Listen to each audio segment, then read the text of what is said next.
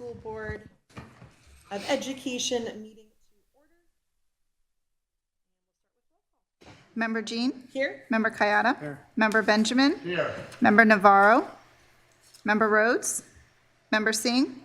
Member Ibarra? Here. Do we have any public comment? No public comment. Thank you. We'll adjourn into closed session. So exciting, everybody. Thanks for being here for it.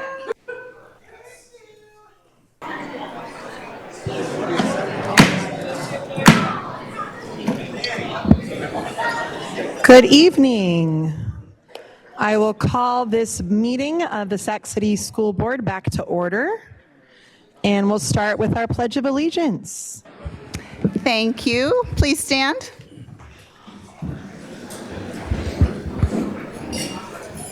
And begin. I pledge allegiance to the flag of the United States of America and to the republic for which it stands, one nation, under God, indivisible, with liberty and justice for all. One day, and we'll be in.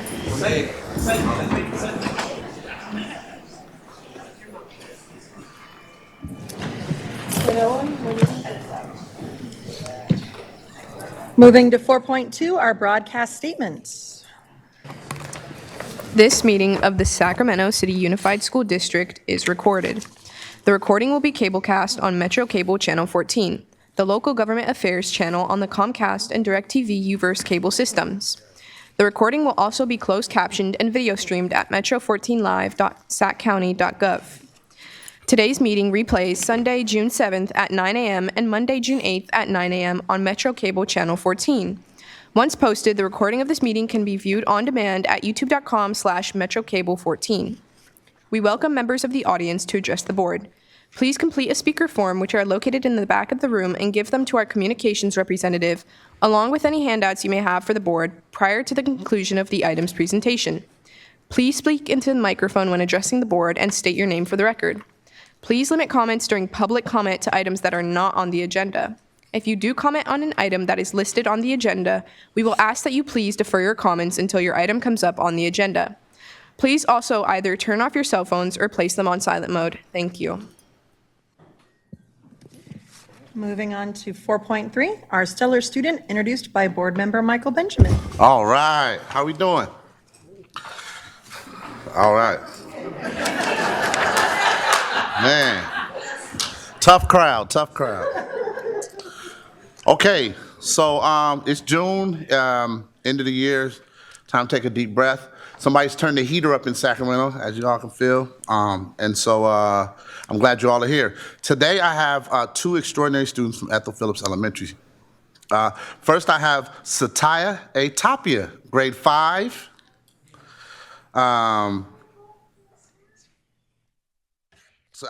Her heritage reflects a unique tapestry of African American, Indian, and Mexican roots. As a Muslim, she embraces these diverse influences, all woven together to form her identity and her understanding of the American experience.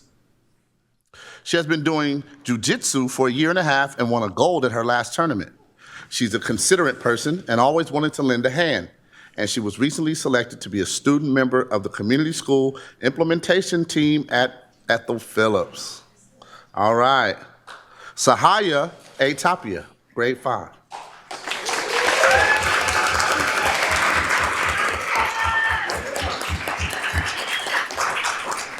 All right. Next, I'd like to introduce you to Hannah Isabella Robles, grade 4.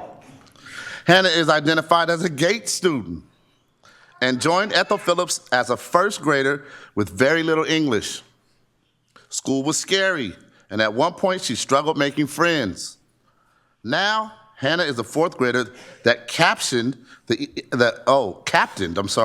Ethel Phillips basketball team. She became interested in basketball from our after-school program, and this year joined the girls' team. But her family also supported her to practice with her as much as possible. She is kind, helpful, and cares about the school community deeply. She is a fantastic older sibling and cares about animals. She was also elected as student representative of the community school implementation team of Ethel Phillips. Ladies and gentlemen, Hannah Isabella Robles.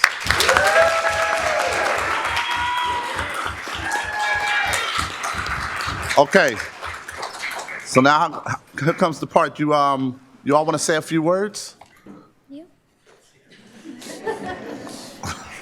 I would like to. Go ahead, put your mic down.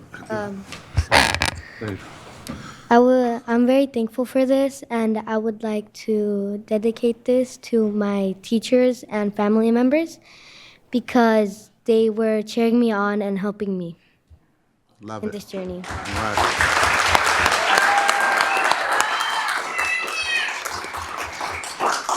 So how you want to say a couple words? Just one or two words? Thank you for having me here. Okay. All right. So we're gonna come down and take some pictures. Go ahead and wait right there. We're going to come down, give you your certificate, and take a picture. Because you know if you don't have a picture, it didn't happen, right? Thank you. Thank you. And keep working hard, okay? Yeah. And that's yours, all right? Okay. Okay, come on, come on. Yeah, I'm always gonna say.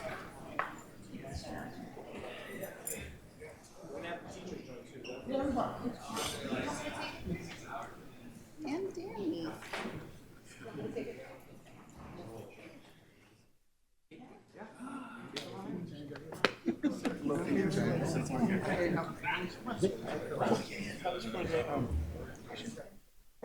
Let me go over here. We ready?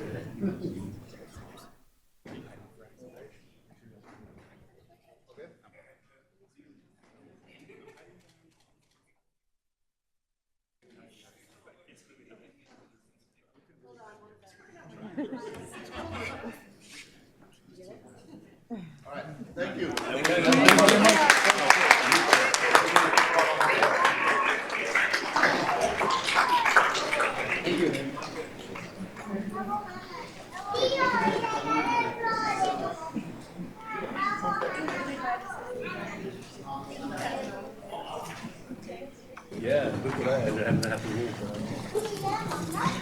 Moving on to 5.0, announcement of action taken in closed session. Good evening, President Jean. There's one announcement out of closed session that'll be read by your superintendent.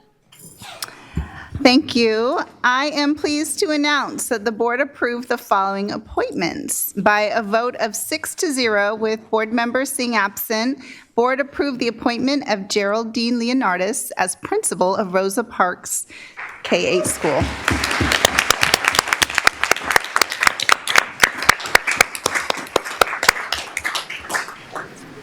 Welcome, welcome, welcome. Good evening. Good evening, President Jean, sorry, and Superintendent McCarn and trustees. Thank you so much for this appointment and for putting your trust in my leadership. In the 6 months that I've been at Rosa, I've just built a great affection and admiration for our students and staff and community. I've seen the good work that we do, and I can't wait to step into the principal position and really get rolling on building those good works. So thank you. Congratulations.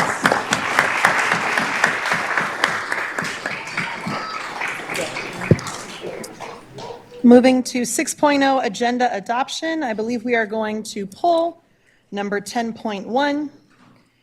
And I will entertain a motion for our agenda with that pull. Do I have a second? I'll second. Thank you. All in favor, or is that a roll call? Aye. All in favor? All in favor, aye? All right, we're good. Moving on to 7.0, public comment. Do we have any public comment tonight? We do. We have 11 speakers tonight, but one of them with 14 cards. Okay, and I believe they have an individual topic? Yes, they do. Okay, so our 10 speakers will each get 2 minutes, and then our 11th speaker will get the 15 minutes for their topic. Okay, when called, can you please come to the front of the room and wait in the first row so we can keep this moving? First speaker is Elizabeth Turner, with someone yielding their time for a total of 4 minutes, followed by Wyatt Turner, and then Jesse Gutierrez. Elizabeth Turner. Come on up. We know it's a long walk.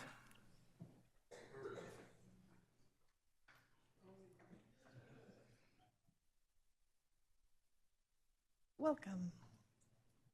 Hi, you guys probably remember me from last board meeting. My name is Elizabeth Turner. I'm a parent of an incoming 7th grade SDC student, vice chair for the Guild at AM Win, and the class representative for our current SDC class. I wanted to speak out again and see what we can possibly do to save our 7th and 8th graders in SDC. I have spoken to so many of the parents, including some of our non-English speaking parents, and every single one of us is brokenhearted, not just for the loss of our program, where our children have a place where they feel included, safe, and are getting to enjoy a Waldorf education, but also for the disappointing way that the district has handled this. We were informed, not in writing as is mandatory, but by a phone call in which they told us to go to an orientation and pick up PE clothes. Since then, there has been little information provided to the parents about the new school and program. I learned that our non-English speaking parents were getting even less information, which is heartbreaking. We have had no say in this as parents. AM Win is a K through 8th school for general ed kids and the only Waldorf with an SDC class. I find it heartbreaking that the district has decided to exclude our special needs children from getting the same through 8th grade Waldorf experience. Please consider at least adding a 3rd teacher to the SDC program at our school for 7th and 8th so we don't lose this vital program for our kids. And then my son, Wyatt Turner, would like to come up and speak. He's one of the kids being moved. And then Jesse is also one of our students.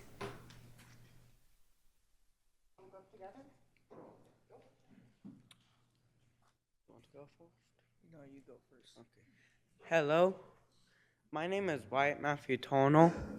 I'm in the SDC class. I like the reason I'm at the school because it's a Waldorf, which means it has hands-on activity, and the fact that I'm moving I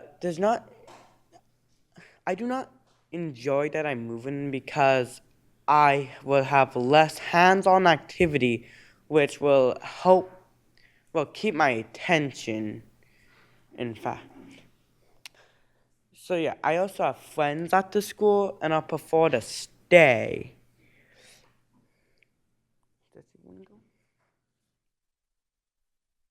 My name is Jesse Sisto Gutierrez, and I go to AM Win also, and I have friends also, and I'm in 7th grade, and I need to figure out if I'm moving out to a different school or staying at AM Win after this summer break. And we're still trying to figure it out, and I don't know when we'll stop figuring it out, and so yeah. That's all I have to say. Thank you. Alicia Ferguson Parsons, followed by Herman O'Berry, and then Faye Wilson Kennedy. Alicia Ferguson Parsons, followed by Herman O'Berry, and then Faye Wilson Kennedy.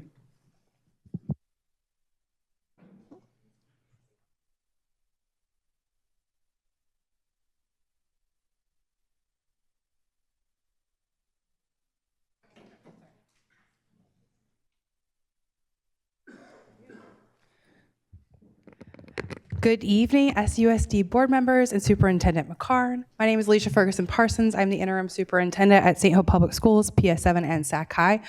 First and foremost, congratulations on your appointment. I look forward to serving the children of Sacramento and the family of Sacramento alongside you this upcoming year. All of you will be hearing more updates regarding our schools a little bit later from Mrs. Goldman, but I just wanted to come up here and say thank you for the work that we have been doing throughout this past year. Are we perfect? Definitely not. Have we made strides? Absolutely, and I'm very excited about where we will continue to go. Some of those strides, though, and some things that make me very optimistic about this upcoming school year are some of the changes that we have made.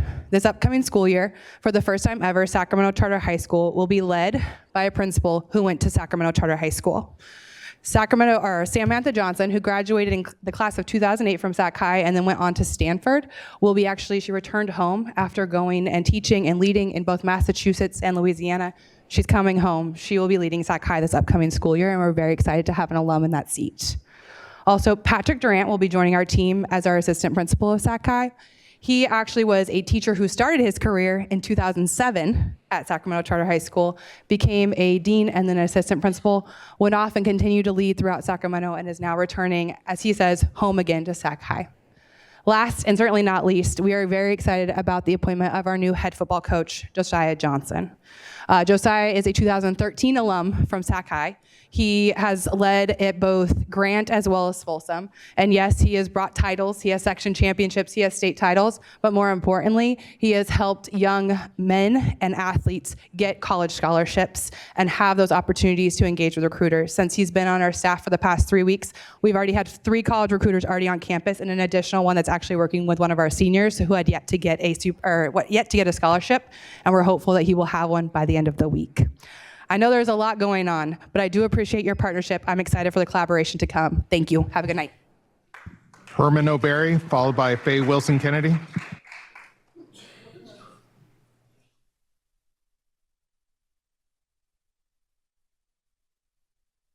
Good evening, members of the board. My name is Herman O'Berry, and I am the assistant principal of culture at Capital Collegiate Academy. We are located on Meadowview Road in South Sacramento and occupy the former site of Freeport Elementary School.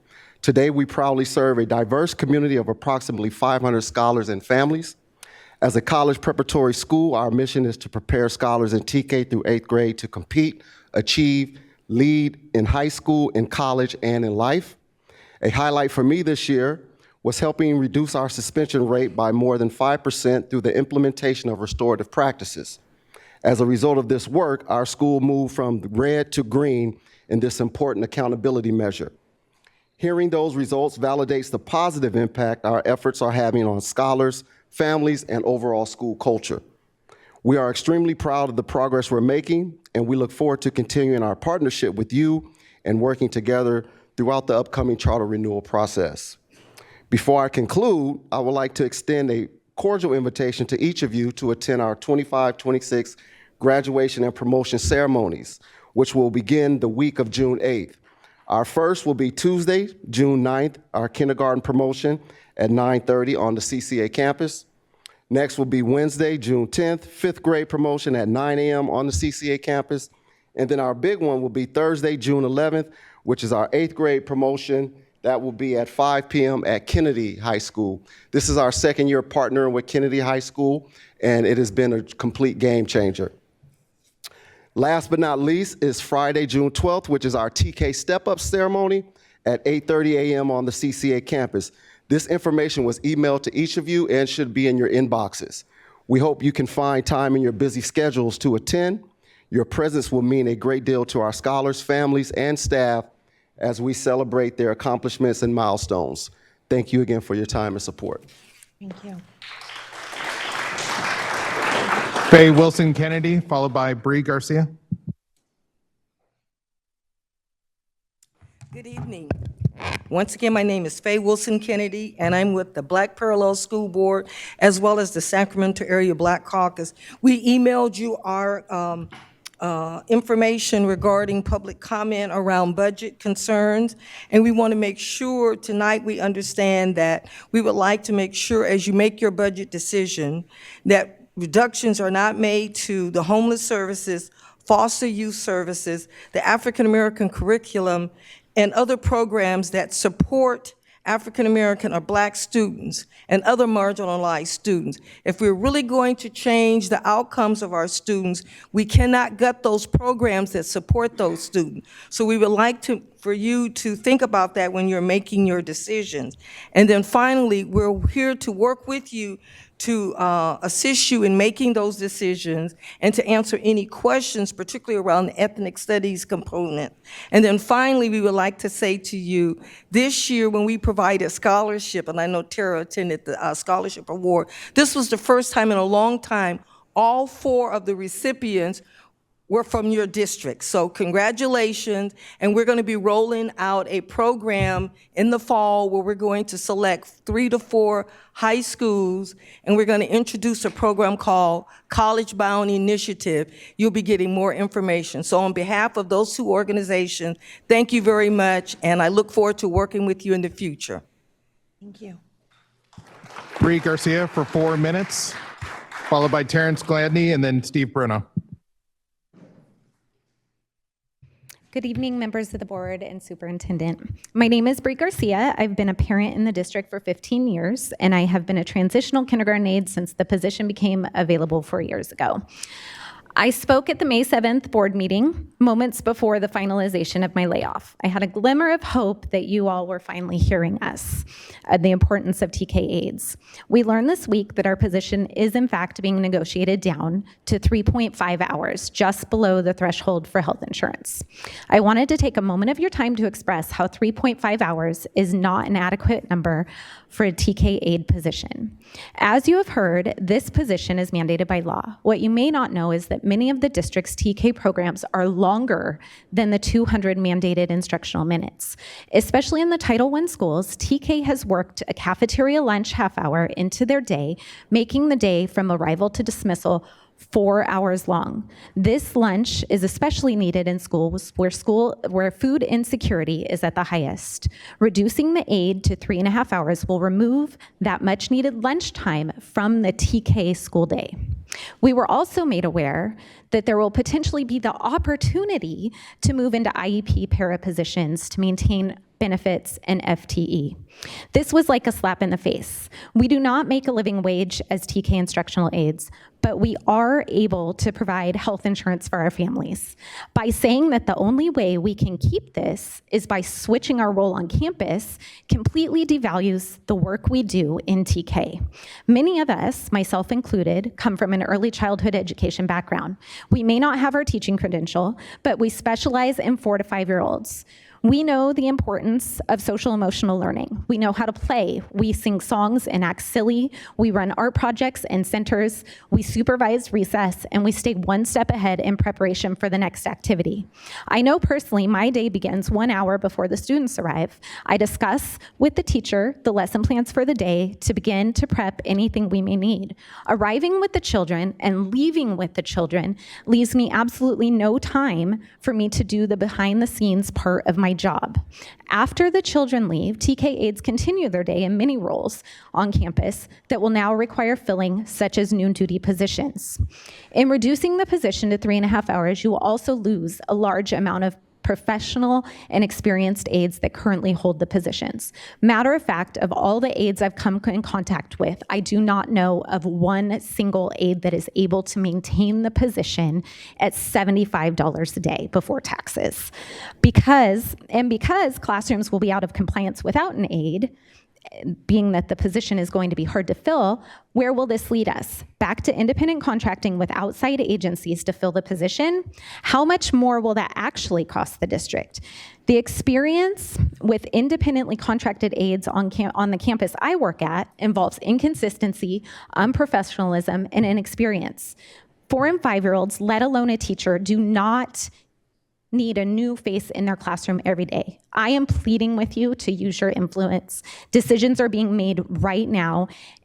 I understand they're tough decisions, but it was never the intention of the board to have this type of devastation hit the lowest paid classroom employees. Thank you for your time. Thank you.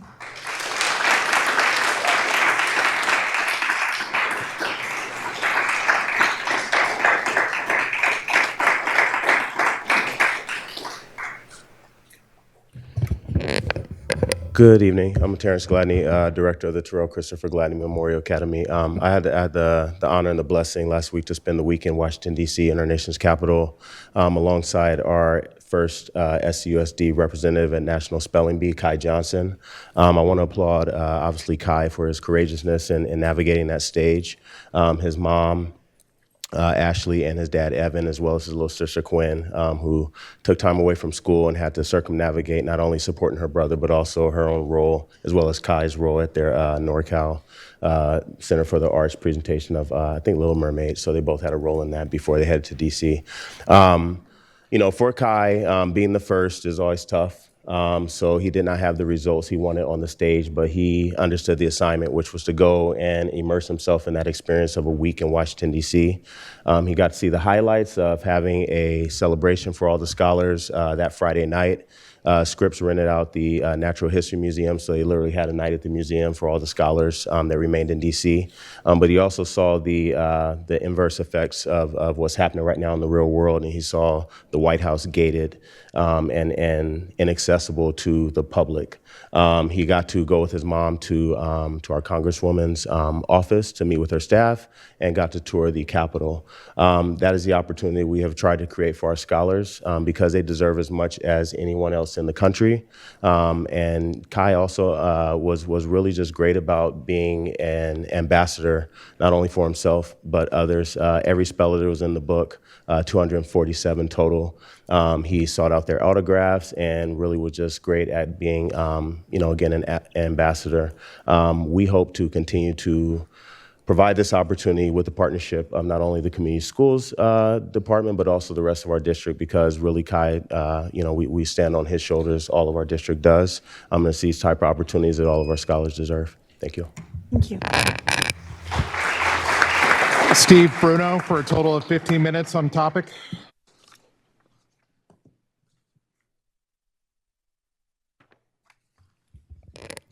Good evening.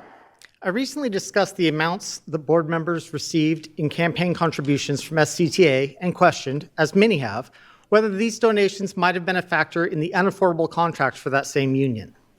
The response was outrage that anyone would question whether you had been improperly influenced. What you seem to be ignoring is that such questioning is not only normal, but should be expected when favorable treatment is given to those who donate to campaigns. Nobody is claiming that you are getting rich from these contributions, but it stands to reason that you might make choices to help make sure that those contributions keep coming so that you can remain in office. If you want to avoid people thinking that you are behaving improperly, you need to ensure that you aren't doing anything that even gives the appearance of impropriety.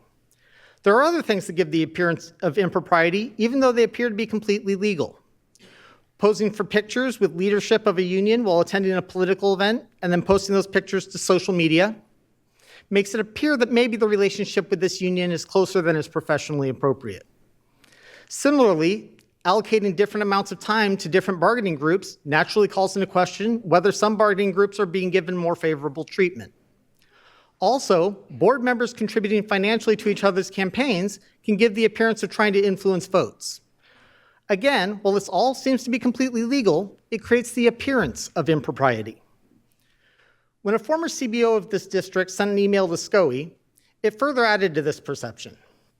While the board has publicly disputed her version of events, the documents attached to her email lend credence to her claims. Given the respective track records of Ms. Marking and the board, I know that I certainly find her to be more credible. Looking through her email, some lines really jumped out. Lines such as, "The SCTA pressure for more money was indescribably intense," or "The board opted to give SCTA an unaffordable settlement that even relied on removing estimated parity settlements from other employee groups and shifting those dollars to SCTA," or "Board members were asking me directly if the solvency plan I was going to present reflected what SCTA wanted to see." While evaluating the validity of her claims, her statement of, "The board's response to the financial concerns was to develop the strategy of flood the zone," so named by one of the trustees, which was to sow as much chaos as possible in light of the information they had and redirect any accountability from leadership. This really rings true because that mirrors what we have all seen from this board. Considering that her email certainly seems likely to be true, the most damning statement she said was, "I was told if the other labor partners want raises, they should give more campaign contributions." Again, if we compare the treatment of each bargaining unit to their campaign contributions, this certainly seems likely to be real. I've put together a packet of documents for the board. As a reminder to the public, the district will be making this packet available to the public as per the Brown Act. Or, if you ask me, I can email it to you. This packet includes the email I was just discussing, the documentation that was attached, and several financial disclosure statements showing contributions from SCTA, contributions from board members to other board members' campaigns, and even donations from currently sitting board members to the city council campaign for another sitting board member. Again, while none of this appears to be illegal, it all adds to the appearance of impropriety. If you want people not to think that you have been bought, I would recommend stopping giving them reasons to believe that might be the case. Thank you. And I'm going to present this to Danielle, and I'll send her an electronic copy as well. No more public comment.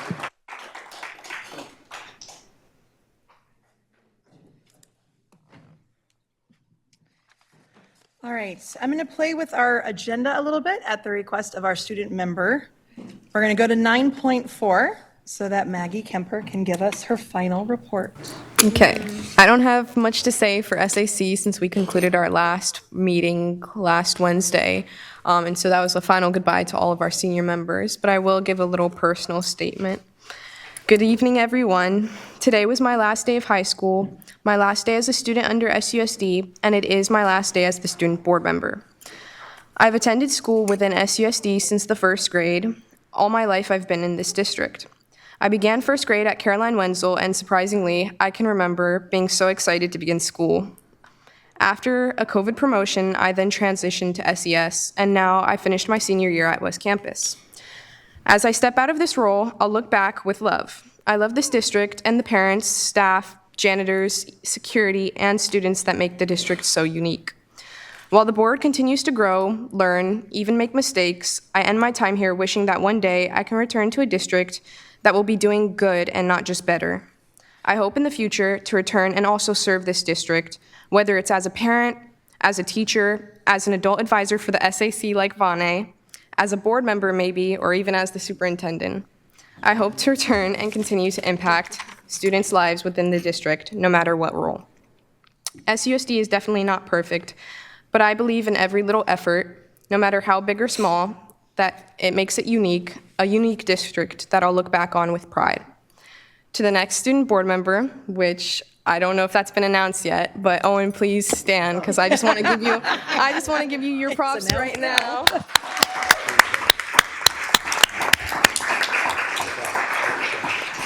Owen, I know you'll fill this role amazingly with endless passion and conviction. I can't wait to see how you define and shape this role, and it's not the easiest, but I have high, high hopes for you, and I know you'll nail it. So thank you so much, Owen, for stepping up to take this role after me.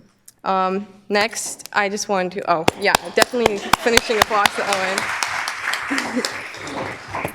Next, I just want to acknowledge the two board members that I've looked up to during my entire year as student board member. Board member Ibarra and definitely board president Jean. Thank you for your dedication and commitment to putting students first. As a woman, I often see men occupy similar spaces with a fraction of the care, integrity, or qualification compared to you two. However, watching you two work from a seat in between you two has motivated me to challenge every single stereotype and implicit bias I encounter and to focus on doing my very best. Lastly, I just want to thank, even though she's not here today, Vane, because Vane has watched me grow up since I've been a part of the SAC in sophomore year. Vane has been a very earnest and genuine support, and she's been by my side watching me refine my advocacy skills. None of what I do as student board member, or even as just a student, would have been possible without Vane. So I just want to thank her very much from this seat while I can. I'll continue in my future steps fighting against any injustice or inequity as I move on to my next stage of life. Eventually, when I do finish college, I hope to just continue working on educational policy to ensure that all students, not just the ones in SUSD, have all the resources, opportunity, and supports in place to guide them inside of their schools and outside of school as well. So thank you to all of our board members. Thank you, Danielle. Thank you, Owen. Thank you to all of our parents who have just told me that I've been doing a good job. Thank you to Danny Roleri. Thank you to Terrence Gladney. Thank you all for supporting me. And that's it.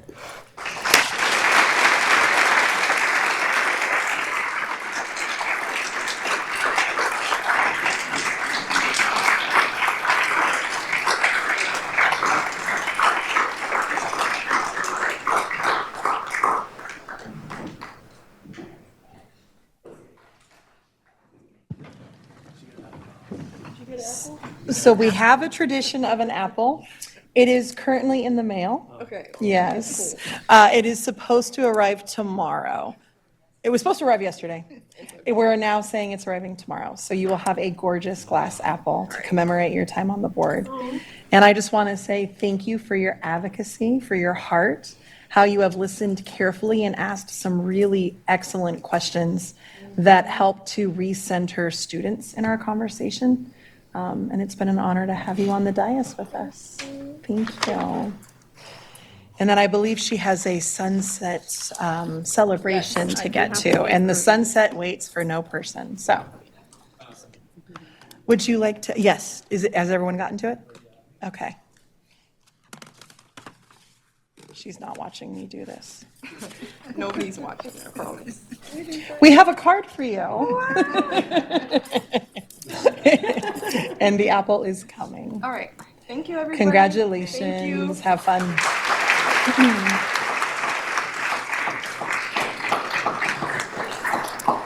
All right, thank you for your indulgence as we move. We'll go back to 8.0 consent agenda. And I believe we have a couple of comments. Yes, we do. Terrence Gladney, followed by Steve Bruno.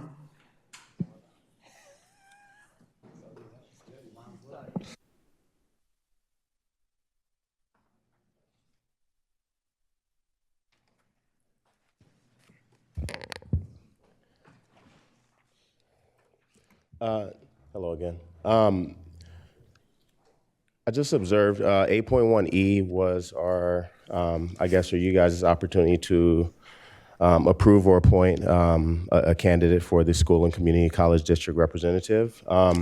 When I just looked at that, I don't understand what that appointment means. But when I looked at it comparative to Folsom Cordova District's appointment, you guys chose to appoint Chris Ralston, who has a narrow lens focus around facilities, and the finance select, aligned with that.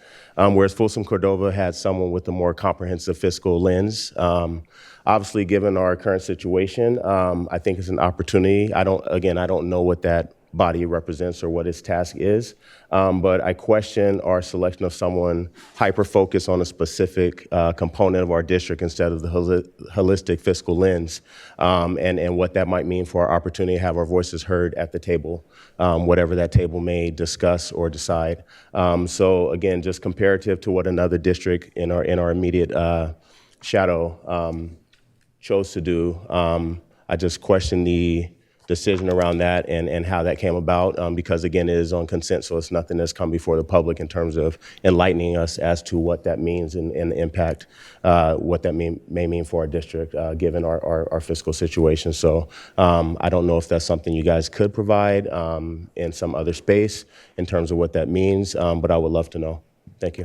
Thank you.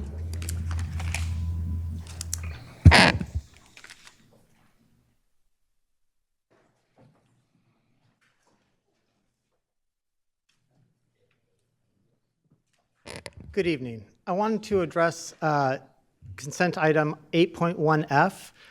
I apologize. A few meetings ago when I requested that you guys put something on the agenda to address your stipends, apparently I wasn't very clear. I had intended to mean something to suspend, to put forth an action item for you to suspend the stipends, not yet another resolution to ensure that you guys get paid your stipends when you miss meetings. I'm sorry for the lack of clarity. I will put a formal request in writing and be sending it to you. Thank you. No more public speakers. Thank you. I will entertain a motion to approve consent agenda. Do we have a second? I'll second. Thank you. And our roll call vote? Member Jean? Aye. Member Kayada? Aye. Member Benjamin? Aye. Member Navarro? Aye. Member Rhodes? Aye. Member Singh? Aye. Member Ibarra? Aye. Moving on to 9.0, communications. 9.1, employee organization reports, SCTA.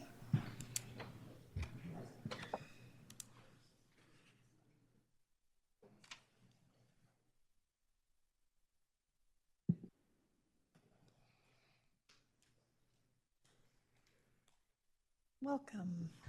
Good evening, members of the board, Superintendent McCarn. I am Nikki Davis-Malevsky, President of the Sacramento City Teachers Association. Tonight's agenda includes several important items, most notably the third interim report and the initial proposed 2026-27 budget. Unfortunately, as has been true for every report that has been presented from the Budget Office in 2026, the third interim and the 2026-27 budget is a joke. Only it's not a laughing matter. It is hard to come to any conclusion other than that the Chief Business Officer, in concert with the fiscal advisor appointed by SCOE and FIGMAT, has as her primary goal driving this district into state receivership. She continues to make financial presentations that can charitably be called nonsense. Under her direction, millions of dollars are added to the budget, while millions more then disappear. A $23 million mistake here, $170 million deficit there.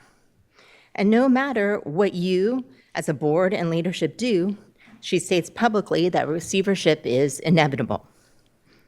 How can the district have a $49 million increase, that's 16% increase in certificated salaries next year, and a $19 million or 17% increase into classified salaries next year?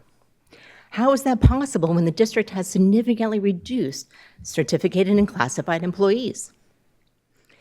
The assumptions say that the budget is built on an 8% increase to health benefit costs.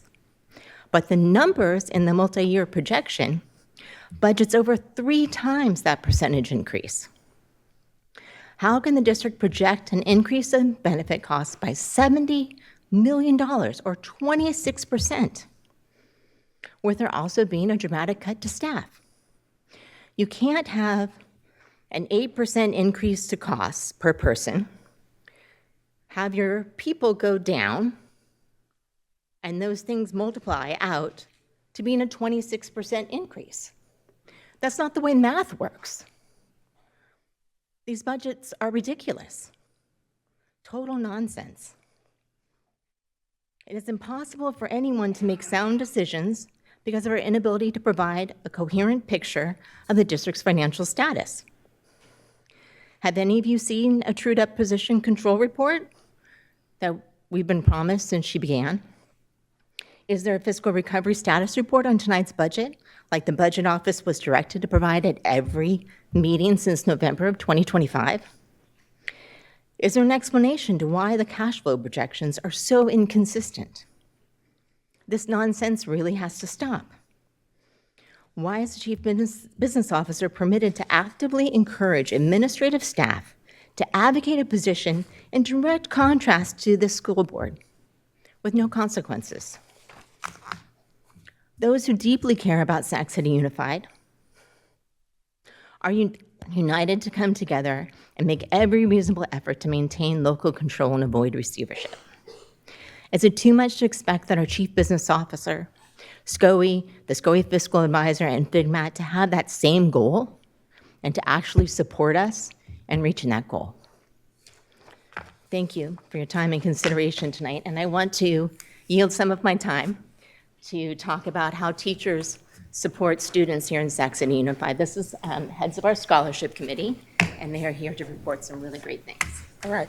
So good evening, board. My name is Nafisa Young. I am a school psychologist at Leah Tata Floyd and Woodbine Elementary School, and I'm also the PPS director for SCTA. And I'm Jason Burke. I'm a behavior intervention specialist at 7 schools, and I'm also the SCTA special education director. And we are the SCTA scholarship chairs. So the SCTA Scholarship Program supports graduating seniors from Sacramento City Unified School District schools.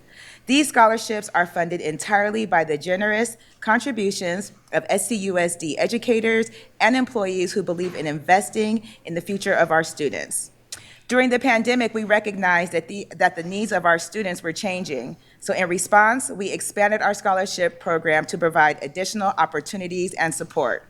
In addition to SCTA Scholarship, the SCTA Most Improved, and the Frank Toffel Memorial Scholarship, we added several new awards, including book awards to assist students with the cost of educational materials, the Bob Priestley Memorial Scholarship for students pursuing careers in trades, a scholarship sponsored by retired educators for students interested in pursuing a career in education.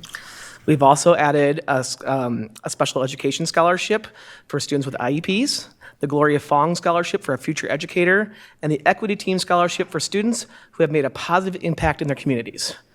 Scholarship awards range from $500 to $2,000, and students only need a 2.0 GPA to apply.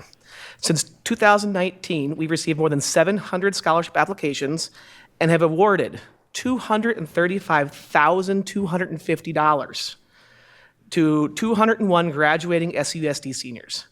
These scholarships would not be possible without the generous monthly donations of educators and employees throughout the Sacramento City Unified School District. We have given you a copy of the 2026 SCTA Scholarship Awardees, and we'd like to give a special thanks to you and to our scholarship readers.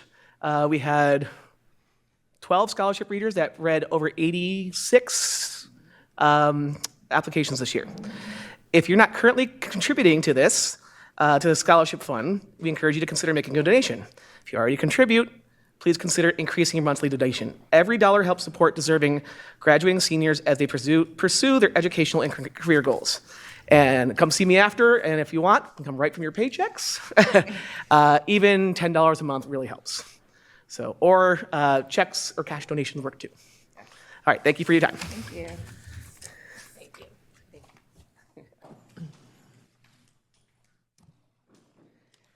Moving on to SEIU.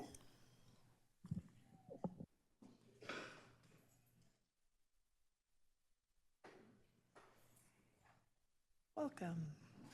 Good evening. I'm Jim Riffle, Chapter Vice President of SEIU 10-1 at SCUSD. As you're aware, traditional kindergarten aides have been issued layoff notices, both of them. All TK aides have been fully laid off, out the door. Contractually, there is a 10-to-1 ratio in these classes, 10 students to 1 adult. We have heard, as in rumor, that these layoffs will turn into a reduction in hours from 6 hours to 3.5 hours, killing any chance of benefits. The vast majority of these aides receive a district minimum wage, $20 per hour. It has been noticed that these layoffs have yet to be turned into reduction in hours. It's been 2 months. And yet, the TK teachers are still at full time. So, it's only the classified workers. Where's the district fairness? Why are these hardworking, dedicated aides targeted? As the Cerner Center reorg was being contemplated, I warned this board that the wrong people were performing the reorg. Those that refused to complete the board's directives decided the future structure of district leadership. The reorg plan presented to you proves me correct. There are still way too many layers of management. Currently, if work needs to be done at Cerner Center, we put a management on the job, even when an office tech could easily do the work. It seems that this top-heavy mindset will continue for the foreseeable future. Sad and expensive. It looks like classified workers are once again getting the brunt of the layoffs. The dedicated, hardworking, lowest paid workers that work closest with the students are being reduced, sacked, terminated. If you inhumanely make this only about dollars saved, well, reducing the lowest paid workers, you really botched that. If you claim that you are here to educate the students, you really botched that. If you want to really anger the entire community that supports you, You're doing a fantastic job. Considering that classified workers in this district are targeted as they are, here are the optics that you show to everyone. If classified workers want to be treated fairly and respected for the support they give to students, SCUSD is not the destination district. Go work somewhere else. I also see in emails that HR management is angry that their union members came to us and there is a decisive pointing of fingers, trying to harass and threaten and intimidate members in HR. Please know, if this continues, it will lead to legal problems. It is illegal for HR to tell members that they are forcing them to be non-represented, and this is union busting. If this harassment going to continue, or is management going to back off? Leave our members alone. Why would they give up their union?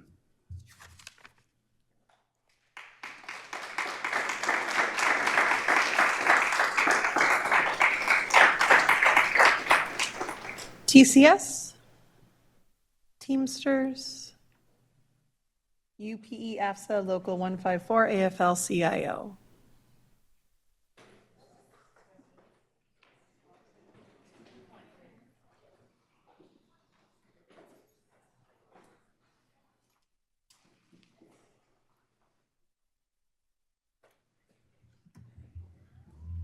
Hello, good evening. Thank you for the work on the reorg at this point. We want to compliment the people within HR that worked to get it through and get our jobs posted so quickly, so we'll be able to interview next week to staff our schools. That's helpful. We are concerned with our negotiation status right now.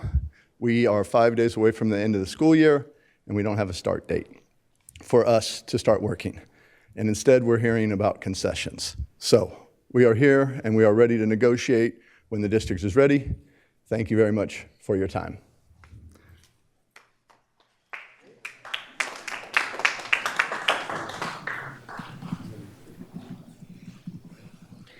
District Advisory Committees.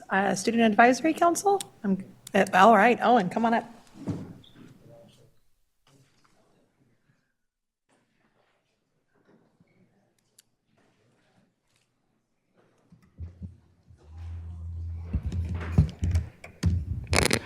Good evening, President Jean, Superintendent McCarn, and members of the board. My name is Owen Ngitha, and I have the privilege of delivering the SAC's final address to the Board of Education in the 2025 to the 2026 school year. We've had an amazing year that we reflected on in the last board meeting, and next year will be even more amazing. I am proud to say that the cohort for next year's Student Advisory Committee will be the most diverse ever. All trustee areas will be represented on our committee next year. We have 1 representative from American Legion, 4 from McClatchy, 1 from Health Professions, 1 from Hiram Johnson, 3 from JFK, 3 from Luther Burbank, 1 from the Met, 3 from Rosemont, 2 from the School of Engineering and Sciences, 2 from Umoja, and 3 from West Campus. We're extremely excited to start our cohort next year to serve our students, and we invite all of our board members to engage with us and to advocate alongside us. I would like to extend a thank you to our facilitator, Vanessa Reyes, the director of the YDSS Department, Manpreet Kaur, and all of the rest of the YDSS staff for giving us the space to make change and having the willingness to take youth advocacy seriously. Thank you, board, for your continuous support of our advocacy and being present in our spaces to listen. See you next year.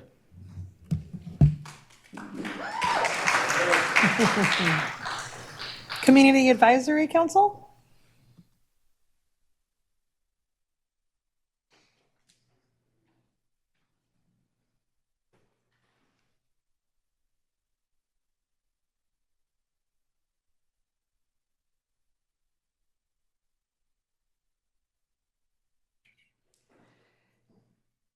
Good evening, Superintendent McCarn, President Jean, trustees, and members of the community. My name is Jennifer, and I'm speaking tonight on behalf of the CAC for Special Education.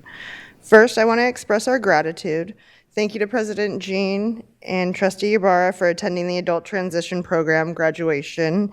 Your presence truly meant a lot to our families. And a very special thank you to Superintendent McCarn. This was the first time a superintendent has ever attended this graduation, and it made a powerful impact. Our Adult Transition Program grew from 16 graduates last year to 25 graduates this year. Having district leadership there to honor them mattered deeply. Now I want to speak briefly about the CAC's position regarding SELPA governance. The CAC strongly believes that SELPA must remain an independent oversight and fiscal entity.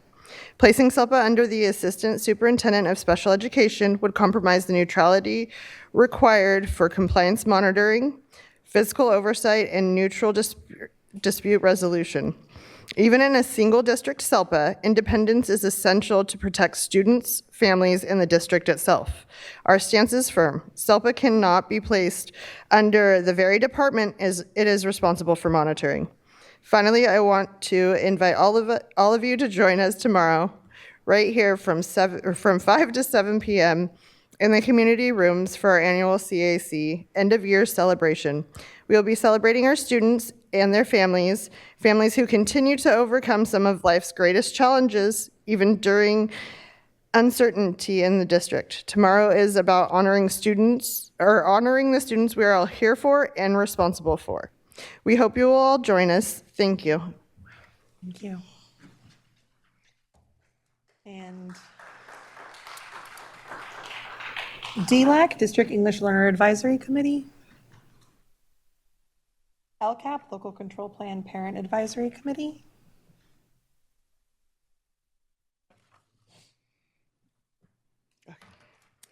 Hello again. I wasn't planning on speaking for the PAC, so we did send our comments in to the superintendent last week on the 29th, I think. Yes, on the 29th. And we just wanted to also, during that, or within those comments, we did express the fact that we can't really make an advisory decision or an actual significant input on the LCAP plan. There's too much missing information. We've asked for specifics or how things are ran, and it goes more in depth in the email that we sent. And it just wasn't there. The entire year, it just wasn't there. We didn't have meaningful input. We were presented the LCAP after it was not finalized, but we were presented it. We didn't have input in the development of it as the law states, as Ed Code states. So I just wanted to give you that, and have a good night. Thank you. And Black African American Advisory Board. I had a public comment on the LCAP report first. Was it on her presentation or on the LCAP itself? On her presentation. Okay, I apologize. Yes, no, it's okay. Thank you. Obviously, as a previous LCAP PAC member, who, for all intents and purposes, was one of many that were ousted, with the decision made by you guys' policy ad hoc committee, you guys sought to find new voices. So I would like to thank Jennifer for being a new voice to repeat the same thing that we came and uttered to you guys multiple times.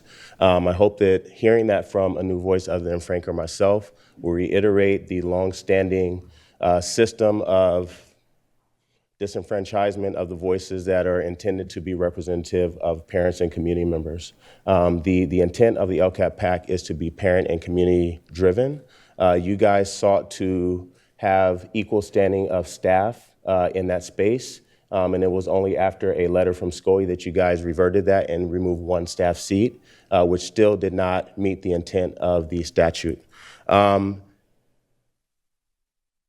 Other disenfranchised voices in that space, there is no student representative. The statute states that there must be a student advisory committee. You guys have said that the student advisory committee that we have fills that role, but the statute says that they should also be able to provide comments on the LCAP, which you will not see in your later presentation.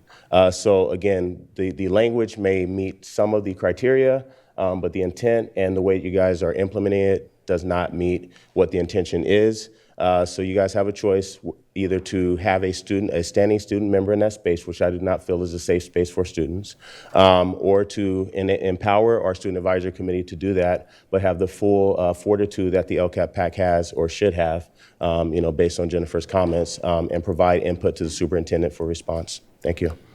Thank you. And now I'll give my BAAB report.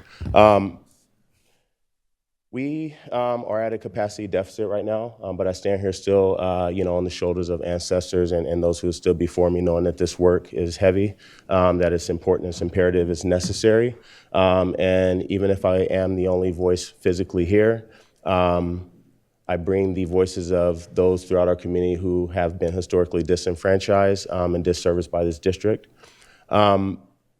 Things that exist in our recommendations really speak to systems. Systems that, if they were implemented in 2019 as was committed to by the board, they would be able to withstand any sort of reductions in staff or personnel, because systems can operate based on the mechanisms that they're intended to carry out. We do not have those systems in place. Therefore, there is a fear within our community that we will further be disenfranchised. We see it at the federal level, we're seeing it at the state level, and we fear they will happen at the local level because there have been not protections implemented with the same fortitude or urgency that have been afforded to other communities. Things that you guys might consider as we exit this school year into next school year. You guys may consider accurately and comprehensively capturing the voices and numbers of all African American and Black students in our district, whether that's immigrant, whether that's citizens mixed race. The minimum threshold for a lot of our surveys is, are you two or more races? But in the same way we ask, are you Hispanic and are you Black, white, or other, we can ask, are you mixed race, and then which races do you identify by? One drop rule says that if you have a drop of Black in you, the system sees you as Black, and we've seen that too many times in this system. Other things that we need to see is, what are the current numbers of Black and African American staff within all levels of the system, and what would that look like after this proposed restructuring? Because again, representation matters. And there is a concern that in a system that has not served Black students well, or some may say has not served Black students, the absence of people in decision-making processes in spaces that will impact Black students, the absence of someone who knows the plight and the struggle historically or currently of Black students leaves a lot of space for interpretation that has not historically worked well in our favor. So there's a lot of time between now and the next school year, but we know that those conversations are ongoing. So I'd like that to be at the forefront of every conversation. And again, myself and others are available at any point in time if you have any questions about who to seek out for support. Because I do remember in this very space when we had a number of cabinet members, central office staff that were Black or African American, that somehow the term redlining found itself in a construction document in this very boardroom. So even when we have representation, there has somehow been the ability to not see things that are harmful. We've had Aaron Leone and others in this space that have identified harms that are being continuously done. So the urgency needs to increase. And again, we're here for your support. Thank you. Thank you. Community Schools Advisory Committee.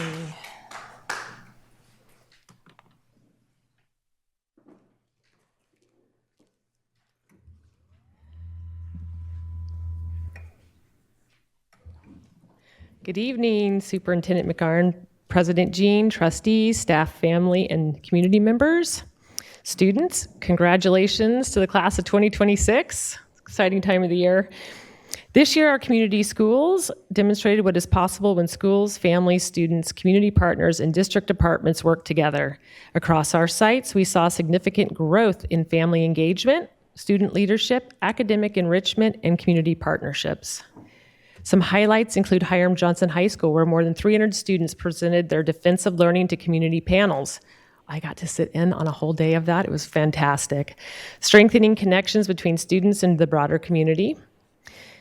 At Oak Ridge Elementary, chronic absenteeism was reduced by 7%, while family engagement increased family engagement activities, increased participation by 70%. Across the district, schools launched PTAs, expanded ESL classes for families, reopened libraries, increased parent volunteerism, created student leadership opportunities, and provided hundreds of students with hands-on learning experiences through PBL, community-based learning, and field trips. Our partnerships continue to grow as well. Woodbine Elementary secured more than $400,000 in donations and resources that benefited not only Woodbine, but other sites across the district. Just opportunities for students and families there. We sent Kai Johnson from Theodore Judah to the National Spelling Bee. And yeah, Kai. Looking ahead, we hope to expand on our site participation in our Spelling Bee. We're also focused on improving literacy and math achievement, reducing the chronic absenteeism, strengthening school belonging, and supporting expanded mental health supports, and ensuring every student has at least one trusted adult on campus. And that's about, well, I'm going to tell you one more story since I have a minute. On May 27th, it was our second food distribution at John Still, where neighbors came out to help distribute. Students in ASB volunteered to distribute food, as well as parents and staff, and they, in 4 hours, distributed 9,000 pounds of fresh produce to families and community members. And this is a monthly partnership with Molina Healthcare and Central Valley Farmers that's going to happen, and they want to expand to other sites. So thank you for your support of community schools, and I hope everyone has a great summer. Thank you.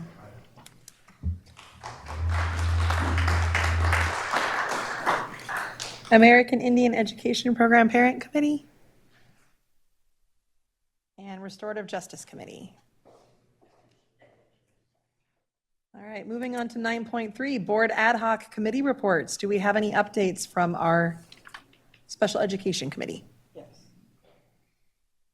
Member Ibarra.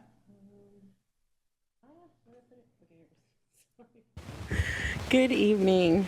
This evening, I am going to share an update on behalf of Board Member Kayada and myself.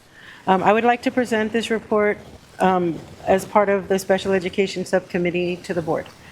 While Member Kayada may have specific insight to share, I wanted to highlight several key points from our recent discussions. Over the past several weeks, we have engaged in multiple meetings with Interim Chief Academic Officer Erin Finley, Assistant Superintendent Becky Bryant, and Iris Taylor, who have all been instrumental in leading the department.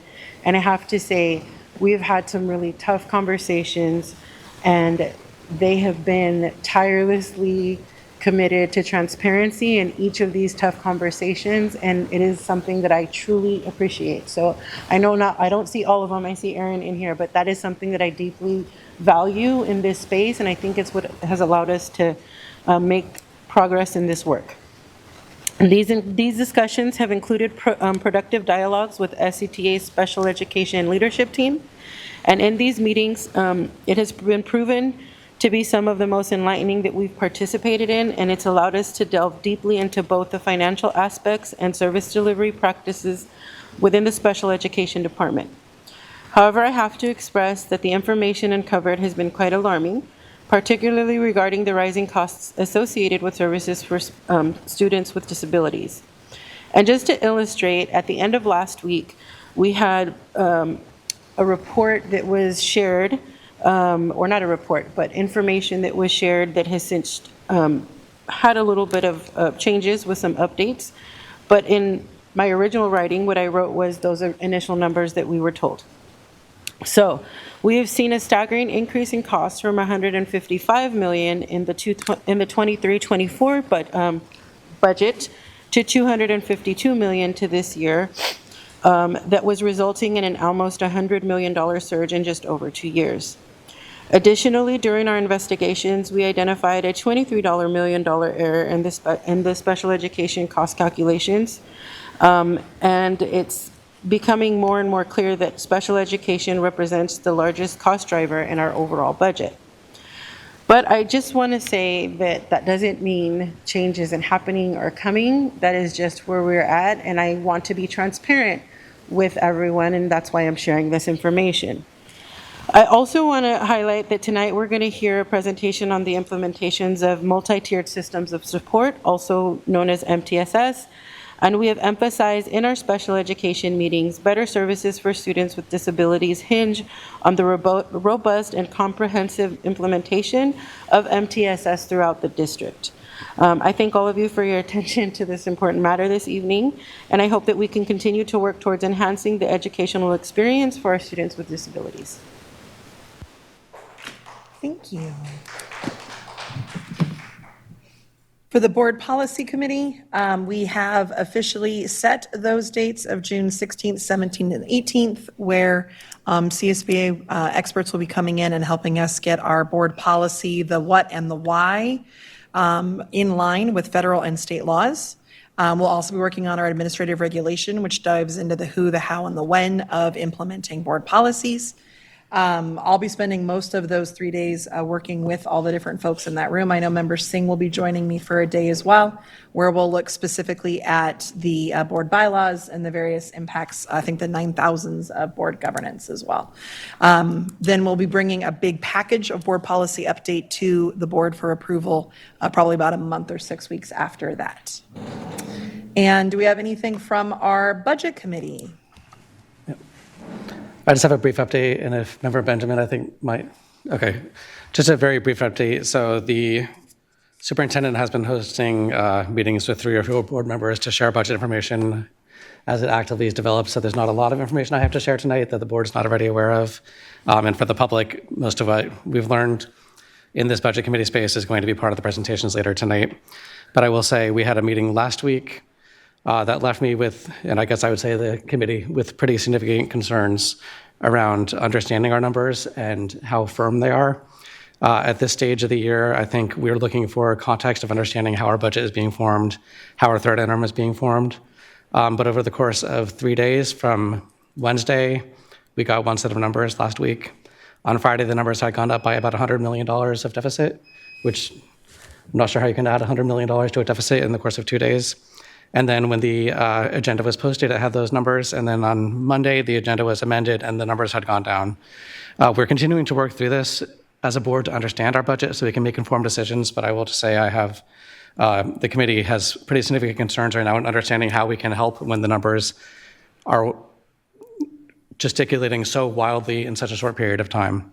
But that's all I really have. And we're continuing to have many, many meetings about this individually with the superintendent as well to understand everything we can do to contain the budget, but also make sure that we're presenting the community with accurate numbers. Thank you for that update. 9.5, Superintendent's Report. Thank you.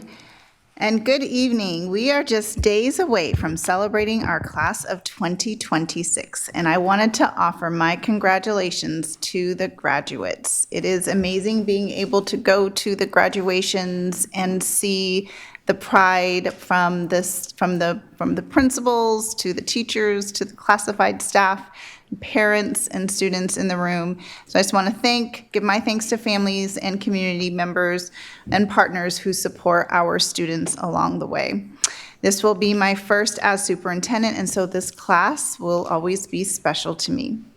But the experience of graduating class is remarkable, and as they are our first classes that were in elementary school when the pandemic hit. When they return to learning inside of our classrooms, they return to their final year of middle school and then had to navigate new campuses, teachers, and even friends. And then the next year, they had to do it all over again when they were promoted to high school. Resiliency and grit are words that I think well fit our class of 2026. Our educators have focused so much on learning loss and recovery. Our classified employees have had to work hard to focus on all of our students in the center of what they do, and I'm proud of the progress our site leaders have made to support our students. We are proud of you. We hear about our amazing accomplishments from our students monthly, from the State Seal recipients to our Student Advisory Committee and our stellar students who have thrived academically or won championships in sports or participated in spelling bees, cheered on teams, played in bands, and competed in competitions. So thank you to the class of 2026 for taking part in many incredible offerings that were available to you and in our district. It was a joy to watch you grow. I also want to recognize that the district has been working on 7 fiscal strategies, which we look forward to sharing more about once the proposed budget is before you. But I want to thank cabinet members who have been working for weeks on these 7 strategies, to advisory groups, 2 or 3 of the advisory groups providing input on these strategies, which we very much appreciate the time, energy, effort, and thought, as well as community. And with that thanks, and as we look forward to budget conversations that we are going to have tonight, we are looking forward to also our proposed budget being presented on the 18th, and looking at working to move forward together. So with that, thank you. Thank you. 9.6, the President's Report. June is Pride Month. Oh, I forgot to say what they were. Yes. I'm so sorry. I forgot to say what the 7 things were. My bad. They are increasing revenue, enhancing processes, engaging with labor partners, analyzing program services for cost savings, implementing central office reductions, examining all available borrowing, and exploring facilities efficiencies. Thank you. Sorry, thank you. It's good to know the 7 things. Thank you. So June is Pride Month, and we wanted to take a moment to recognize our LGBTQ rights movement and the events of the Stonewall Uprising. On June 28th in 1969, the Stonewall Uprising became a catalyst for the gay rights movement when bar patrons became fed up with being targeted by police. It was powerful and intense. During Pride Month, we like to celebrate the contributions, resilience, and diversity of our LGBTQ students and our staff and our community members. We want to uplift the challenges that many continue to face today, including discrimination, bullying, and violence. SCUSD stands in solidarity with our LGBTQ community, and we remain committed to fostering safe, warm, and inclusive environments where everyone is respected, valued, and has a sense of belonging.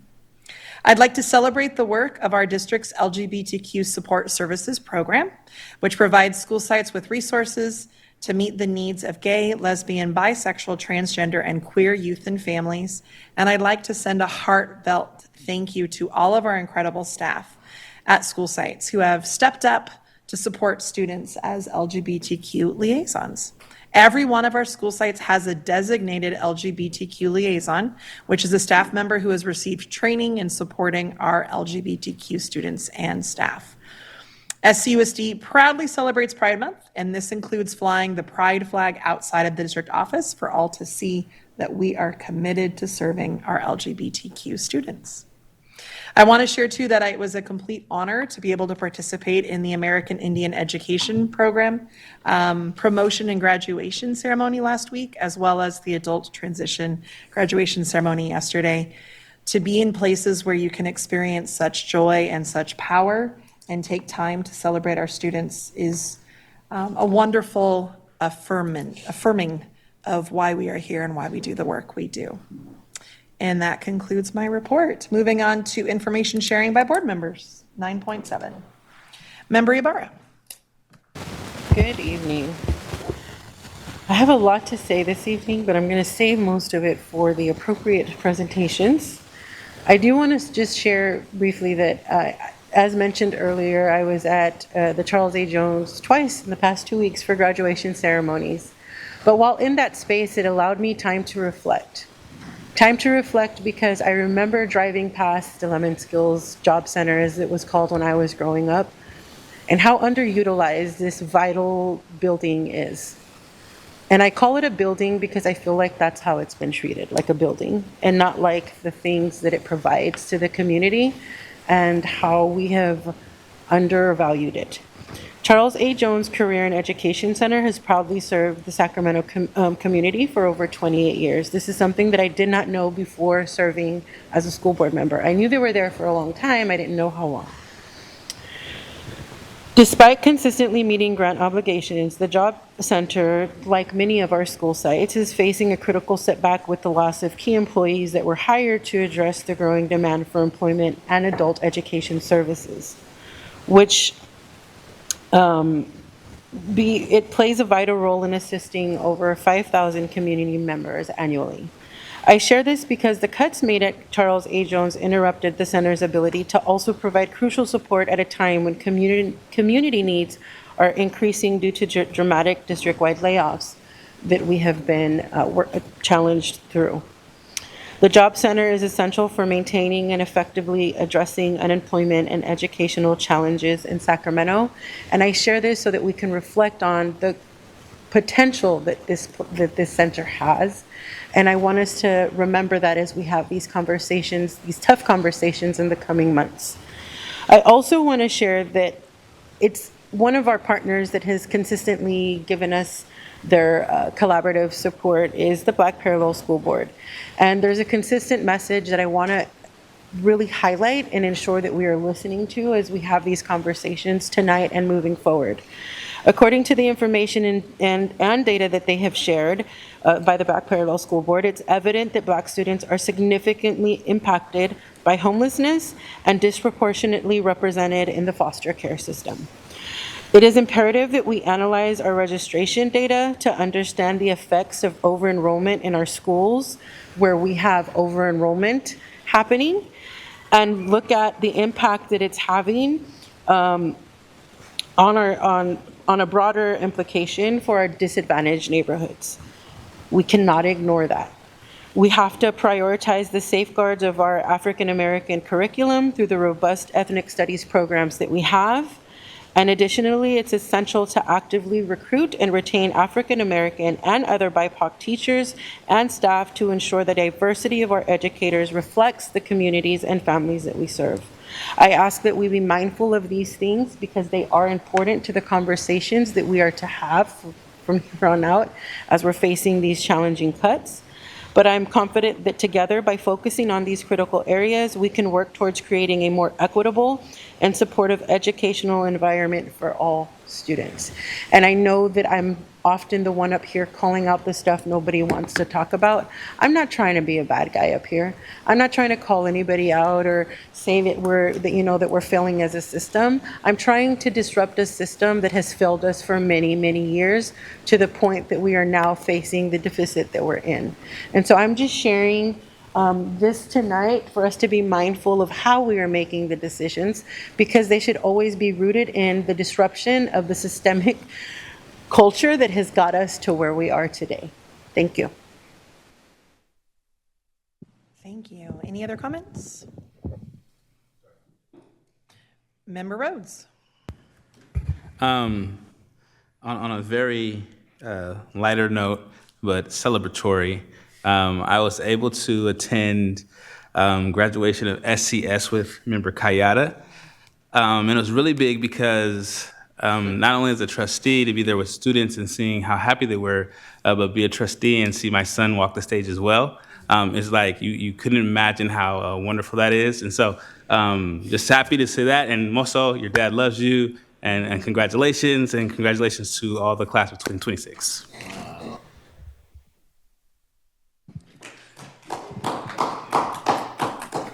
Member Singh.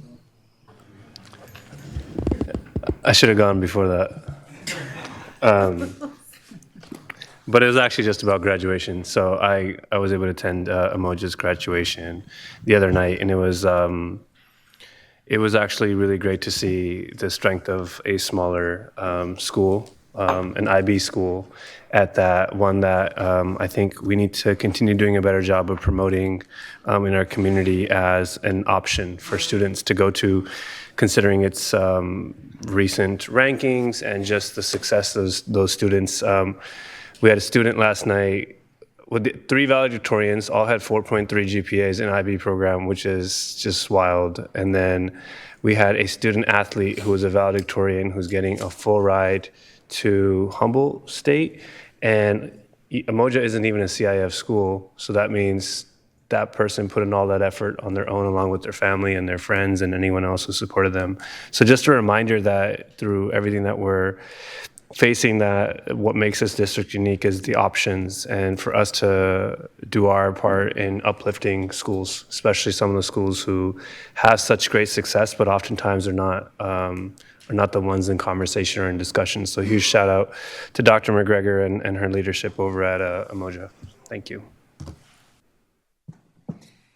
Moving on to 10.2, our multi-tiered system of supports, proof of concept updates.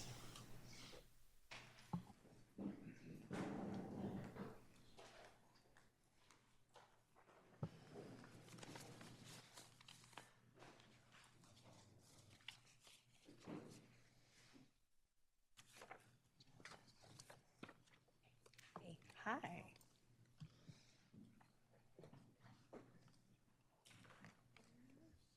Thank you.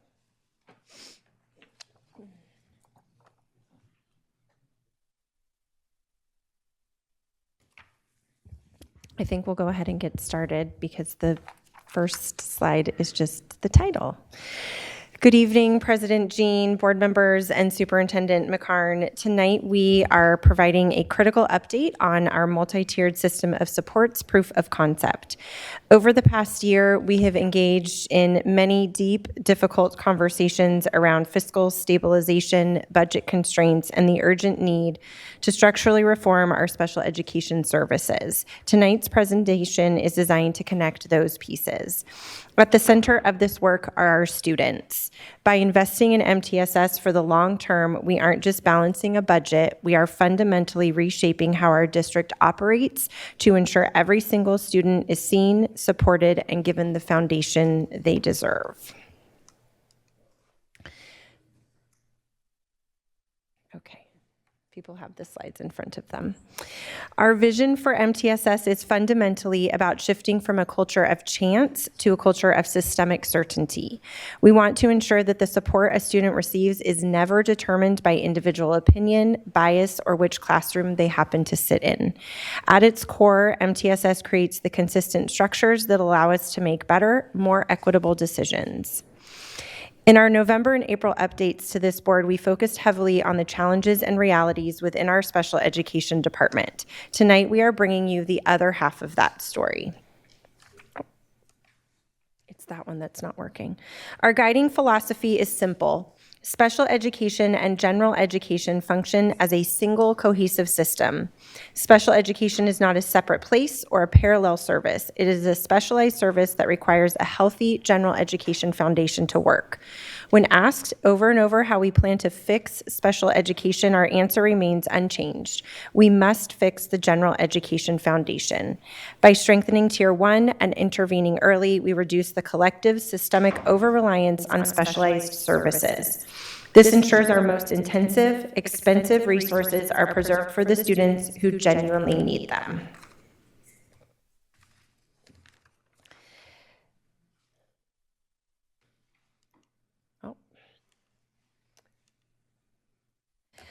Let's talk directly about the financial implications. I want to be entirely clear, though. The purpose of MTSS is to serve our students and never to deny services or restrict access for a student with a suspected disability. Rather, the fiscal value of MTSS lies entirely in the economics of prevention. Right now, some of our most expensive expenditures are being triggered because our earlier lower tier systems are unclear, inconsistent, or altogether unavailable. We are spending heavily on the back end because we have historically failed to invest early on the front end. MTSS reverses this unsustainable trend.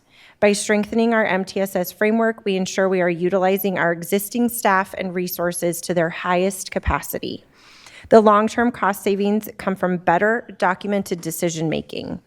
Over time, this systemic discipline is designed to safely reduce avoidable special education referrals, setting our district on a sustainable path to long-term fiscal stability.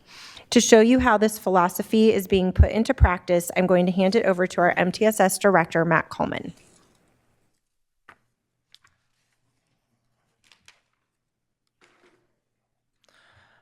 All right. Year one was not about full implementation right away. It was about learning from sites, building trust, establishing teams, and creating structures and processes. We were focused on building the conditions that would allow sites to implement MTSS more consistently over time. Overall, year one was about moving from ideas to structures. The work this year created the foundation for more consistent implementation in 26-27. The next few slides highlight only a few of the many positive changes our sites have made this year. You'll see at Cabrillo, every K-6 student received differentiated support in reading at least 4 days a week. They also reduced their initial referrals by half this year. Nicholas implemented our 5 trauma-informed high-leverage practices. They created fidelity checks for community circles and trained all staff in those practices. At Pony Express, they built a stronger Tier 1 SEL foundation by developing school-wide goals and introducing a curriculum that was taught in more than 80% of classes.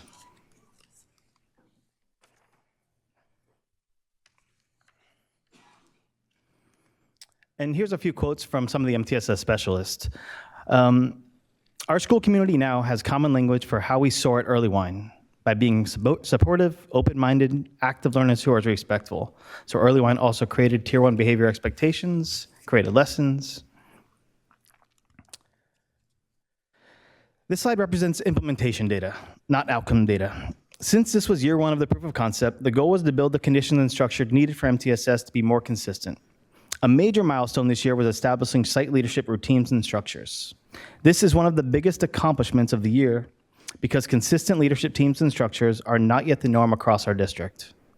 At proof of concept sites, teams now have a regular space, dedicated time, and coaching support to look at data, coordinate adult actions, and make decisions about student support. All sites have developed or refined a request for support process. This matters because MTSS depends on having a clear way for staff to raise concerns, document what has already been tried, and connect students to the right support at the right time.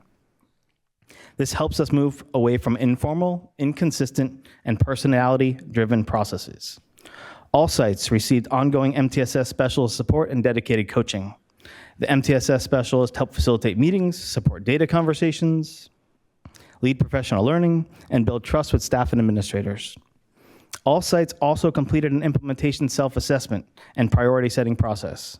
This helped sites identify where they are in the work, what systems are already in place, what needs to be strengthened next. It also gave us a clear district level information about common barriers and supports needed across the proof of concept.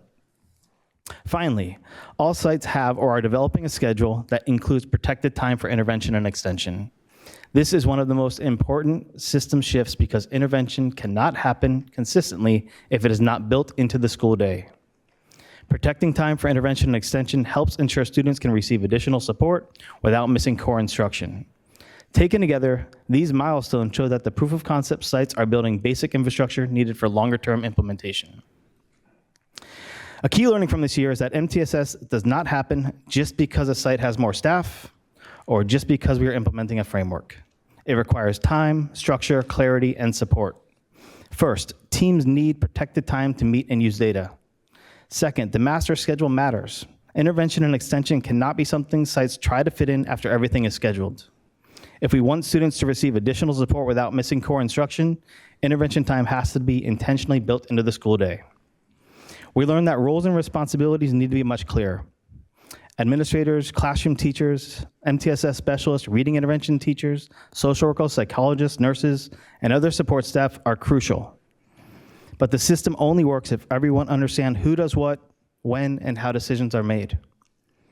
Another learning is that sites need common tools and processes, but not a one-size-fits-all approach. We need enough consistency so students have equitable access to support across schools, while still allowing sites to adapt based on their context, staffing, schedule, and student needs. We also learned that Tier 1, 2, and 3 cannot be built separately. Tier 2 and 3 supports are only effective when connected to Tier 1 strong instruction and support. Fidelity checks are another important piece. Before we make higher stakes decisions for students, we need to know whether the support was actually implemented as planned, whether the student had access to the intervention, and whether the progress was monitored. This is the part of how MTSS helps reduce bias and increase consistency in decision making. Finally, district systems have to support site implementation. We cannot just expect schools to build MTSS on their own. Sites need support. As we wrap up this year and consider the year ahead, next year is about moving from installation to more consistent implementation. This year confirmed that MTSS is both necessary and complex. It requires strong site leadership, clear district support, common tools, protected time, and coordinated adult collaboration. The proof of concept is helping us learn how to build those conditions in real schools with real students, staff, and constraints. Our next step is to continue this work, tighten the systems, and use what we've learned to inform a thoughtful district-wide implementation. Thank you, Matt. As we conclude tonight, I want to bring us back to where we started. We cannot separate our fiscal realities from our students and the academic structures we designed to support them. By shifting our district from a culture of chance to a system of certainty, we are putting a protective barrier around both our students and our budget. The milestones we are seeing at our proof of concept sites and a preponderance of evidence across diverse public education systems demonstrate that when we establish systemic discipline, we can safely mitigate the back-end cost drivers and, more importantly, reduce and eliminate the exclusionary practices that act as barriers for our students. The action being requested of the board this evening is to continue advocating for this framework as the long-term structural solution that sets our district on a sustainable path to equity and fiscal stability. In closing, I want to extend our deepest gratitude to our MTSS specialists, our site administrators, the incredible staff at each of our 10 proof of concept schools, and the collaborative design team. Thank you for your perspectives, your persistence, your patience, and your unwavering dedication to our students and system. You have taken on the critical leadership role of proving that we can turn philosophy and policy into practice here in Sac City with our kids and our staff and our constraints. Thank you. Thank you. Do we have any public comment? No public comment. Board discussion?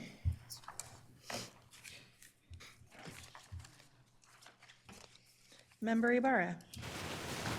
Thank you for that great update. I just have one question.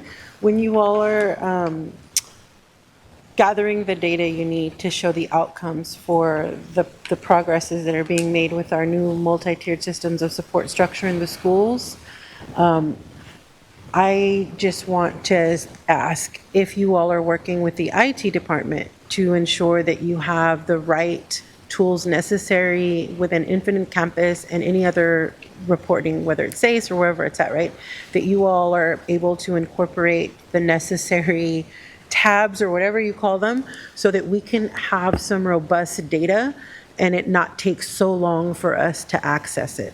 So I don't know what that looks like, but that's just something I would ask that we explore so that as you're implementing this, you can get some quality data, if that makes sense. Absolutely. I was just reading the BPS, the Black Pearl School Board Action Plan just today and looking at the implementation plan for that. And one of the action items specifically in MTSS calls that out. So that's absolutely one of the things that we're going to be doing. Thank you. Member Kayaba. Just a few questions in a similar vein to Member Ibarra. So what are we doing, or what will we do next year, I guess, in terms of gathering data to understand the impact, not just in terms of like what things we did, but what the impacts are? I'm looking at stuff like, are we tracking changes in IEP rates at these pilot schools? Are we looking at changes in numbers of suspensions? Other things that we think that MTSS should lead to? Are we actually seeing success yet?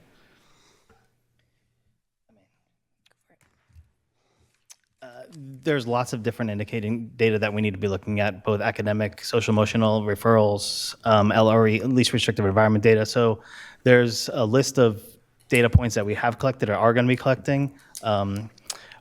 We just weren't ready to share that tonight. Okay.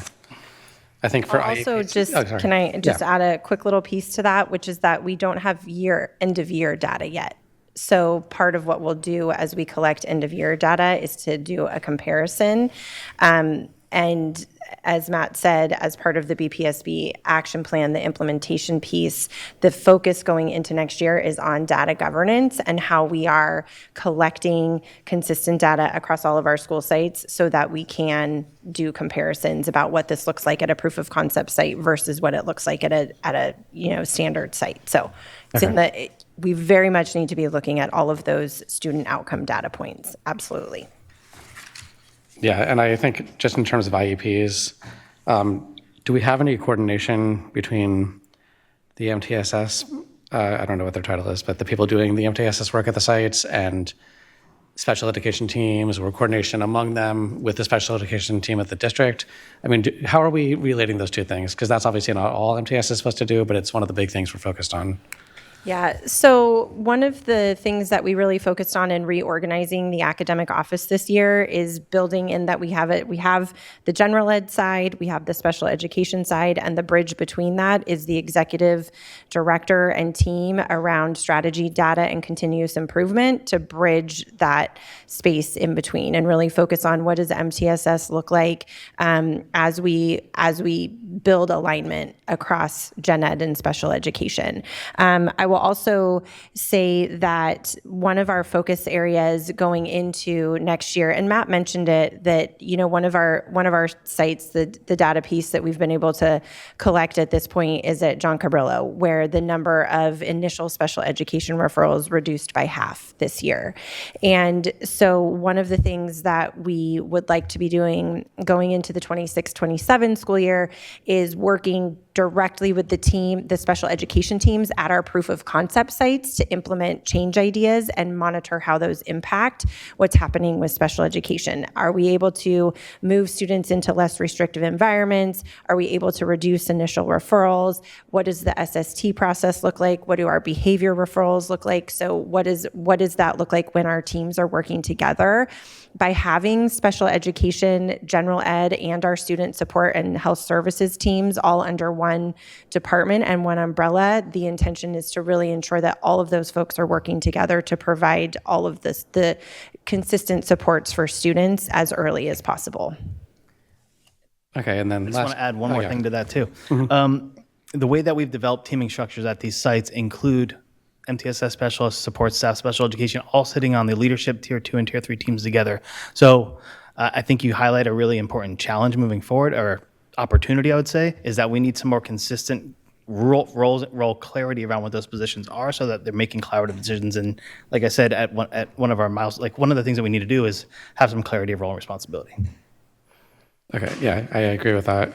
And then, my last question, similar, was what are we doing to bringing the MTSS specialists together between sites so we're not just learning individual siloed experiences, but hey, are you trying this? Are you trying that? Is the academic office have any input on that? What do we look like next year to get our takeaways from last year so that it's understood district-wide instead of site by site? Just to clarify, the current specialists, how are they coming together currently to talk about what's working at each other's sites? Right. We meet regularly, at least once a month regularly, to do some of that work and to build the common tools that we need to actually implement the MTSS at school sites. So it's both of those types of things happening. Next year, we're also looking at just the teaming structures and how they're going to be incorporated with the support staff that we just talked about. Okay. I'll add a piece to that. In a recent meeting that we had with our MTSS specialists and our SCTA leadership, we talked about the need to coordinate the specific days of the week or month that we pull in the staff that are supporting at our MTSS sites and just across the district. So we talked about the need we've been having MTSS specialists, they come in on Fridays because that's been the standard of what we've done in CNI with our content specialists, but then we were doing professional learning with our reading intervention teachers on Thursdays. And so when we scheduled that at the beginning of the year, it precluded us from having consistent opportunities for them to collaborate unless we messed with the schedules that were already in place. And so what we've discussed is that with our reading intervention teachers, with our MTSS specialists and the folks who support them, that Thursday morning would be the day that we would bring staff together, and not every single Thursday morning, but that's the morning that is reserved for us to be able to bring different groups together to do professional learning and to collaborate. So you might see a Thursday where we bring in MTSS specialists and, some of our special education providers and our social workers and our reading intervention teachers, or they might be meeting individually, and, there are opportunities to bring administrators in to collaborate as well with those, particularly on the MTSS side. So we're trying to build the structures that facilitate collaboration in a stronger, more consistent way this year, now that we're all housed under the same umbrella.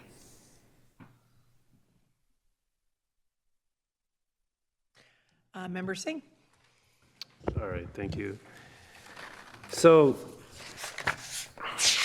where I'm at is this: we are facing a budget issue, and I'm looking at a focus area for year one, which showcases some positive outcomes. I think my questions really are, what are we doing? If you're saying Cabrillo, for example, had a 50% reduction, what are the plans to do something like this and have your MTSS team work in actual conjunction with your special education department to do this across the district and not just at these 10 sites? And I understand that these are the sites, but if this is something that's working, why isn't there a larger conversation? We have the data that says that we are overspending on special education, and that doesn't mean we're overspending on supporting children. That means we're overspending in spaces that cost the district money. I'm never going to take away from the fact that a student who has needs, as you said, Aaron, that we would ever give up on a child like that. We would give them whatever support structures they need.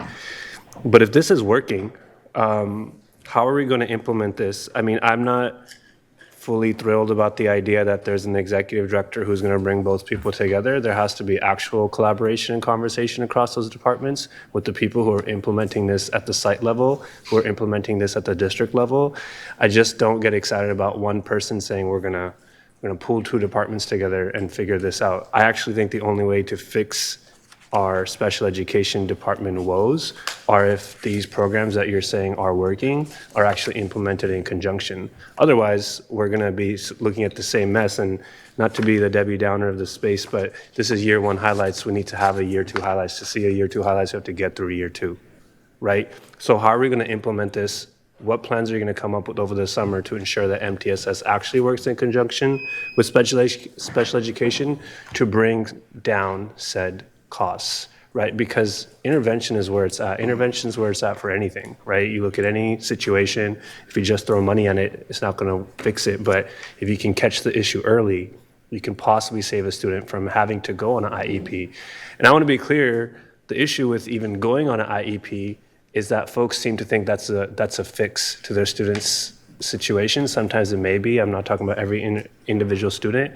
But when you overprescribe, you also put students in buckets. You put children who are being overprescribed into special education, and they're also being left out of other opportunities possibly, right? So that's how I see intervention working out, actually capturing students who have the right needs, so we can actually take our district's money and focus on the kids who actually have those IPs. So I know I'm saying a lot, but the truth is, if this is working, then how are you gonna maximize this across a district, not just at 10 sites? Because just at 10 sites, if these ideas are working, is not going to get us where we need to get to for 26, 27.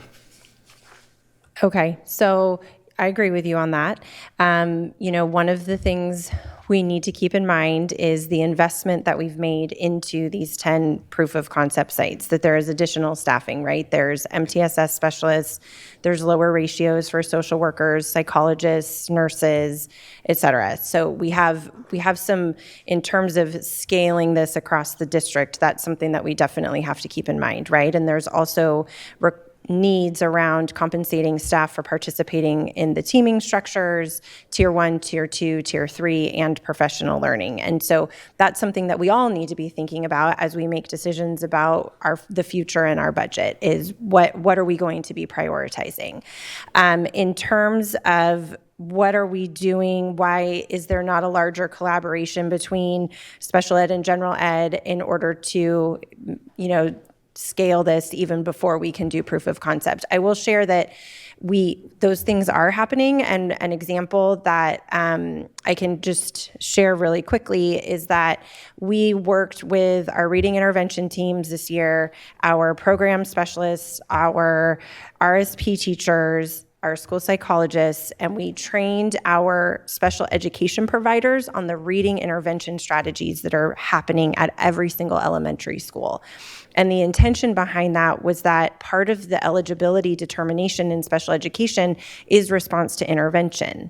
And so we want to ensure that the folks who are assessing our students are looking for the interventions that our reading intervention teachers are doing and saying, is the student receiving the reading intervention? And if they aren't, we need to go back and make sure that they're receiving the reading intervention before we determined that they're eligible for special education in that area. So we're trying to work through the prevention piece that way. And then we're also looking at our students who are currently receiving reading intervention being pulled out of the classroom setting and saying, actually, how can we provide that reading intervention in a less restrictive environment through structured literacy that our reading intervention teachers are trained on and implementing at the sites. So the focus in that, like what you're asking about right now, has been really focused on in the space of literacy. And we'll continue to do that going into next year. I think the sort of like final piece that I'll mention about that is in order to be able to take what's working and expand it, we need to provide really focused professional learning to all of our educators around what inclusive learning looks like and how they can provide it. And then we need to provide them the support to be able to do that. And so, with the limited resources that we have, we're exploring what are our options to leverage the expertise that we have at our sites and be able to build their capacity. So I would say in 26, 27, the focus really remains on the proof of concept sites and testing out these, methods that like what's going to work to reduce the demand on special education, but district-wide really focusing on literacy and training all of the staff who are engaged in that work to really implement it with integrity. And thank you. And I want to be clear, I support the 10 site, the proof of concept. What I'm trying to say is that there must be learnings that we can expand district-wide that I understand there's an investment that's required to move beyond that and get training to educators, but there are also, I can assume there are ways to do some easy spaces and easy conversations, some emails, something to get out there on what some simple methods can be to even start reducing some of those pressure points, because the pressure points fall onto our teachers, right? And onto our staff, right? They are also struggling and looking for new ways to support students and find ways to help them catch up to their reading and all those things. I have one more question, and that is what is the role of site administration with the MTSS intervention? How do they play a role? Is there a role where your principals are like approving or deciding? Like, can you walk me through that? I know that that's how an IEP works. So can you explain how this intervention works in comparison to something like that?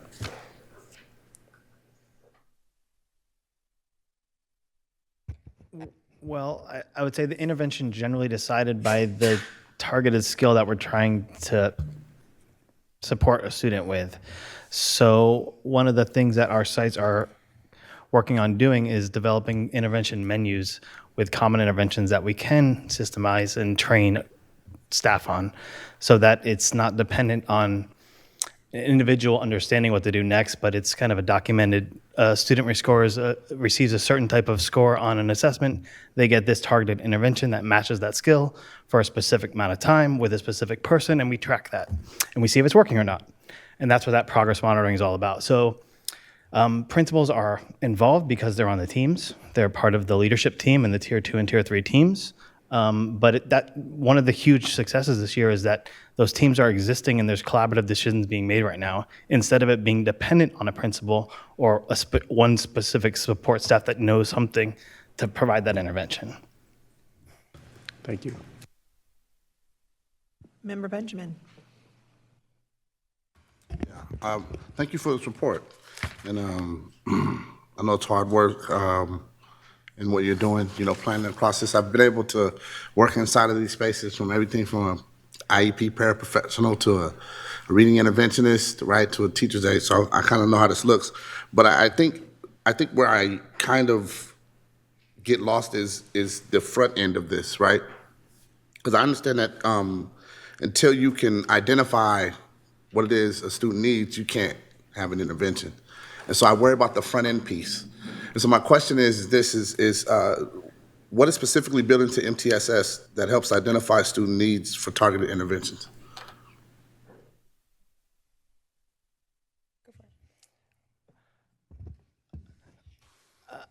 I think having a balanced assessment framework is really important when we talk about how we provide interventions. So what are the assessments that we're providing to students so that we can look at that data and provide targeted interventions that match the data so in our system, it's site dependent right now. We have common assessments. And so as those common assessments are used at school sites, that's some of the data that is used to inform what the interventions are. There also may be localized data that teams will use to identify a student need and then provide an intervention based on that student need. So there's nothing, we don't have anything that's, I don't know, we don't have any system-wide early things that can catch and identify early things so we can start interventions as early as possible? We don't have like a... So we have the reading difficulty risk screener is a state mandated assessment that is required for students in kindergarten through second grade.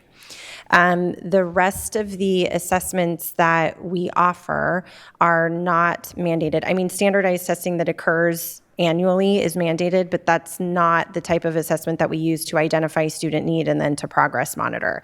And so we provide optional assessments that our educators can use. And one of the things that's really critical in a system that's decentralized like ours is when it comes to that kind of decision making is that the site leadership team is making decisions about what they are using to gather data and make those decisions at the site level.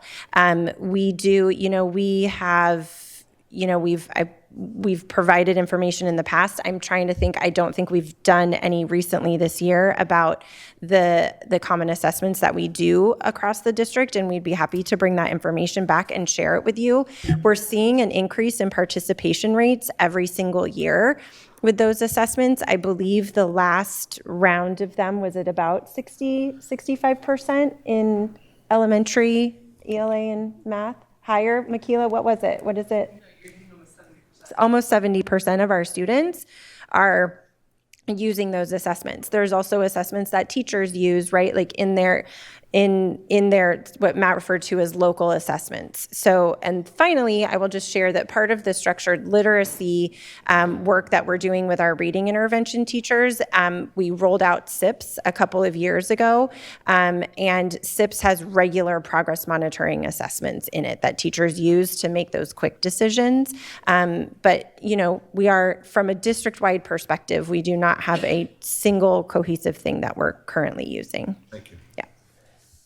I do want to just highlight how important that is, though, because that member Benjamin speaks to exactly how we can be proactive when we make decisions.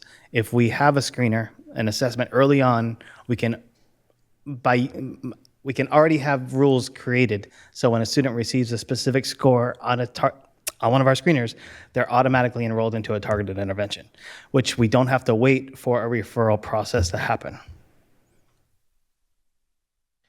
Member Ibarra. I just have one more quick question. Did you all do, in your assessing of the program itself, did you all do any listening sessions with the staff at the sites to see how it was going for them, what their experiences were like with this implementation? And if not, is that something that you all plan to do as you gather data for how this is going? Yeah, we have not done listening sessions with the staff at the schools, but that is absolutely something that we need to do and need to have those conversations about what that looks like. Thank you. You're welcome. All right, I have 3 thoughts. The first one, I'm going to start on slide 3. I really appreciated the idea of the outcome of general education is about meeting diverse learning styles, and that special education is about identifying disabilities. And I feel like we confuse those conversations. A student not doing well in a classroom has a variety of reasons, and it doesn't automatically go to an identified disability.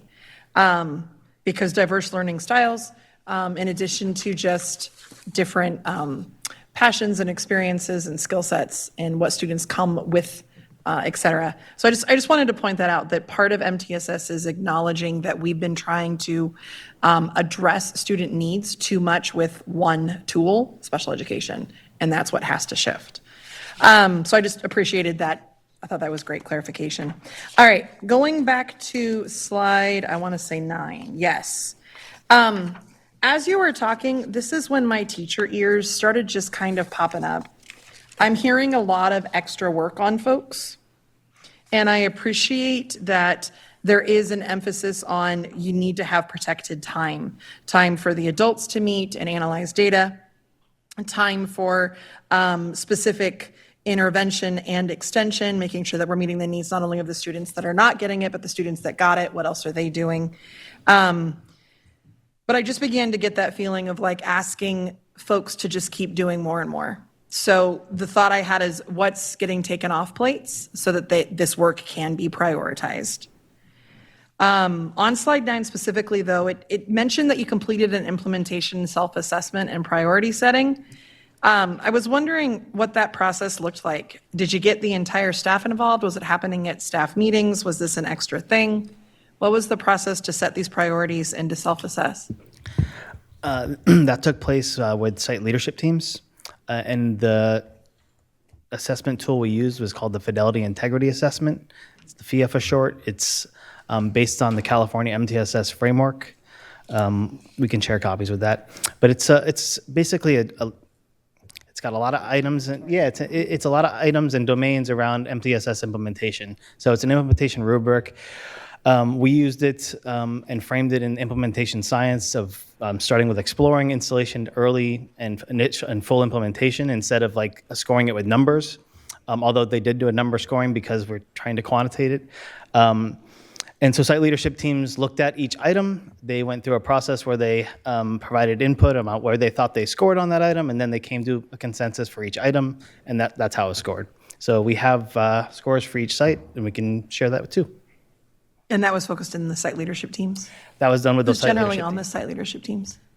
It's dictated by that agreement. It's dictated by the MOU agreement that we have for MTSS, but it's 4 different teachers, different grade level teachers, including a special education teacher, the MTSS specialist, psychologist, social worker, and site leader.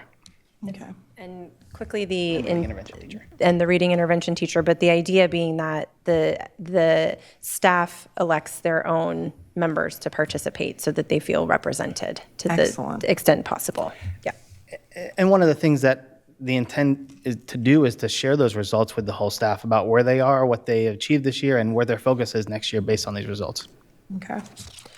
The next one on page 10, when the fidelity checks, I don't disagree that it's important to ensure as we take steps that things have happened, but I don't know. My teacher ears didn't love that one. Can you talk to me more about what that is and what the process is? Yes, fidelity checks is really, are we doing the same thing that we said that we were going to do the way we said we were going to do it? So we said we're going to implement SIPs twice a week for 35 minutes. Did we actually do that? Or did we do it once a week for 10 minutes? Not as a gotcha, but as okay, so what was the barriers and why did that happen? Because generally when we're selecting an intervention, there's a reason it's an intervention. It happens for a certain amount of time at a certain dosage with a certain group of certain number of students. So providing SIPs as an intervention to 40 students for 10 minutes a week wouldn't meet a fidelity check. So what MTSS specialists and their site leadership teams are doing is identifying those own fidelity checks for the interventions that they're creating. So Nicholas, for example, created a fidelity check around community circles. I don't have the exact details, but they developed it as a staff, shared it with staff, so they knew okay, so when we do community circles, this is what we're looking for. This is our criteria for success. Okay. Well, and I would add to that the second piece of that about fidelity checks being essential before making higher stakes decisions goes back to the special ed piece and that eligibility criteria around response to intervention. So if we aren't checking whether or not we are implementing the interventions with fidelity, but then we're moving students into special ed instead of providing those interventions, that's where we see that increase in special education. So I hear what you're saying. It probably needs a friendlier name because it's not intended, like Matt said, as a gotcha, but intended for the staff and to think about, okay, what are we committing to and holding ourselves accountable to doing that before we move students into the referral process for special education. And we're trying to balance the reality. As a teacher, one of the things that I fully acknowledge is that strong tier 1 is vital.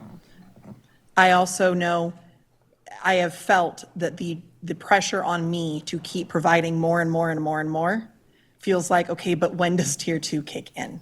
And so I just finding that balance of knowing what is the conversation between what's happening at tier 1 into tier 2 into tier 3 and when they move between them, not to hinder, but to actually empower effectively in between those. So as I'm listening to this, it feels very squishy still. And I know that it's first year and that everybody, I think you started with saying we're moving from these ideas we have into what does it look like with systems. And so that squishiness has just got me a little concerned, and I'm looking forward to hearing a little bit more feedback about how it's working and how it's moving forward and how we keep doing better at this. Yeah. All right. Thank you so much. Moving on to 10.3, 2025-26 Charter Schools Annual Oversight Report.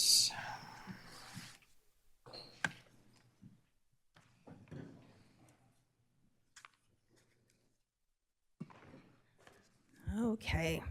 Only 9 minutes late, not bad. I don't even look at the time. Oh. Okay. Oh, is it not going up on the back one? Oh, I guess it's 30. Okay. All right. No? Oh. Okay. Oh, okay. Okay, I can do that. Okay. All right. Hello, everybody. I'm Amanda Goldman. This is our annual Charter Oversight Report. I want to start tonight actually focused on this slide. We usually zip by it. But as most of you know, this is my last final full presentation to you all in this role. And so it's going to be very high level. The details you have in your report. But I did want to really focus on this slide because we put it up all the time. And I was in a recent conversation with our superintendent, and the conversation, I think we ended on, I said, you know what? I'm team public education, and I'm team public education for the reasons we have described here. And so everything that I'm about to say, I hope you take in that spirit, because that is how it is meant. So with that, tonight we're going to go through a couple different areas of the work that we've been doing in my office over the last 3 years. I'm going to use a framework to help keep us on track. What, so what, now what? And the now what is my offering to you as recommendations for moving forward. So the first thing we're going to look at is we have built a system. This is a big deal. We've built a system that is replicable and repeatable. And through that building of a system, we've reduced district liability. We've ensured that we're both collecting and using the dollars that we're supposed to be using in a specific way. And I think we've improved some outcomes for our students. And while correlation is not causation, what I have for you here is an example of that. So part of what I have been doing is I track all of the dashboard data for all of our charter schools every year. What you see in this graph are the bars are the average of all of the schools that have that data point, and the different lines are the different schools. But what you see is that over the last 4 years, we've seen this metric, chronic absenteeism, go down. Down is good in chronic absenteeism. And while I can't say for sure that that's because people know that their picture and their stuff is going to be right up here on the screen, I do think that's part of it, right? Accountability helps us make decisions on what we're going to focus on. So in terms of the so what, We built the system. I hope it gets used. We have a lot of tools in place to make sure it can be used in a streamlined fashion that can minimize busy work, minimize the transactional, focus on the relational, focus on the outcomes. And I think we have a system that can be built upon. So that's my offering there. The next piece I want to talk about is our independent charter schools. And before we get into the details, I just want to say, y'all completed 11 renewals in the last 2 years, and that's pretty huge because that's a lot in 2 years. So good job. It's going to be a lot easier the next couple years. But also what we saw through this process is many of our schools really stepping up and making improvements to meet the expectations that we were giving them. And what that does is it builds this culture of accountability and continuous improvement so that you all have confidence that the students in those spaces are getting the service they deserve. So what you see in your annual report in your packet is, this is one of the images of the overall, kind of all the metrics for all the schools, and blue is good. Blue is meeting expectations, and that's what we want to see. I want to highlight 2 schools that you will see in the next few months for renewal. Here is Capital Collegiate, who you heard from earlier tonight. And what I want you to see here is this is a school that had a change of leadership, and they had a little bit of a shaky year or two, but they worked really hard. They worked in close collaboration with us to fix the things that we said weren't working. And now we go into this year and the things are working again, and that's really great to see. You're also going to see Language Academy in the fall, and this is an example of a school who kind of always does it right because they don't know any other way to do it.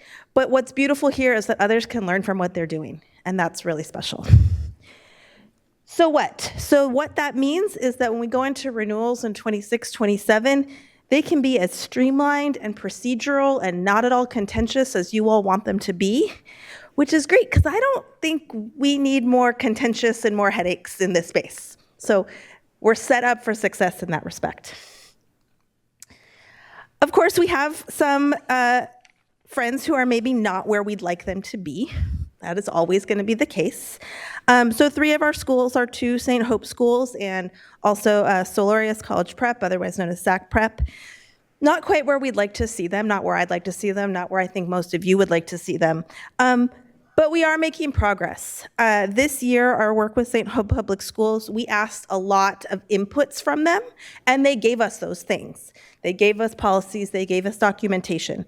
The next step is to see, do outcomes follow those inputs? And that's the monitoring that really needs to happen over the next year to 2 years. Oops, sorry, I missed a slide. With Sac Prep, we've just gotten clearer and clearer on what's going on at that school that maybe needs a little nudge. And your board report really shows you what those things are, specific things to focus on. And so my recommendation here is that moving forward, really focus on the outcomes and expecting the schools to meet those outcomes, because that's sort of the nature of the charter world. We're not going to tell you how to do it. You need to get to the outcomes the way you're going to get to them. And so we've looked at those outcomes. However, there are 1 or 2 inputs that I really do want to emphasize. I do want to emphasize one thing that you may want to direct staff to do in the fall is put these recommendations into a formal notice. It preserves legal rights for a long time, but not quite there yet for this year. But I do want to focus on one particular corrective action that I think you all should consider. And I know I've spoken about this with Member Benjamin, but you have the ability to appoint a community member to the board of the charter school. And I think in the case of both of these schools, that would be a very, very good decision. It would allow you to have a closer engagement with the work that they're doing and really ensure that outcomes are following inputs. Okay. The last piece I want to talk about tonight are our dependent charters, and here I'm going to focus on money since that's the subject we're talking about a lot these days. We, and I'm going to highlight B up here, B mostly, did a lot of really, really heavy lifts over the last 2 years with regards to cleaning up our dependent charter finances.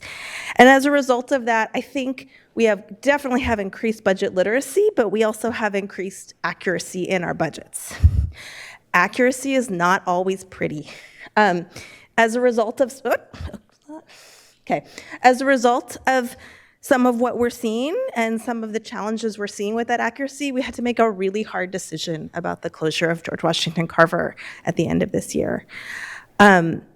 Similarly, we are seeing that the finances of these schools are challenging, and we don't have a lot of time to turn them around. So my recommendation and ask here is that we take a really deep dive into what is driving the costs, because these schools are the canary. They are the microcosm of the macrocosm that is the district. What happens with them is an indication of what you can expect. Invest in good accounting, invest in knowing where the money is. Because if we look at the actuals from these schools over the last 5 years, again, the gray bars are money in, the blue line is money out. And what you can see is that over from a very basic perspective, more money is going out than is coming in. And if we ask ourselves, where is that money going?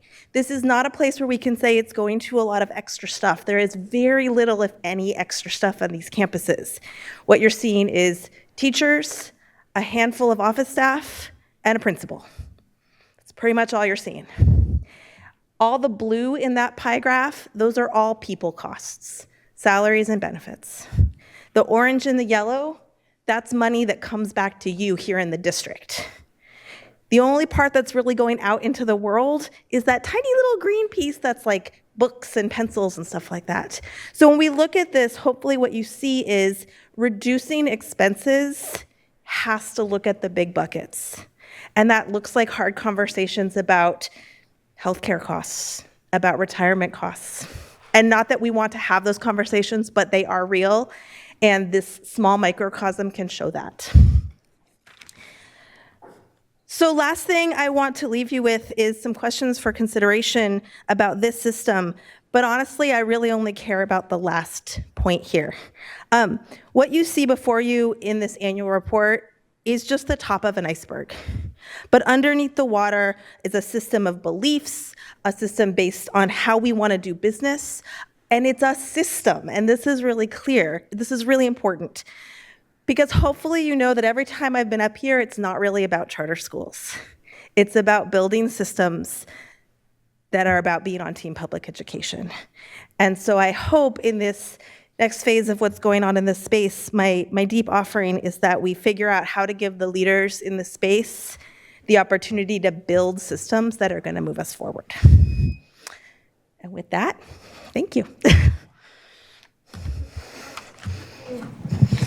Do we have any public comment? Yes, we have two speakers, B. Moi, followed by Jessica Martin.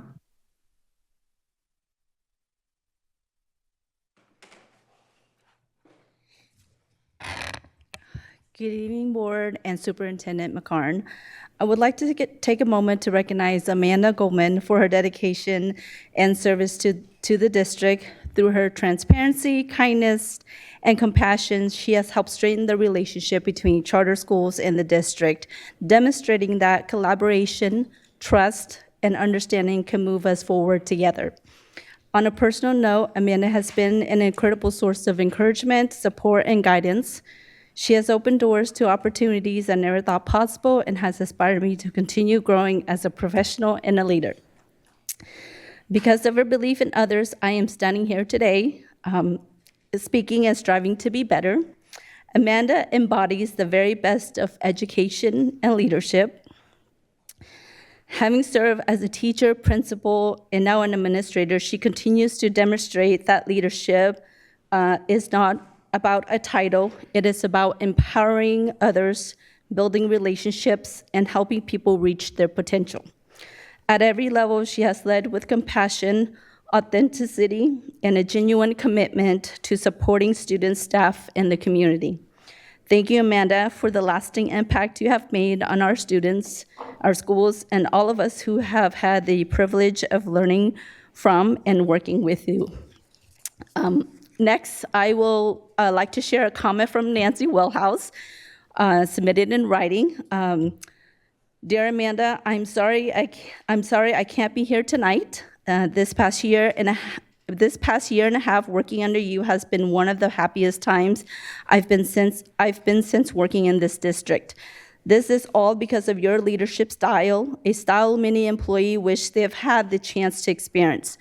You are the only leader that believed in me, in my work, and a chance to promote me if you could. Thank you, Amanda, for all you have done for B and I and for all of our charter schools. We are sad to lose you. You're such a wonderful leader, but this is not goodbye. I plan on bugging you from time to time for some wise advice. We will miss you so much. Best wishes on your new job. They are lucky to have you.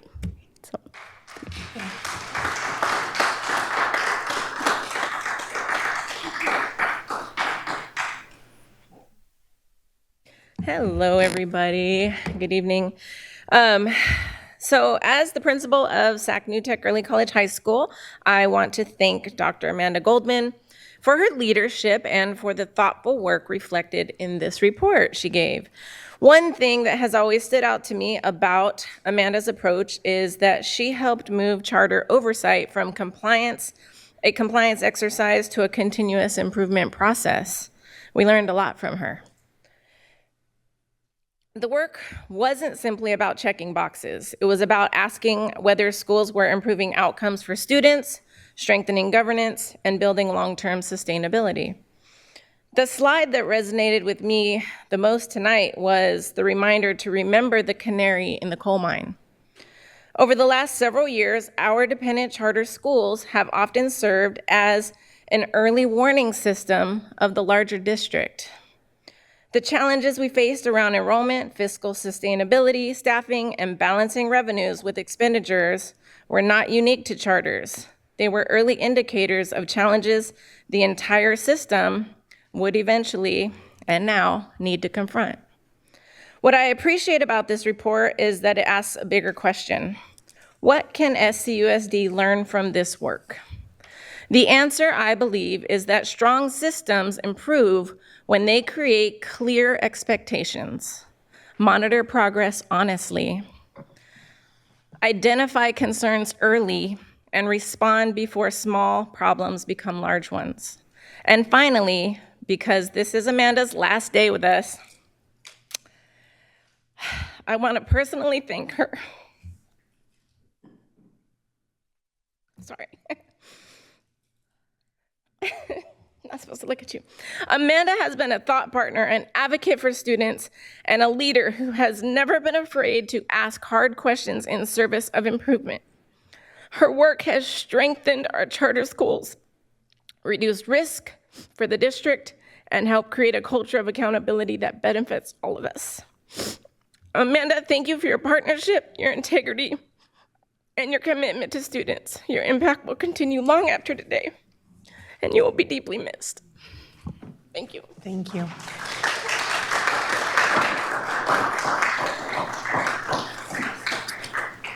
Any board discussion?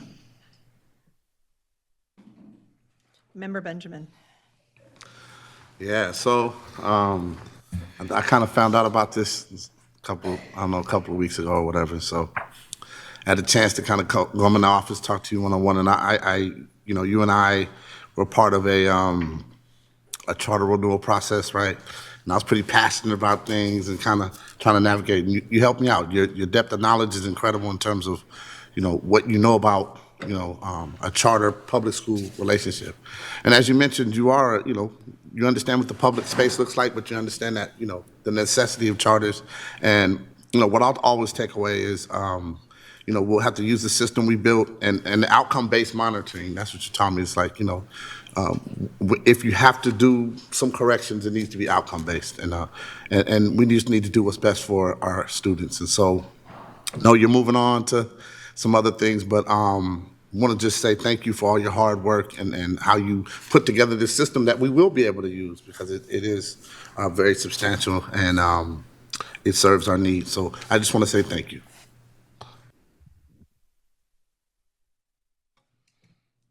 Member Ibarra. Amanda.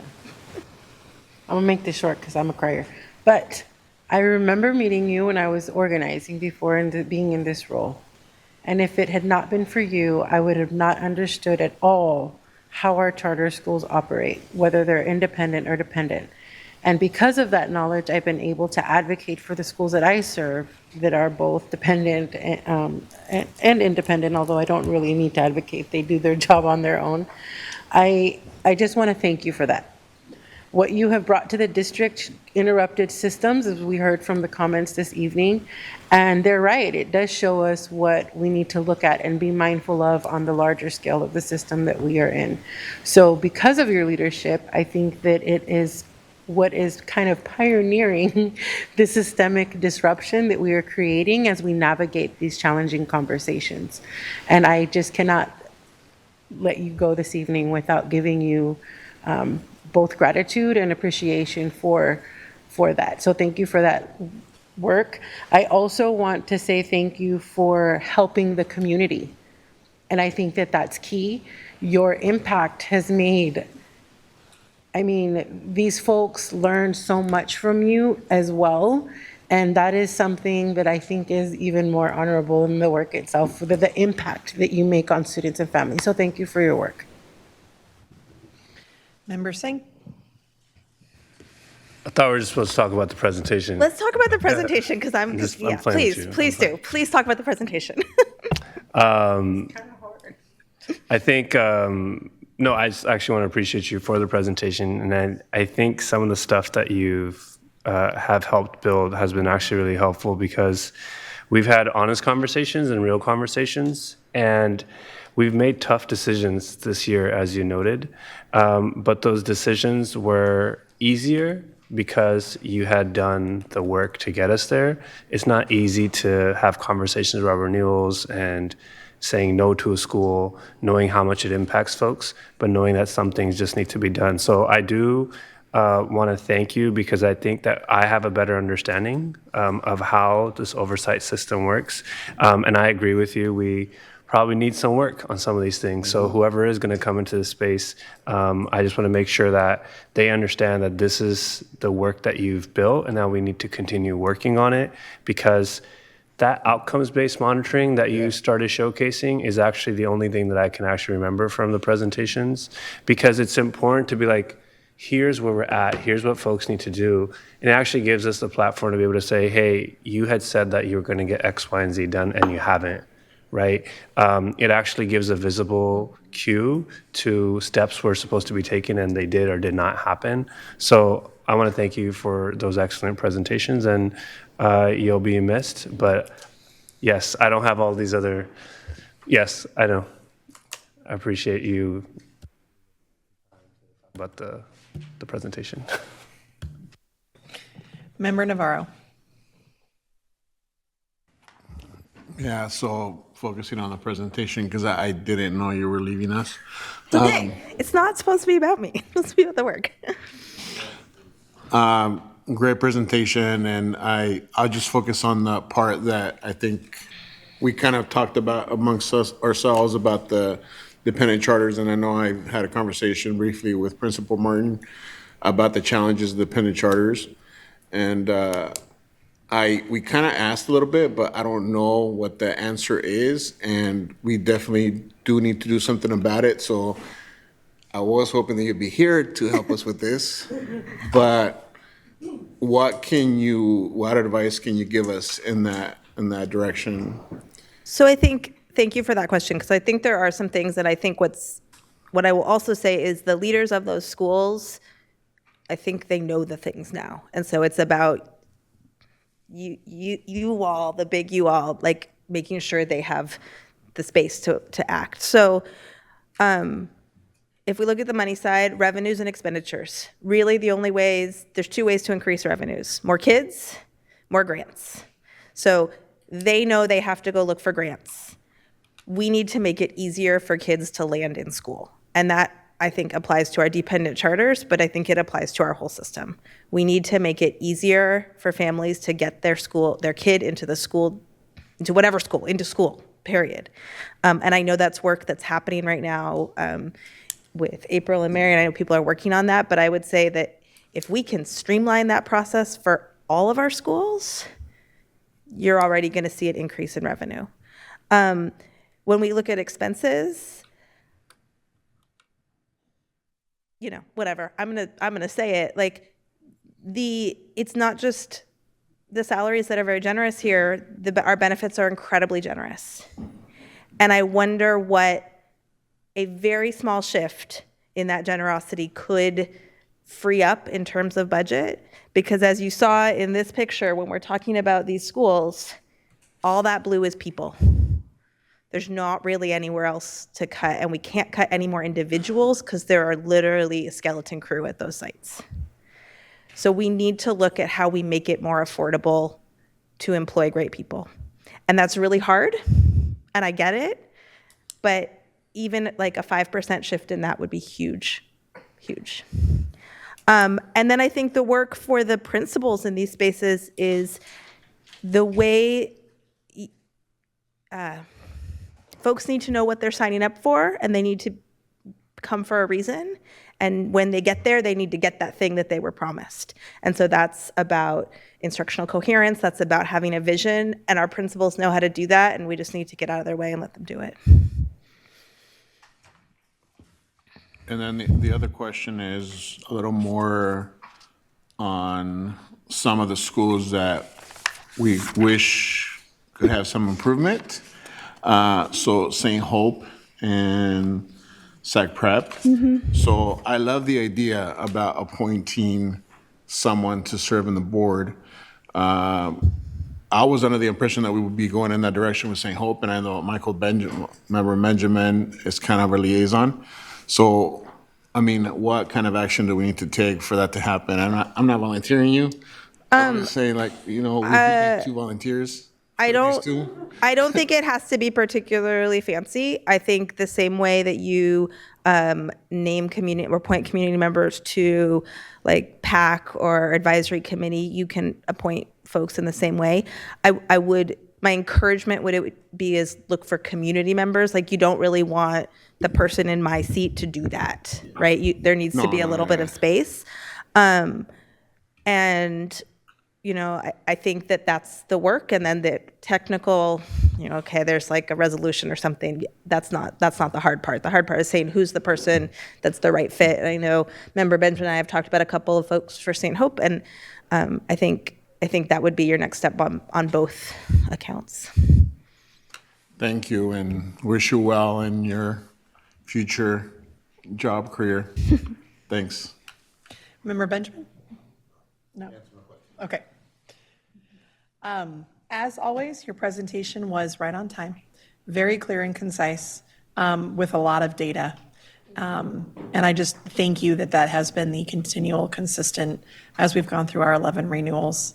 I think as Member Singh said, when you have good data, it makes the hard decision an easier decision to make. So thank you for always making sure that you got us the data we needed.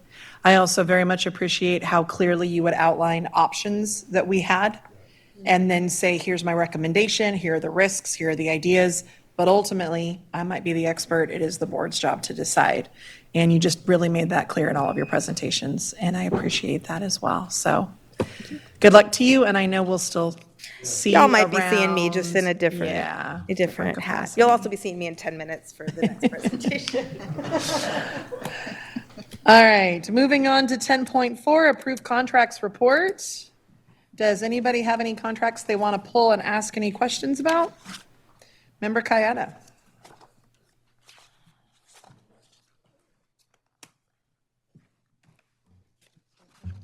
Okay, I know it's a big surprise that I'm pulling a couple of these. So I will just preface this. I think our fiscal discipline needs to increase district-wide, and it's not just when we look at our budget. It's in terms of how we spend the money, when we approve contracts, when we approve spending. And I'm recommending that we pull 3 items tonight. They're all unrestricted general fund items. And these all relate to paying for contract amendments for spending that has already occurred. And this has occurred earlier in the year, and we're being asked to do it now. Essentially, what I'm recommending is that we send a message that we can't be putting contracts in a drawer, we can't be putting changes in a drawer and waiting until after it's happened to move forward with additional spending that hits at the end of the school year. We need to do these things in advance. We need to do it much earlier. And the big changes to contracts should all be done before we do budget development for the next year, rather than having a lot of this stuff come back to us now. These three are not hugely significant. The three I'm looking at, they add up to just over $230,000 worth of contract increases. But it's more about the same message that we sent to our staff who interact with our kids when we put a freeze on supplies. It's, hey, we need to just stop the spending. We can't be doing a bunch at the end of the year. And I will say, for supplies in particular, I thought we were pretty clear that we didn't want people to go without. That didn't appear to be the case. People weren't coming back and asking. That was something we should have been doing, is if people needed more expo markers, if they needed more paper, they shouldn't have had to ask parents to chip in. Teachers shouldn't have been chipping in, principals shouldn't have been chipping in. But this, on the other hand, where I'm talking about paying for increased services to third parties, that really should have been anticipated in the beginning. That was the message that I was hoping that we would have delivered. And this is a message that I'm hoping will apply to district staff as well as to site staff. These things need to be planned in advance, and we need to, just because it's budgeted is one thing, but also just the practice of making sure that we're doing stuff in advance. So the three, yes, they're actually right in a row. So the first one, that's the green for unrestricted, ending in 7-1, and then the 1300 below it, and then the 00032 below it. Those are the three that I would recommend that we do not approve tonight. Otherwise, I would move the rest of it.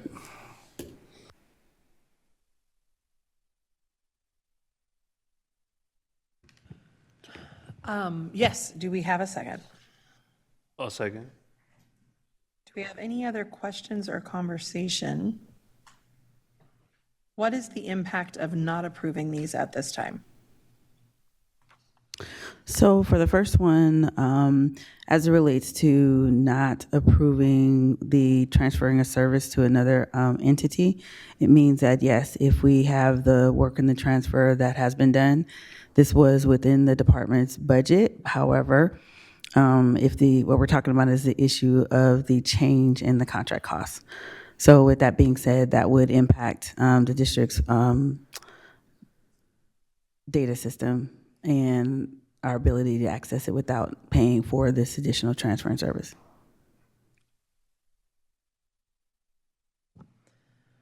Okay. Any other questions or comments? All right. I have a question. Oh, Member Ibarra. Oh, actually, no. I don't have a question. I'm sorry. I know, because I can ask it in the other, Okay. Okay. Superintendent McCarr. Hi, thank you, Lisa.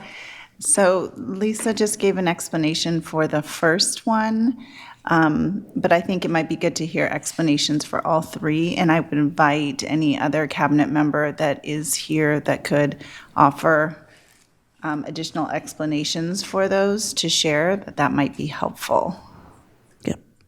So with the other two, and I think Mary's going to come up, again, this is direct services to students as it relates to our athletic programs. And so we ask to budget, which we did, and then foresee what would be needed for transportation and other activities. Those things are often not known until we get to the year, through the year, based on what activities and what events that in this case our athletes and our students are attending. And so with that being said, we were under budget by $7,500 on one and then $25 on another. And so with that being said, otherwise we would have had to make a decision to either students not to participate or attend or find some other alternative means. So I'll yield the floor to Mary to add any more context. So I believe the next one you asked about was the Avalon transportation at McClatchy. That is money that is available in the McClatchy budget currently. It sits with another transportation vendor, and they are simply moving it from one to another, which causes them to increase the amount in the Avalon. So the money is already budgeted in a different, for all three. They just need to move it from one to another. So it causes them to increase the Avalon because that's the transportation that they used more for end of year. Okay. And did I hear that's the same for all three of them? The money already in the budget and they're just being shifted, AT&T, Avalon, and Flex. Flex. Athletics. Okay, thank you for the clarification. All right, here's where I'm really torn. Member Kayada, I really appreciate what you're calling out. The fact that we've got to improve our budgeting practices because this is a continual issue and we don't have money. We need to cut, not extend. I'm also just concerned about like a piecemeal approach of we pick these things and say them, and then what does that impact end up being? And I don't feel like I'm totally clear on the impact if we vote no on these as they have been brought to us. I'm also very tired of continuing to vote on contracts without feeling like they've gone through the process that they really should be going through, which is coming to the board before it's spent, before it's encumbered. So that's just where my thoughts are. Does anyone have any other thoughts, comments? Member Singh? I think that's helpful context, and I'm wondering if that changes Member Kayada's mind at all. Do you have any thoughts on that, Member Kayada? Yeah.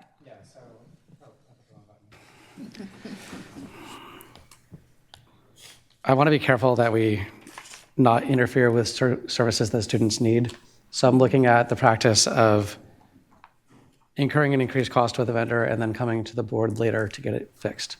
I think that's what needs to change. I think there are going to be extenuating circumstances, but I'm concerned that this is really, it's done too easily in the district. It really should be a lot more rare than it is, and it ends up contributing to the fact that we never seem to get a handle on our budget because it's always changing. And even if we're talking about contracts that are still within the same budget unit, it's the fact that it represents do this now and then get it paid for later. Follow the process in the beginning of the year, and if you can't get the answer you want, then do it anyway and then push it through at the end of the year. It's the putting the contract in the drawer. It's the forcing the decision and saying, well, if you don't do this, you're going to stand in the way of student services. That's what I'm trying to interrupt. And I looked at these three in particular because this is services that have already been provided. And under education code, that's a risk you take as a vendor with the district, that you need to have a contract approved by the board first before you do that. And I think that that needs to be a message that goes to our staff is don't put the board in a position to have to vote for stuff that you've already done. So I don't think it changes my mind. I think if someone can tell me that any of these three would actually prevent a service in the next week or over the summer, which I do not believe applies to these, then bring it back at our next meeting. But for now, I don't think that changes my mind. I think you can't interrupt a process if there's never a consequence for doing things that the board has been saying we need to change the practice and this culture.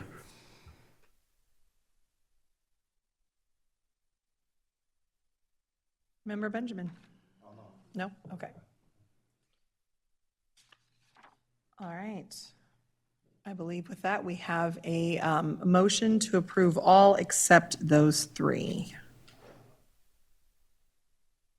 The 18, it's all resource code zeros, AT&T, Avalon Transportation, and Flex Performance. Roll call vote. Member Jean? No. Member Kayada? Aye. Member Benjamin? Aye. Member Navarro? Aye. Member Rhodes? Aye. Member Singh? Aye. Member Ibarra? No. All right, moving on to 11.1, public hearing, 2025-26 Local Control Accountability Plan.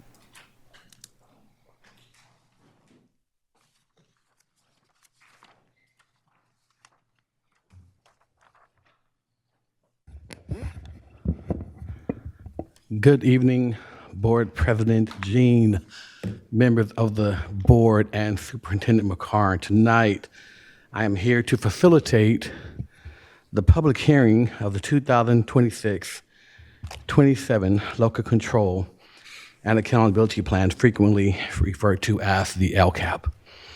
The public hearing for the LCAP is an opportunity for the general public to review the draft LCAP and provide comment prior to the board's approval of the LCAP, tentatively scheduled for June 18th, 2026.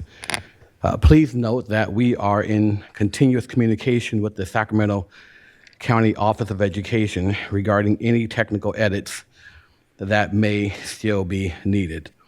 A full copy of the draft LCAP, inclusive of the budget overview for parents and the related financial information. I'm not sure what happened to it's not working up here? Okay. Okay, just to make sure. A full copy of the draft LCAP, inclusive of the budget overview for parents and the related financial information, is available to our entire community online by going to the board meeting page for tonight, June 4th, and clicking on agenda item 11.1. As the executive director of the LCAP, it has been my honor to work with such a dedicated group of professionals, community members, and experts throughout the district in the formulation of this plan to bring together our goals, action, and metrics to improve student outcomes within our district. Am I controlling this? Oh, thank you. In this presentation, we're going to be overviewing our LCAP, the purpose of the LCAP, talking about the overview of our Big Three goals, looking at some key actions and our Big Three goals, reminding us of our focus on historically underserved students, looking at the overview of engagement with our district educational partners, providing a synopsis of our implementation and monitoring work with our parent advisory committee, and looking at our next steps. Please note that our goal is not to read all the text on all the slides, but the overriding intent of the LCAP is for it to be a comprehensive planning tool to support student outcomes in our district as an important component of the local control funding formula. To this end, the LCAP is the place where we as a district describe how we plan to meet our annual goals for pupils in Sacramento City. Note that, again, I indicated that we are in continuous contact with the Sacramento County Office of Education. We also remain in continual communication with our business office regarding estimated expenditures in the LCAP. Details for currently estimated expenditures for the upcoming year are included in the 2026-27 total planned expenditures table within the LCAP posted in this agenda item. Each LCAP covers 3 years, with 2026-27 serving as the third and final year of the current 3-year cycle. Within each LCAP, the district must be sure that all state priorities are included in the plan. Within our current plan, each of the district's goals identifies the specific priorities each goal addresses, and it is not uncommon for one priority to be addressed by more than one goal. We are especially thankful for the engagement of various educational partners, inclusive of parents, students, staff, and our bargaining partners. An important guiding light for our LCAP as a result of our collaborative work with our Parent Advisory Committee is its continuing focus on underserved student groups. And our theory of action continues to rest on the belief that as the district improves its services to and the outcomes for students in these groups, it also improves outcomes and services for all students in our district. We included this slide within the presentation to inform you and our community of the complete list of each school's red areas on the California School Dashboard that is inserted in our LCAP, and this can be found in the LCAP After Reflections Annual Performance section.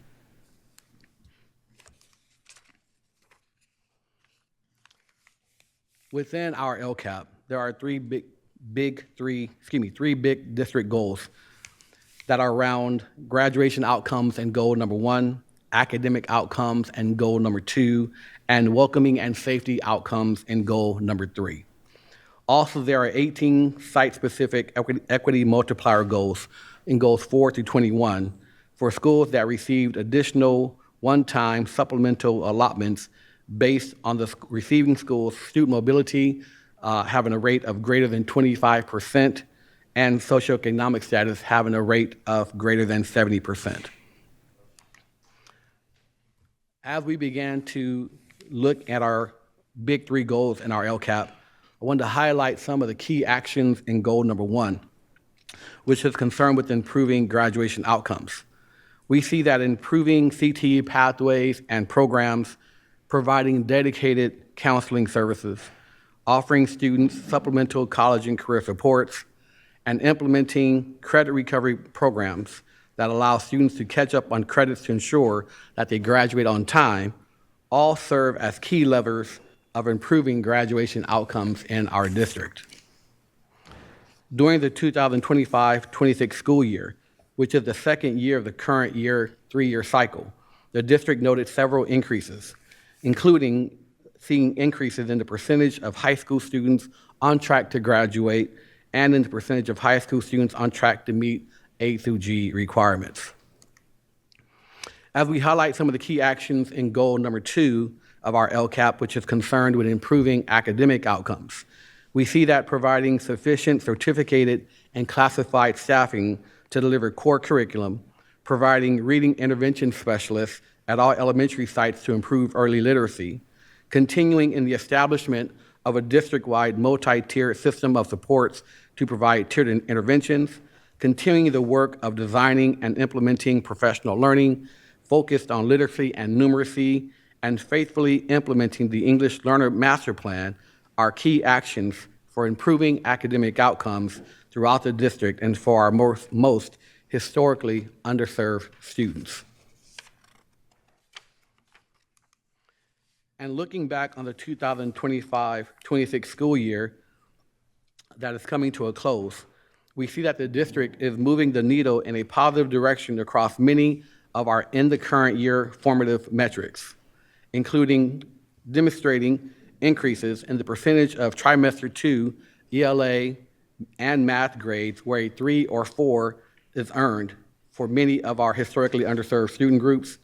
While trimester grades are used to track the progress of students in grades K through 6, we also saw several increases across historically in underserved student groups in grades 7 through 12, demonstrating increases in ELA and math at the for semester grades. Finally, as we look at some key actions in goal 3 of our LCAP, which is concerned with improving welcoming and safety outcomes, we see that providing social workers and counselors to support student well-being and school culture, developing strategies to improve student attendance, training staff in restorative practices and anti-racist approaches, and ensuring that schools are clean, safe, and functional are key actions for improving welcoming and safety outcomes throughout the district. Some of our 2025-26 Goal 3 highlights include increases in the percent of students attending school at least 96% of the time, a reduction in suspension rates for various student groups based on preliminary data, observed increases in the percent of respondents feeling safe and or connected across different groups on the school climate survey.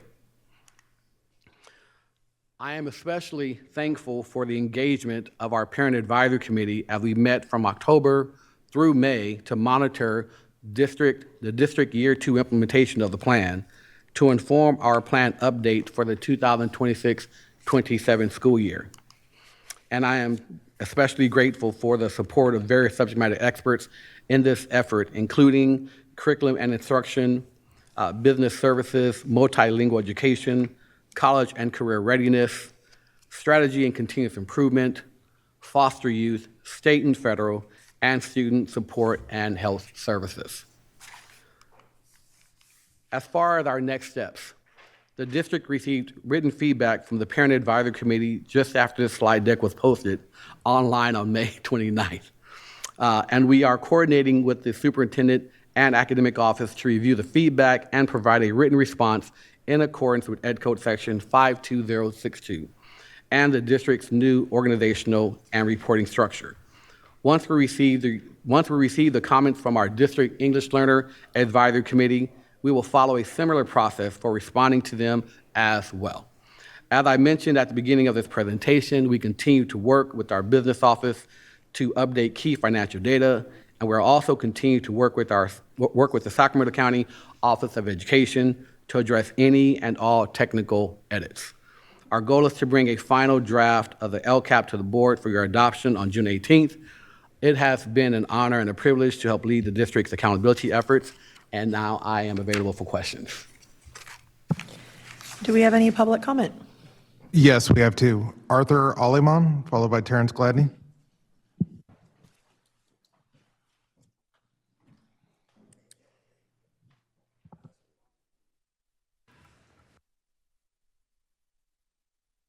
Time. Good evening, board. Been a long time being up here. Okay, anyway, I'm with the Latino Parallel School Board. Our mission is to champion all students' academic success and well-being. We are dedicated to empowering students, families, and educators through advocacy. Currently, we are working with students and families in the Sacramento City and Twin Rivers Unified School Districts. We are part of a growing county-wide coalition committed to one goal, that 70% of the students are reading at or above grade level by 2030. We're deeply concerned that only 38% of SCU SD third grade students are currently reading at grade level. And for SCU SD Latino students in the third grade, only 24% are reading at grade level. That's unacceptable. Furthermore, SCUSD 25 and 26 Local Control and Accountability Plan, the LCAP, did not allow for adequate analysis or improvement actions by any stakeholder. We are hereby request that the 26 and 27 LCAP be amended to include two new LCAP goals. One, to focus on and monitor K and second grade student literacy, development, and two, distinctly track spending related to K through second grade literacy. Thank you.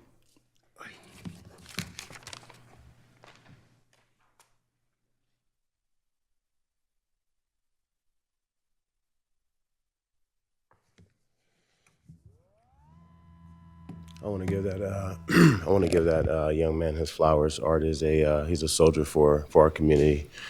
He is part of a coalition that reopened Joseph Bonheim.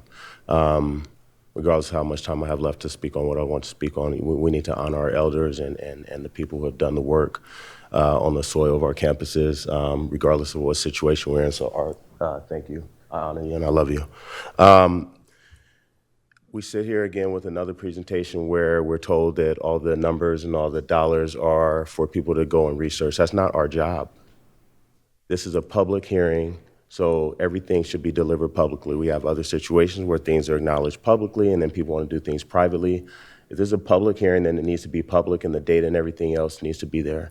I question where we're going in terms of direction. To Art's point, we have acknowledgement of overall percentages of growth upwards of 11%, but the targeted groups are 3% or less, and we want to celebrate those.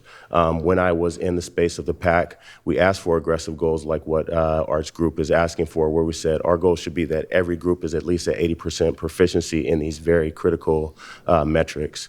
We have a leader of the LCAP space right now who, when he was over data, challenged community members that data could not be provided and was dismissive of certain populations because they were under the threshold of 11 students, specifically Native students and other students, instead of being creative and very innovative in how we aggregate those populations across campuses.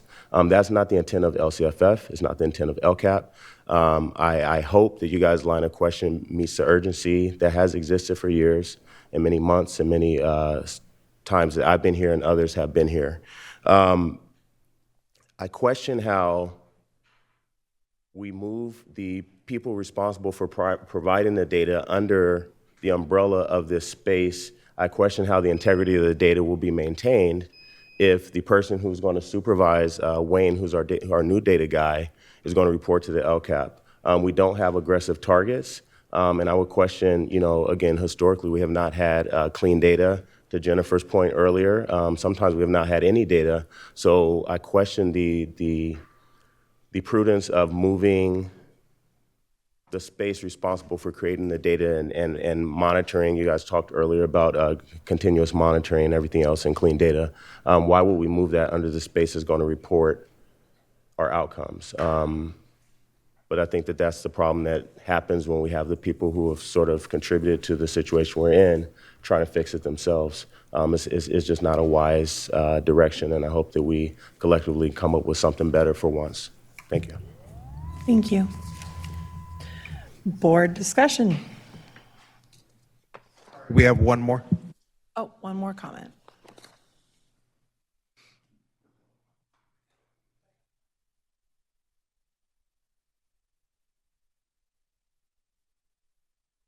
Hello again. I kind of debated on whether I should make public comment or not. However, I'm going to go with it because of transparency's sake. I was sent an email in regards to this exact goal. They came to the PAC and presented the goal and such, and us PAC members had a few questions. We did not know that, and this pertains to the email, we did not know that we actually had input on whether it could be adopted or not. We were never made aware of that. And in a response after they formally emailed our LCAP director, the PAC listened carefully to your recommendations. However, committee members raised several key questions regarding the practicality and structural alignment of your request with LCAP framework.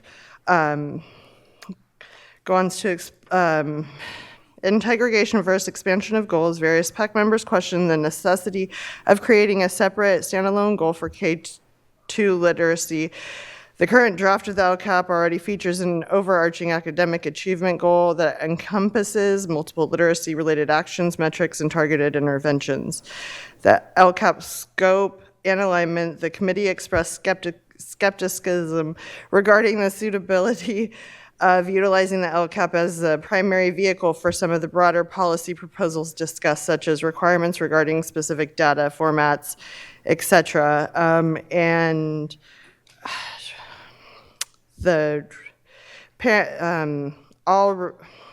while the PAC remains non-committal regarding adding a standalone goal to the draft, the district is strictly obligated to review and formally respond to all written comments from both the PAC and the District English Learners Advisory Committee once they're finalized. We didn't know that we could commit to adopting these goals. We were never made aware of that.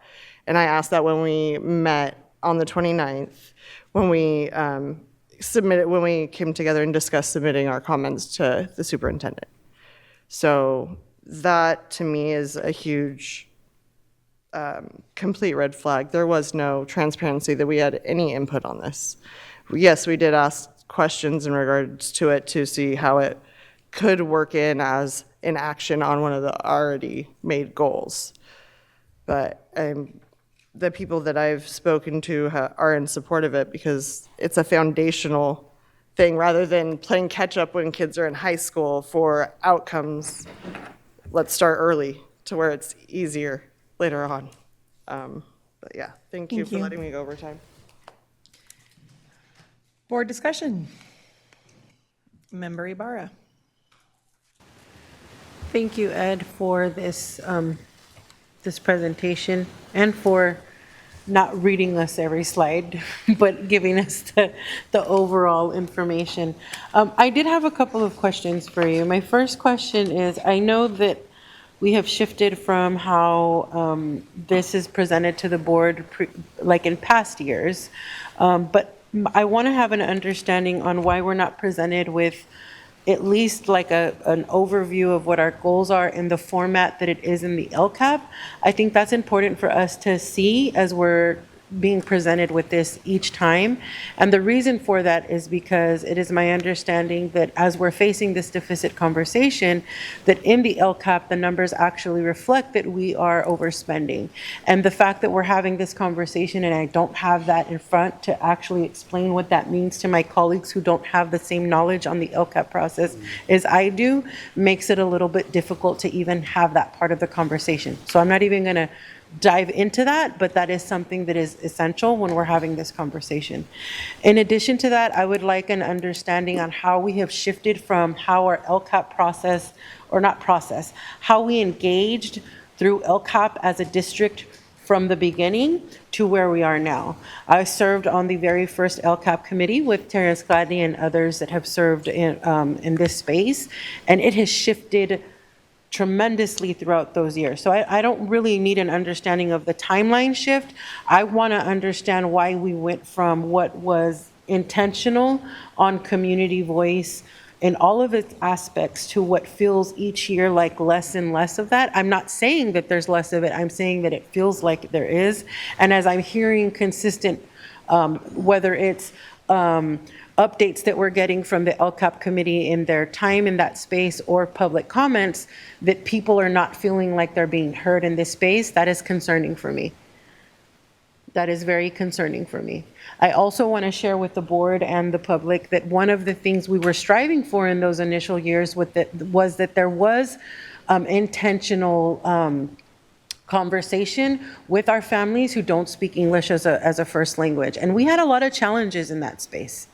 And we were able to accomplish a lot in the first 2 years, where at one point we had parallel conversations around LCAP. So whatever conversations we're having in our regular LCAP pack, we were going back to DLAC, and there was an ad hoc sort of system where we were able to then take family voice from that space and give them the same equal opportunity that we were giving the LCAP pack, and combine that for a more inclusive voice as you're putting this together. So I'm not sure how much of the history of it that you know, but I would like for us to consider going back to that, because we're hearing more and more through public comment that people don't feel heard. In addition to that, I'd like to also understand the process around how we're are we being intentional about student voice? Because I'm hearing in both the student advisory space, as I am the liaison there, and both from public comments this evening, that it doesn't feel that way. So I understand that the intention is there and that we are trying to create a system that does include their voice, but at the time what I'm hearing from the overall community is the system doesn't feel that way. So those are my comments for this evening as we start this conversation. Member Benjamin. And thank you for your presentation. I do have a question though, and to kind of piggyback on what Trustee Ibarra was saying is that this is, I feel like, through the LCAP and the CAP, this is supposed to be, community-led and things of that nature, right? And we do get a lot of questions about, how people feel like they're not being included in these conversations. So my question is this: how come we wouldn't look at statistics K2, considering that third grade is where we look at, where our students are in terms of reading? So how come we couldn't, as the gentleman said, start to focus on K2? We talk about early intervention, and I believe the first priority is basic conditions. And I think that space is where basic conditions start. And so I'm trying to figure out how come we wouldn't start at K2, starting to make these assessments in terms of these readings and things. And it looks easy to me, because I think at K2 you could look at English learners, foster youth, socioeconomically disadvantaged, Indian students, homeless students, students with disabilities. We can make a report for all of those groups, K through 2, so we can know in third grade where we're at. So I just want to know, how come we can't do that? Sure. Let me, I'm going to provide an overall response, and I think it might be helpful, especially going forward in the monitoring of the LCAP, because I think it's just good for everyone to kind of be on the same page about. The LCAP itself, within the big 3 goals, has 56 different actions. Goal number 1 has about 8 actions, goal number 2 has about 23, and goal number 3 has about 25. If my math is right, that's about 56 actions covered. One of the reasons that we don't bring the full LCAP here, and by the way, that's only the first 3 goals. There's 21 goals in the LCAP, because there's also 18 equity multiplier goals. One of the reasons that I think it was called out before, that the board has really entrusted the implementation and monitoring of the LCAP throughout the year to our PAC, is because we actually take the time to go through from October through May. And so I included, for example, in the slide deck, our engagement through the PAC. And you'll see in one of those slides, in a couple of those slides actually, that our curriculum and instruction team and our English language arts folks in particular come out and they talk about early learning literacy and break down the performance by grade at the early grade levels. And then we do the same thing for secondary, and not just ELA, but also mathematics. One of the reasons that it may feel that the LCAP has become more information being provided, and in truth, it is. Because in 2024, I believe, we received, as part of our approval, one of the noted responses that we got back from the Sacramento County Office of Education is that we did not show and provide enough that we were monitoring and implementing the plan as we said we're going to do. So in the past, our district was very good at writing the plan and not implementing and monitoring the plan. And one of the things that we did in part of our PAC working for the last 2 or 3 years is that we said we know we have the plan, but now it's not enough for us to talk about the plan that we said we're going to do. We have to monitor it. And so I'm very thankful for all of these subject matter experts who committed their time on the first Monday or second Monday from October to May, and we literally walked through that plan. And so, and we couldn't have done it without their leadership, saying, hey, okay, what is really popping off the page to you? And so you're going to see when you look at, for example, in October, our very first PAC meeting, the very first PAC meeting we have for the year, we're looking at goal 1, we're looking at 9th grade on track, we're looking at preliminary SBAC results, we're looking at goal 3, and as you go through and look in December and in November, you're looking at specific items that our subject matter experts are coming saying, hey, this is what we said we're going to do, but we need your input and your advice. Are we getting it right? And here are the formative metric results. So a large part of the PAC has changed. A lot, to your point, it has changed because we actually have this monitoring implementation piece that we've had to put in, and quite frankly, I think it's helped us improve our outcomes because we kept our eye on the ball. Member Navarro. So who are the subject matter experts?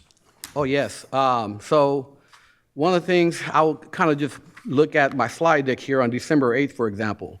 For December 8th, and I was just kind of thinking on goal number 2, we had our curriculum and instruction team and our strategy continuous and improvement team come and talk to us about the grade 7 through 12 ELA and math grade distribution and how they're responding to not only the outcomes, but also to the student groups, because the data was broken out by student as well, how they're responding to those outcomes. I want to say in February, in February, we looked at goal number 2, review of K-6 ELA and math results. Again, our strategy continuance folks, as well as our curriculum and instruction folks came out. One of the things that in our district we've talked about a lot is our suspension and attendance. So our school climate and safe schools and strategy continuous improvement team came out in February to review our discipline data. We did a deep dive there. For everything that we're looking at, right at the end of the title is telling you who's actually providing that information and that leadership in that area. So I guess a follow-up question to that is that you had to change the model how we were doing things because it was mandated by SCOE in a way. We weren't getting the outcomes that we said we were looking for. And not only were we not getting the outcomes, we weren't making growth in the way in the type of growth we wanted. So when we look at our performance in the LCAP, we have our 3-year goal, but we're also looking at, are we improving year over year? And quite frankly, before we made this change, we weren't making those improvements. Okay, gotcha. Thank you. Member Ibarra.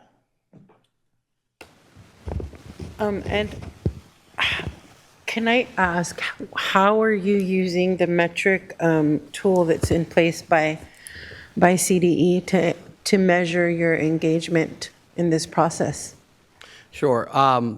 So we work very closely with our family and community engagement team. And even though I don't personally use that particular metric, I've actually used their information and their metrics to help us with the local indicators. Now we do use the academic metric, right? We do have an academic tool that we use to monitor the implementation of ELA, math, and so on and so forth. But for the family engagement, we're not using their survey. We're actually using information and feedback information that we're getting from our FACE team with regard to completing priority 6. Excuse me, from the local indicator. I'll try and remember which indicator it was. So Ed, the reason I'm asking you is because I was part of the coalition that created the toolkit that is used in California as I was serving in my role as the California Hub Coordinator for Parent-Teacher Home Visits. So it's clear to me that it's not being used the way it was intended, and that's very concerning. So I would like to ask that moving forward, we are being intentional with how we're measuring engagement, especially when we are consistently hearing the message from the public that they don't feel like they're being engaged in an authentic way. Member Kayada. I have to say I'm a little concerned with the approach you're representing about the purpose of the LCAP PAC in terms of trying to monitor data and have information to provide to SCOE. I think it's obviously critical that we monitor how we're performing in achieving our LCAP goals. And I would say that that is something we certainly need to make available to the public, but that should primarily be a staff responsibility, and it involves the public to the extent that the public has input on what you should be doing better. I'm concerned because, as you said, Dr. Eldridge, this board does lean on our PAC members to get into the weeds and do this work, but if they have an hour of a meeting and 45 minutes of it is hearing a presentation and 15 minutes is, and I'm not saying that it is, I'm giving this as a hypothetical. Right. It should really be primarily them modifying the LCAP for the next year's goals or implementing changes to the monitoring that will allow us to achieve this and provide real feedback in actually updating the plan. Because ultimately, this should be a community-driven decision. It should be community input and not so much a staff recommendation that's justified and, you know, it's asking for a rubber stamp. And again, I'm not trying to say that this is all that's happened. I don't attend LCAP meetings regularly, but I do hear from LCAP members that they're not feeling like they have the real ability to modify this document. And if we're leaning on them to do that on behalf of the board, we need that to be the case. And I think that's part of something, you know, that Terrence Gladney has mentioned a few times is, you know, why did we change the composition of the LCAP this year? And, you know, being on the policy committee and supporting that change, I wanted to see how it would work. I will say my goals, and I can't speak for others, is we need someone else in the room who, we obviously have the community voice, the parent voice, but a little bit of input from the people who are affected by it, the staff members, hopefully who also are parents, that can challenge the presentations they're getting to drive the conversation. And that was kind of my purpose was, hey, I've been a community member in these spaces. I know that I know my part, but I don't know the whole context. And I thought maybe adding a little context to that would help. But ultimately, I'm remaining concerned that if the LCAP PAC members have repeatedly come to us and told us, you know, both privately and at this dais, that they're not given the opportunity to provide real input, then I'm concerned that we've taken the PAC to a place that we don't want it to be to ensure accountability for our students. So I'm not asking for an answer right now on that. I just, to the extent that that's somewhere we can start moving it, I think you're hearing that from a couple of, something similar. That's at least what my position. All right, as I'm looking at this, is there a reason why you didn't include the official LCAP documentation in this public hearing? The LCAP is 329 pages long, and so that's why we include the link to it on the website. Okay. Then that's on me that I didn't go to that link yet. I'm just looking at the slide deck and I'm looking at the presentation here, and I'm really concerned that we're not providing any part of our presentation with the funding. Because a big part of LCAP and LCFF is to merge that our goals and our spending are aligned. So why did you choose not to include that at this time? The we provided the overall funding on the slide decks for the LCAP, but we also knew that the funding is even right now being updated.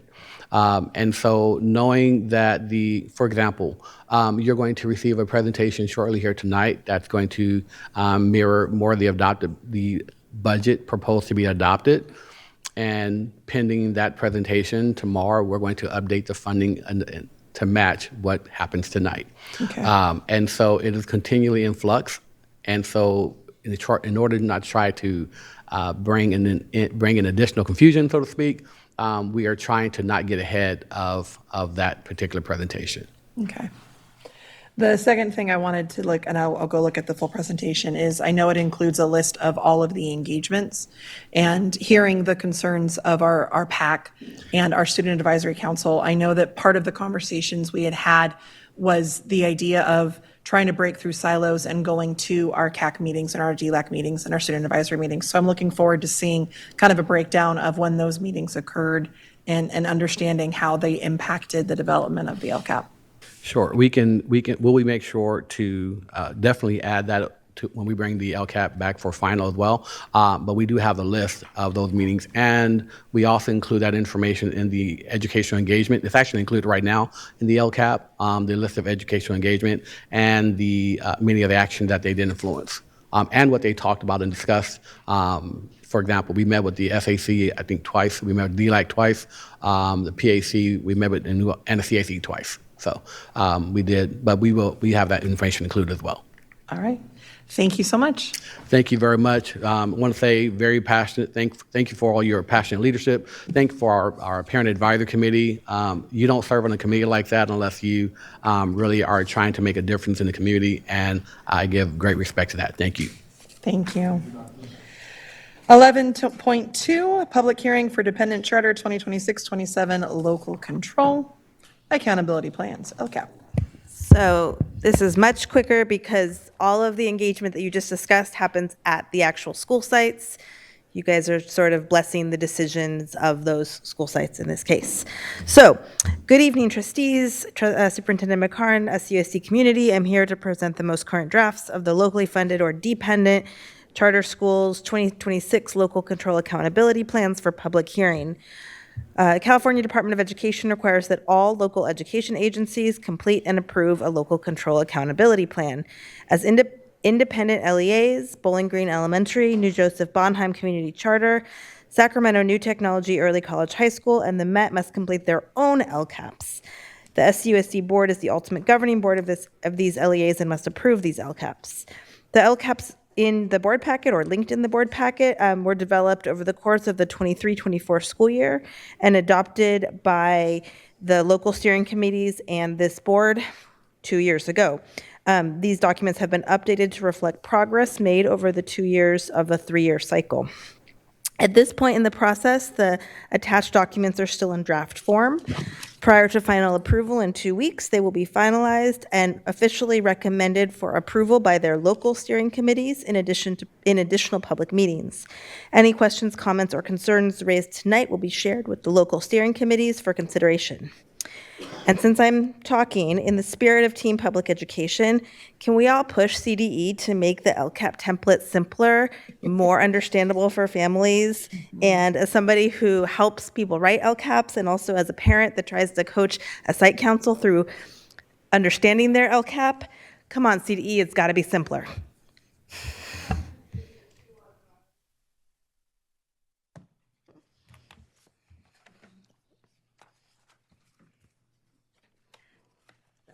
Oh, that was it? Okay, thank you, That's it. sorry. It's very simple. I was looking at too much. It's very fast. It was very fast. Do we have any public comment? No public comment.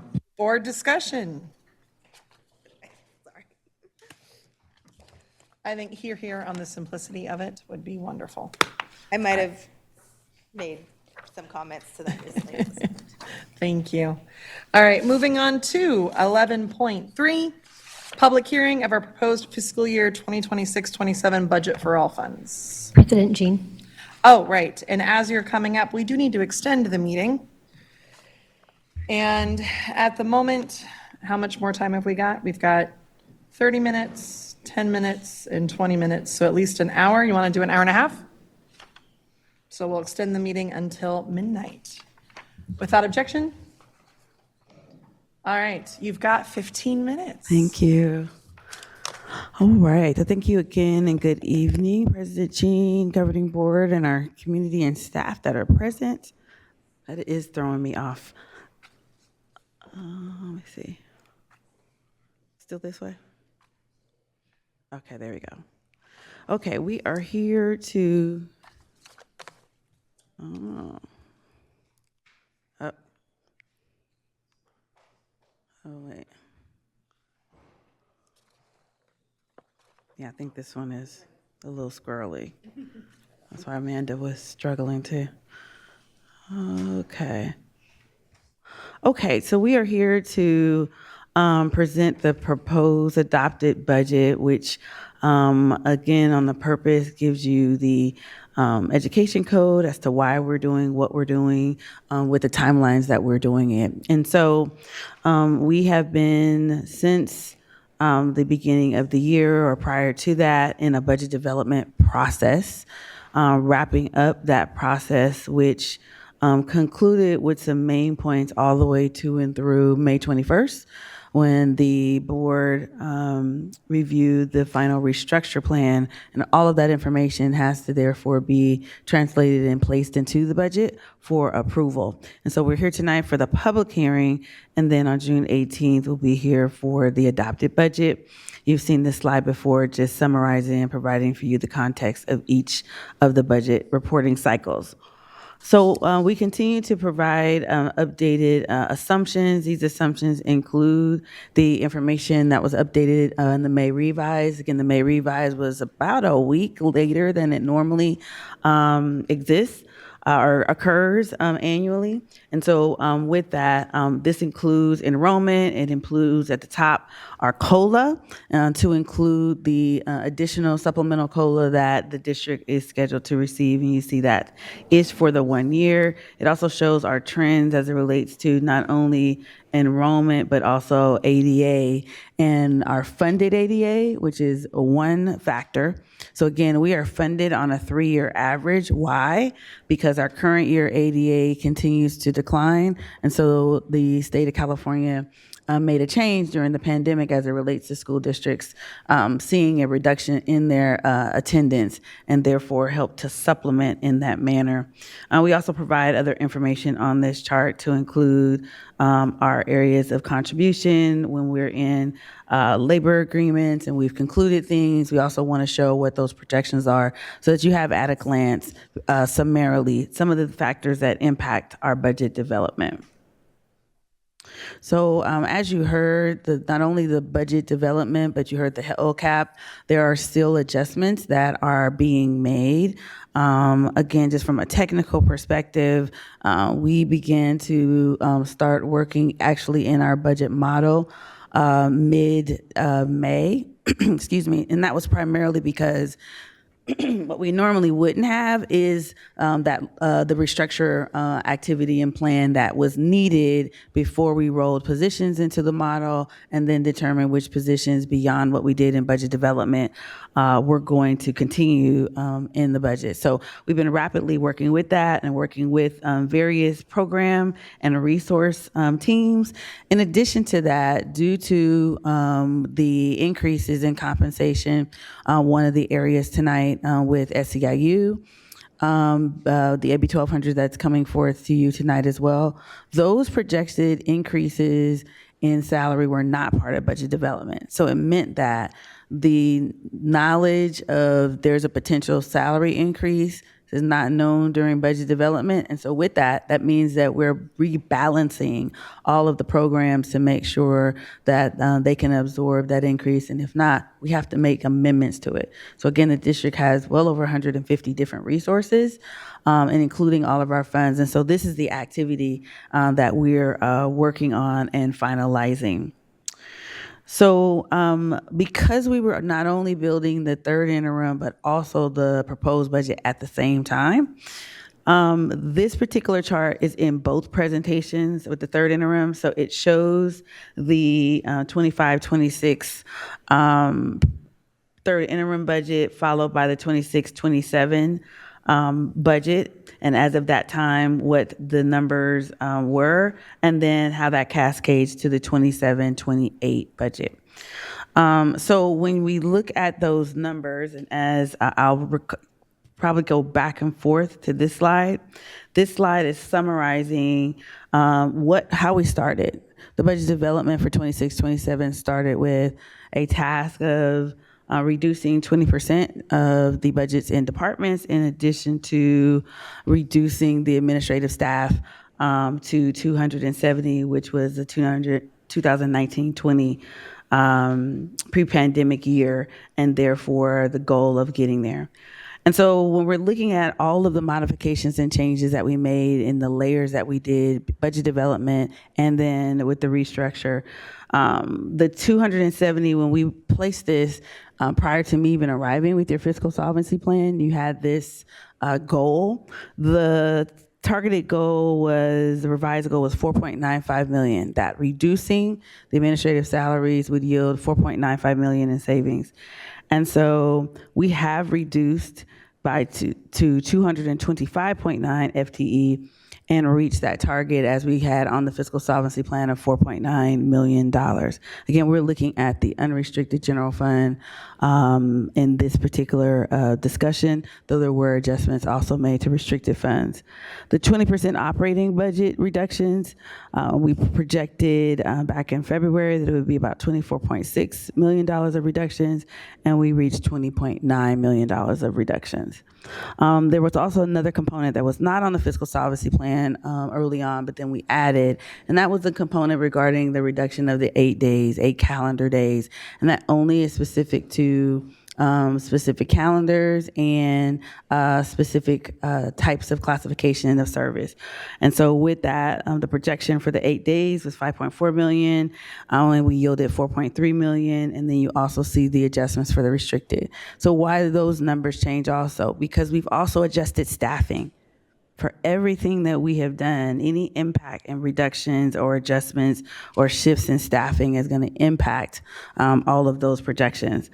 And I do want to point out, as you referenced, previous presentations on the 21st, we also included, there's a slide that talks about the key administrative reductions, and there were reductions to administrative assistants. They are not considered and are not classified as management administration, but do want to add that those 6 positions that were reduced are added to the total reductions, and therefore that's another $900,000 that was also reduced due to those positions. In addition to that, the restricted general fund, it also saw a reduction. So again, there was the implementation of the 20% reduction to restricted resources. And sometimes you have positions and or activities that are also split funded. So with that, in summary, the projected spending in the operating account, so that's the 4,000 object codes, 5,000, and the 6,000s, has been reduced to 72.6 million. Now that is not just budget development, but it's also how much in resources are we projected to earn. And so when you look at this chart, for 26-27, we're looking at the difference between, for unrestricted, the first and the second column. And I was just pointing out the 4,000 object codes, the 5,000s, and the 6,000s object codes, books and supplies, other services and operating expenses, and capital outlay. If you move over to the restricted column and again compare 25-26 to 26-27, that's where you can see the reductions in the cost that we are budgeting for next year, which is lower than what we're seeing at third interim. Third interim does have the benefit of balanced resources, vacancy savings, and a lower cost. So in truth, if you looked at your adopted budgets, that would tell you how you actually planned, and then what you see us doing is getting closer to how we think we're actually going to end the year. Okay, so The salary and compensation changes, I've also already mentioned. The SETA agreement already had, which is the board adopted at the end of the 24-25 fiscal year. So that is, again, a salary increase that occurs. But again, as we talked about on the assumptions, there are salary schedules that people are also moving each year, what we call a step and column. So in addition to a percentage increase, in the event that that individual is moving from year 2 to year 3 or column 15 to column 16, that's also an additional salary cost for a position.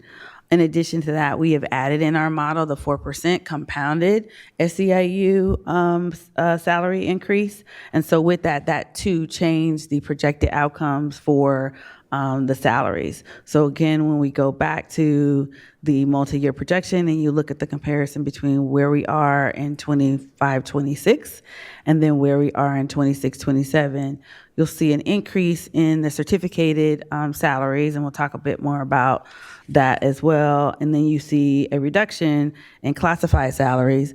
It's not as large because we did make reductions to positions, but we also added the salary increase in this projection, which again, the board will formally discuss when we get to that particular agenda item. So those again are the same 2 sections, 2 years that you're comparing what those cost differences are. We did, and getting Quick time check. You've got 4 minutes to get through about 10 slides. Okay, we're going to move fast. So with this particular area, this gives you a summary of the FTEs and the changes from third interim position control to the proposed adopted budget to include the vacancies that we're seeing in the 26-27 year. So we increased positions at school sites by 32 FTE, and then with district departments, we reduced by 170 FTE. This particular slide just shows you where each of the funds that we also are responsible for are within the current proposed adopted budget. This is, again, a cash flow report that is updated to show with the constitutional advance. You'll also see the same slide in third interim that has been added to the cash flow report. That basically that helps to project our cash flow movement through November of 2026. So therefore, the district would be able to continue to stay cash solvent. It does not currently project any additional borrowing, which you heard the superintendent talk about on these 7 strategies. And as FCMAT presented as well, would be strategies as we recommended to be able to support that. These slides just simply show you the LCFF revenue calculation so that you can see, again, based on where we are each year with our attendance and the rates that are applied to each of those areas, how we're funded.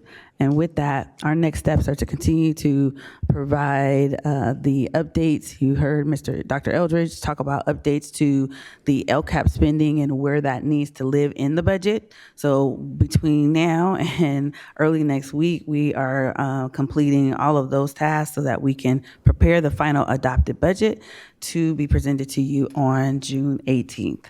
And then you're also seeing our movements not only through June, but we have already started the audit process for the 25-26 fiscal year. And so we'll be closing our books and presenting that to the board in September. So with that, President Jean, I'll yield the floor back to you. Nicely done. Did Thank you. You did it. Do we have any public comment? Yes, we do. We had 3 speakers. First is Arthur Aliman, followed by Carl Pinkston, and then Steve Bruno, who has 3 cards.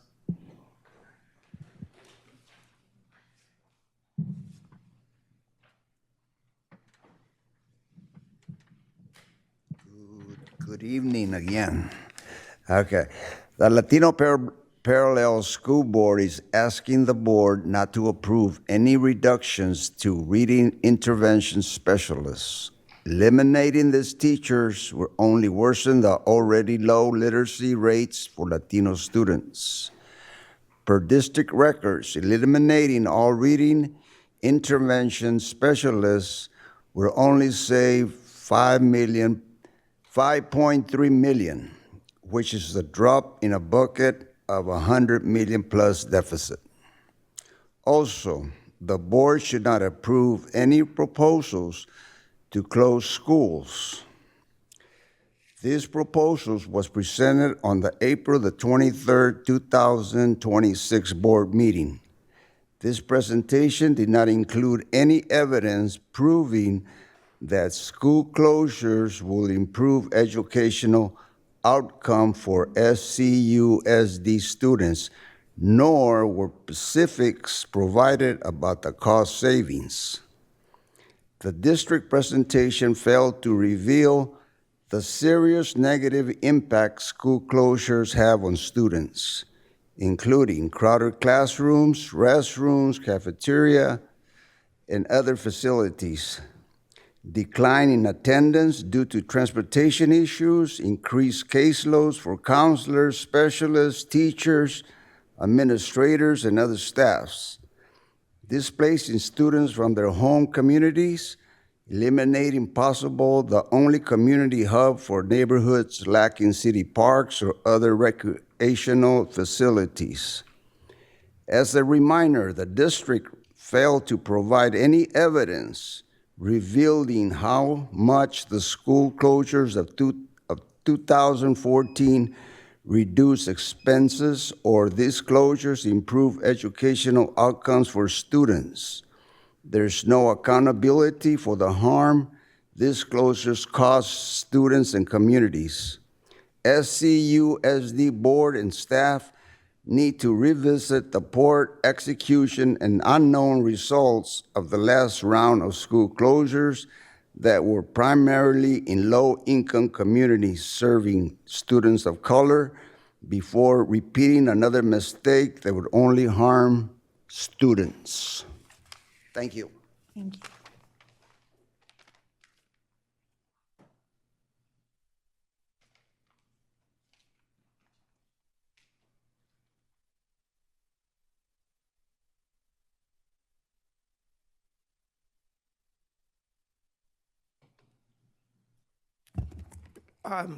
Good evening.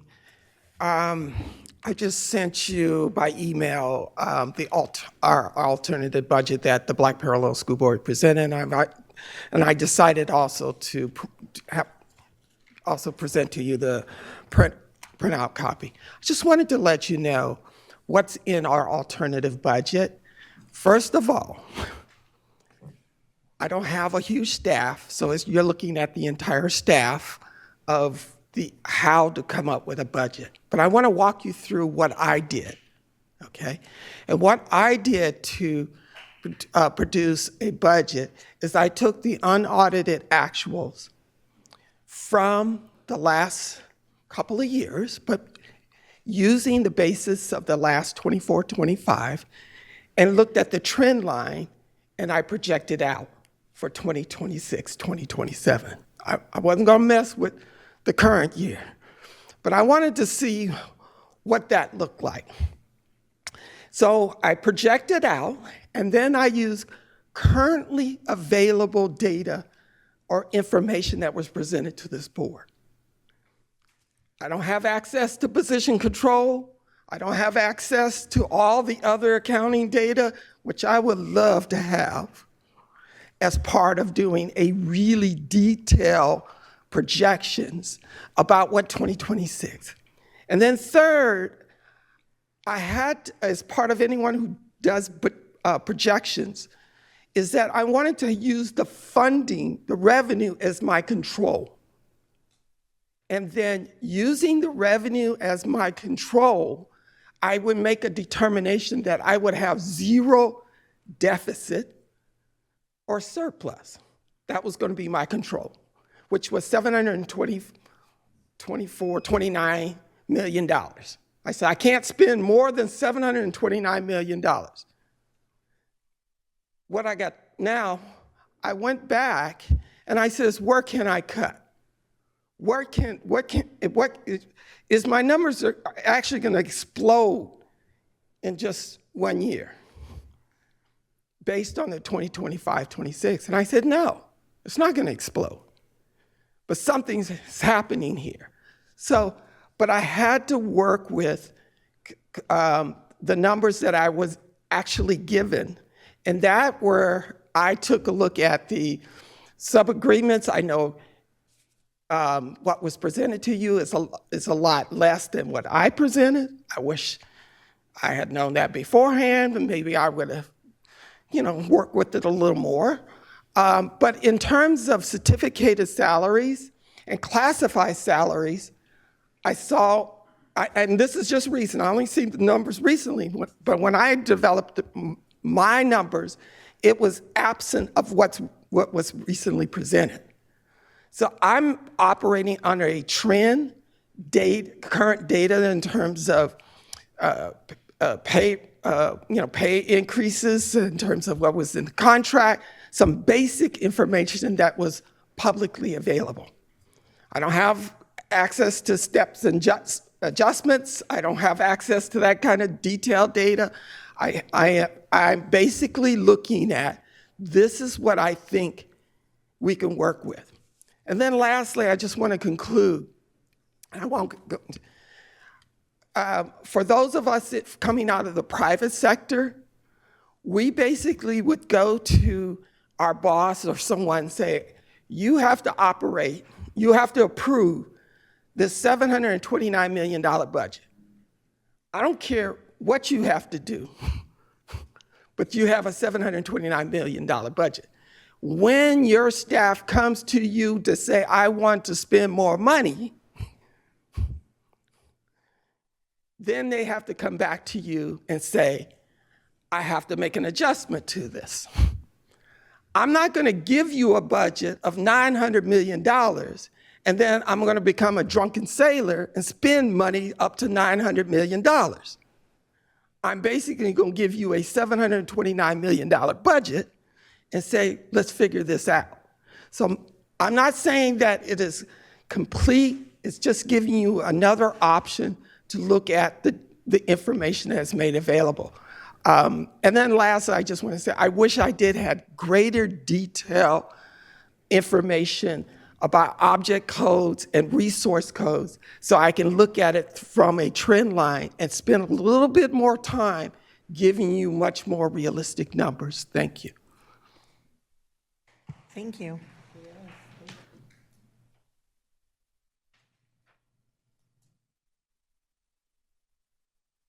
Good evening. I originally had a lot more to say. I'm going to cut this way down and keep it short for you guys. Couple basic realities from looking at this data. First of all, the cuts that are being made to the staffing levels aren't going to come anywhere close to resolving this issue. So I am begging you to give staff definitive answers about whether or not they have jobs next year. The slight cuts that are still being made are not going to make a noticeable difference at this point to the budget, but it is going to make a noticeable difference to the work that gets done. The other point I want to make, it's clear that you guys see it differently than I do. I look at this and see we're running out of cash quickly. I don't see us making it past February, as FCMAT said. You guys are committed to trying to find a way, okay? But the responsible thing to do here is to move forward, preparing to ask for the money from the state, because when you look at those numbers, it's a very realistic possibility that we will run out of money. And as FCMAT said, if we haven't already put in the work to prepare the request, we will not be able to get it in time. At the point that we're missing payroll, you're talking about owing penalties per employee per day that the money's not there. That will cause irreparable damage to this district. And if you think the getting out of receivership at this point would be bad, at the point that you miss a payroll, it's probably not going to be in my lifetime that we'd ever get out. So please consider moving down that road. Prepare the request, but don't send it until you have to. But don't put off the required work to do that. Thank you. Okay. The board is carefully considering the 2026-2027 budget as presented. We are keeping a close eye on our cash flow. And as we do that, we have 3 questions we are keeping in mind. Number 1, Have we maximized all funding sources available to us? Number 2, have we cut, reduced, or deferred every expense we legally and feasibly can? Number 3, are we unable to pay our bills for the next 3 months? When the answer to each of these questions is yes, that is when the board will discuss state receivership. As long as the answer to these questions is no, we will keep asking about our funding sources, seeking every option we have available to us. We will continue to ask about the expenses that are being cut, being reduced, or being deferred. Member Ibarra?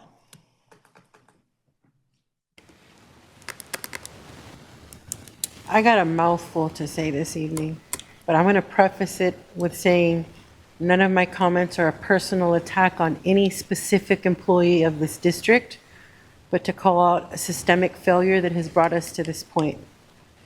I also want to call out that I have questioned whether or not I'm going to share this information and what I'm going to say tonight, because I feel, and I'm only speaking for myself right now, I'm not speaking for the whole board. I feel like these larger forces, whether it's politicians high up or local ones, and all of the people and entities in between, trying to censor the information that we put out. And that's real. I also want to start with saying, I'm not scared to speak the truth, even if that comes with legal repercussions. Because when we're looking at numbers at an alarming rate, it tells me that something deeper is happening systemically, and someone doesn't want to take accountability for that. That comes with consequences. If I'm going to be faced with consequences for giving transparency to the people who voted for me and the people who didn't, then so be it. When we had conversations where the information was revealed to us about the more money that we needed for SPED, we had a very real, transparent conversation. And I want to ask that no one attack any of the staff that are referenced in the conversation, because I don't believe anybody personally made malicious intent to avoid having the conversation. I think it was an uncomfortable conversation that we had to have. When being asked how this information was found, we were informed that a practice being done in this district, and it was referenced when we were talking about contract spending earlier, is a practice that has systemically been used in this district is to go and pay off contracts and figure out how to pay it by moving money from different pots within the district. Now, I want to pause and say, before going into advocacy and organizing, I worked in financial institutions where I was given very high quality training on tracking money in large quantities. Okay, I worked in a financial institution. So with that knowledge and training that I have, and the lack of transparency and information as we're asking for position control, as we're asking for where is the money being spent, when I am hearing that it is a practice to move money around from within different departments to cover the cost of contracts, and then later come to the board and ask for board approval, it makes zero sense why now I'm also being questioned on why we're authorizing so much contract spending. Hence why Board Member Kayada was making some of the comments he made earlier when we talked about contract spending. We have consistently for over a year now been asking for position control and have failed to see a full position control report in all of its entirety to be able to have a lot of these difficult conversations that we're having. That is concerning. That is deeply concerning. Because when I'm being told that money is being moved from here to there to cover a cost until there's a contract approval, I'm also hearing we have staff in interim positions while we're holding on to the position that they previously held, and we're holding on to a position that needs to be filled. And then we're making projections on top of that. How is that qualitative numbers that we're making projections with? And then when I'm asking for formulas on how we're making specific projections, for example, around registration and enrollment, I can't get a clear formula. I just want to know what the formula is. Does X plus Y equal Z? Is that how we're looking at it? But yet I can't get that clear answer. And in addition to that, as I referenced earlier this evening, in 2 years, we've spent nearly $100 million in special education, or so that's what we're told. I have yet to see an itemized explanation of exactly where those $100 million went. And until I do, it is really hard for me to take this information and trust it. Not because I don't trust the folks that are working together to present the information, but because the system is failed so horribly that now there are bigger forces telling me I can't talk about it. I'm going to stop there because there's lots of us on this board that have to get through this conversation. But it is deeply concerning that this practice has been accepted for so long, but nobody is talking about it. In addition to that, there's false information being spread based off of media, the information that went out or whatever, okay? We were presented with a healthy budget before we bargained with any unit. And staff was aware of that, especially the staff that decided to share emails and make public information out of what was closed, classified, sessioned information to be had. So I'm going to stop there because I'm starting to take this to a place it doesn't need to go. But there's a lot of concerns that I have, and I'm not seeing the numbers that I need to see to trust this report and any other reports that were presented. Thank you. Any other questions, comments? All right, thank you so much. Thank you. 11.4, public hearing, AB 1200, public disclosure and approval of MOU between SCUSD and Service Employees International Union, SEIU.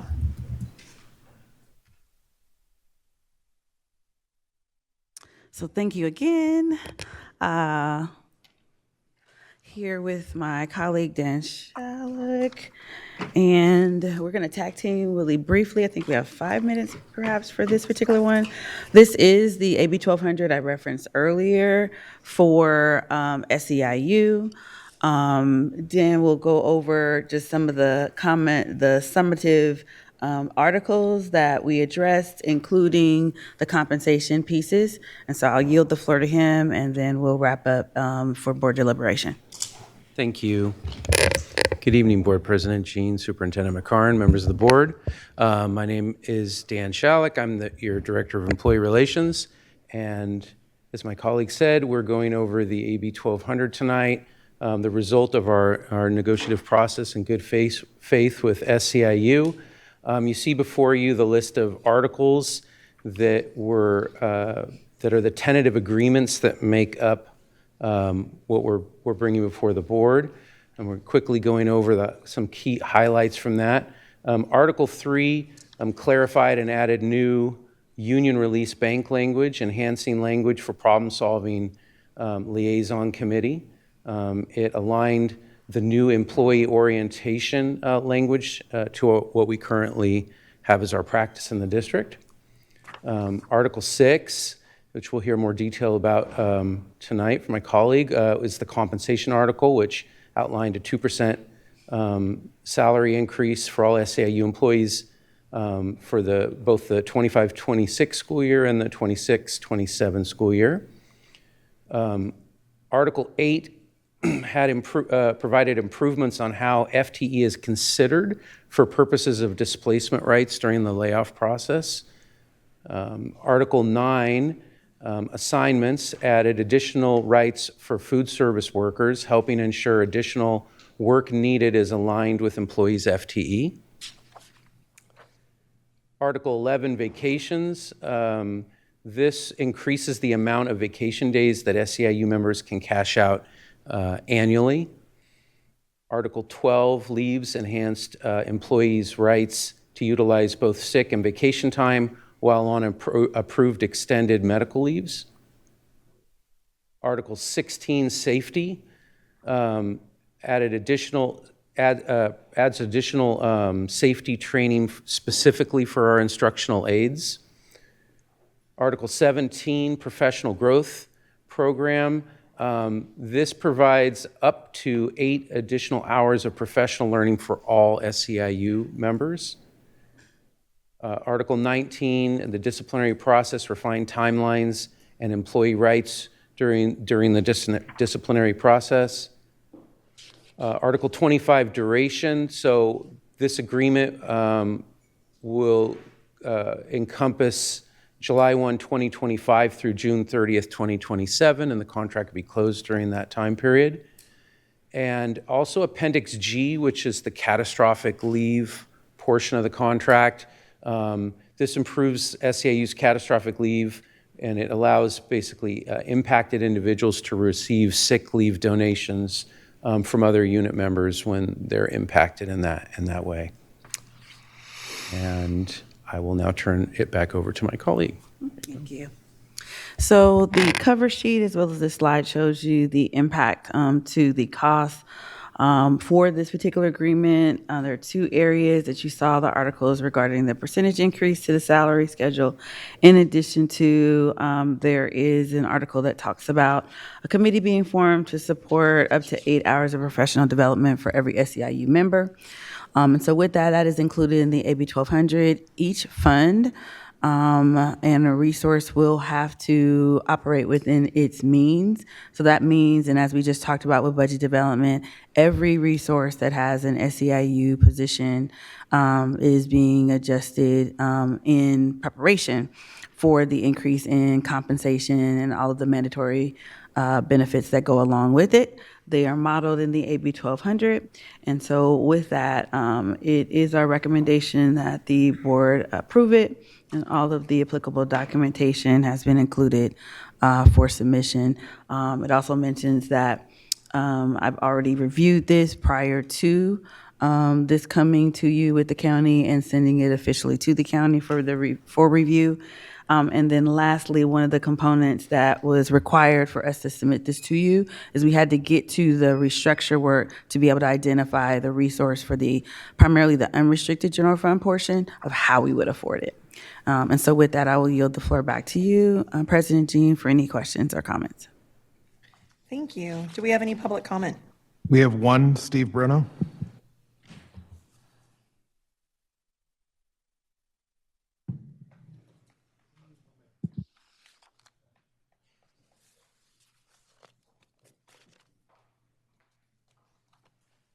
Good evening.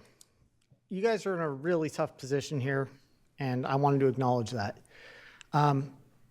Does SEIU deserve this raise? Absolutely, unequivocally, yes. Did they bargain in good faith with the district? Absolutely, unequivocally, yes. Can the district afford this right now? Absolutely, unequivocally, no. So, what they said earlier when they were up here is absolutely right. You are cutting a lot of their positions and frankly, not treating them all that great. And so you're stuck with either denying them this raise that they bargained in good faith and just heaping onto that, or giving them a raise at the expense of some of their other members. It's not a good position to be in. And I don't envy you. But as was said in that email that I quoted earlier, if other bargaining units want raises, they should give more campaign contributions. And SEIU did give their campaign contributions. So I think you guys know what you have to do.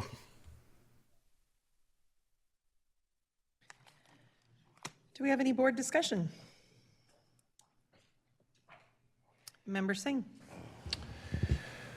Thank you for this information. I don't know if I have questions other than comments, which I probably shouldn't make, so I'm going to go back to saying nothing. Thank Thank you.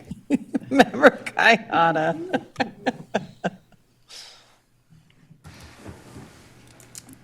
So I'll just address real quick that it seems strange to be talking about giving people raises at a time when our budget looks so terrible. And I want to say, for the record, just so it's very clear, this raise was on the table before our budget situation became evident. If we were not to approve this raise, that would be unfair labor practice and aggressive bargaining, in addition to being disrespectful to our employees who've been bargaining in good faith for quite a while for this contract.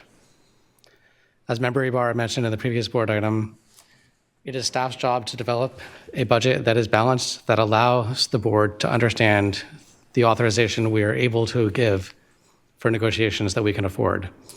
The budget we had last year that we were relying on at the time that we offered this money to SEIU, as well as to SCTA before them, told us that we could afford this.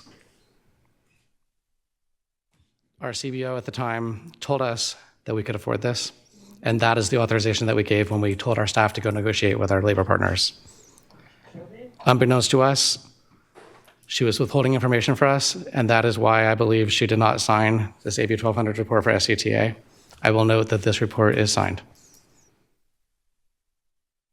The board was acting under the information that we had prepared by our professional, highly paid staff when we entered into these negotiations and made this offer. And I will be clear that since our labor or our budget situation became clear, no additional authorization was provided for SEIU because we couldn't afford it. And SEIU deserved more. We were only in the middle of bargaining. And it is a testament to them that they're able to keep this where it is. And I think that reflects the fact that their members need this raise. And we need them to get this raise. And we also are not going to aggressively bargain. I am not going to vote no on this because that would say to our labor partners that the bargaining doesn't matter. They were relying on data that was presented by our budget officers when they made their ask, and this is for all bargaining units.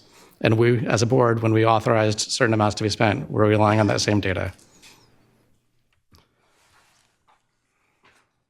And I will say, as a final note, the 2% last year and the 2% this year that is reflected in this contract has been in our budget for months now. So this is not something that we are all of a sudden dropping into our budget. This has been projected for a while and been fully transparent to the public. That's it. I will entertain a motion if there are no other comments. Moved by Member Rhodes, seconded by Member Navarro. Roll call. Member Jean? Aye. Member Kayada? Aye. Member Benjamin? Aye. Member Navarro? Aye. Member Rhodes? Aye. Member Singh? Aye. Member Ibarra? Aye. Thank you so much. Thank you. 12.1, 2025-26 third interim financial report. You're back. Thank you. Okay, we're going to just jump right into, we've talked about all of these areas. I just really want to get to, there's pages on here that talk about what the difference is in the third interim from second interim. So just some highlights.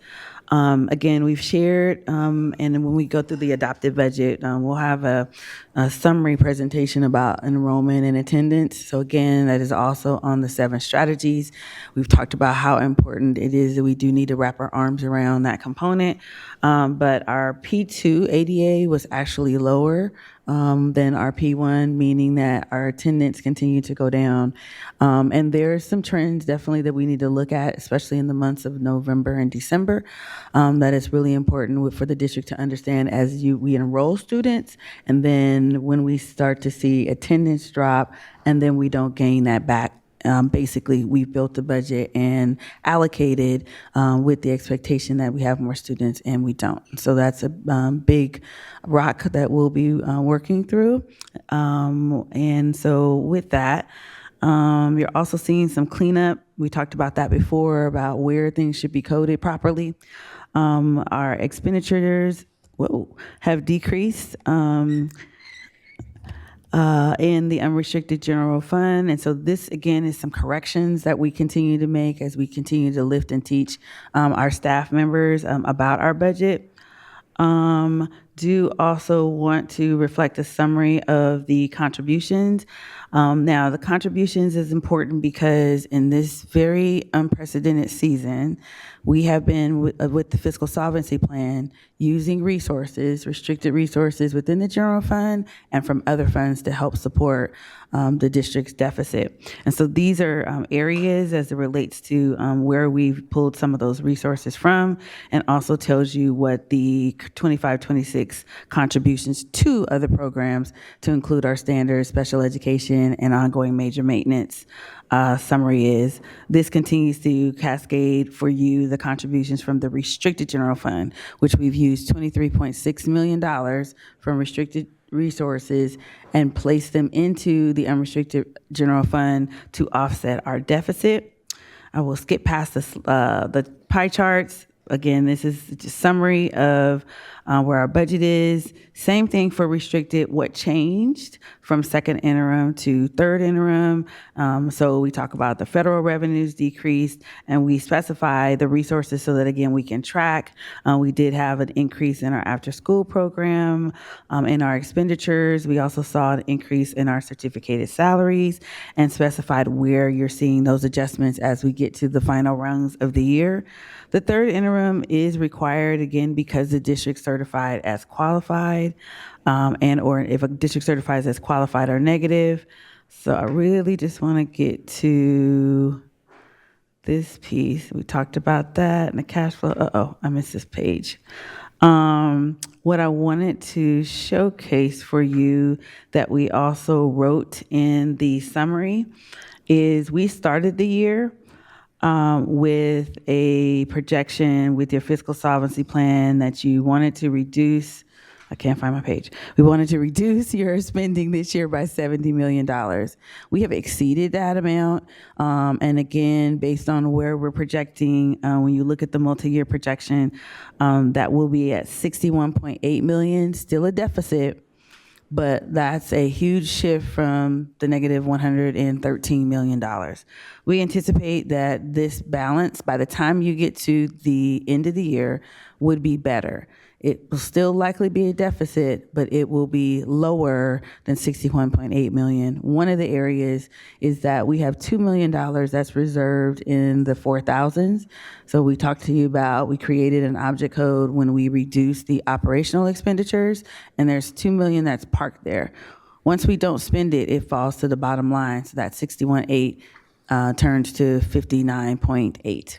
In addition to that, we have and are closing out all of our purchase orders and requisitions, and then have balances that will also fall to the bottom line. So the anticipation is that, unlike last year, when you noted that you had a positive budget, and then by the time you got to your unaudited, it was $40 million spent the other way, that this should continue to improve. Still a deficit, but again, it is significantly lower than where we started the year. And so with that, have all the confidence in the staff's continued ability to close out and to show that upside, but those are the things that we're monitoring.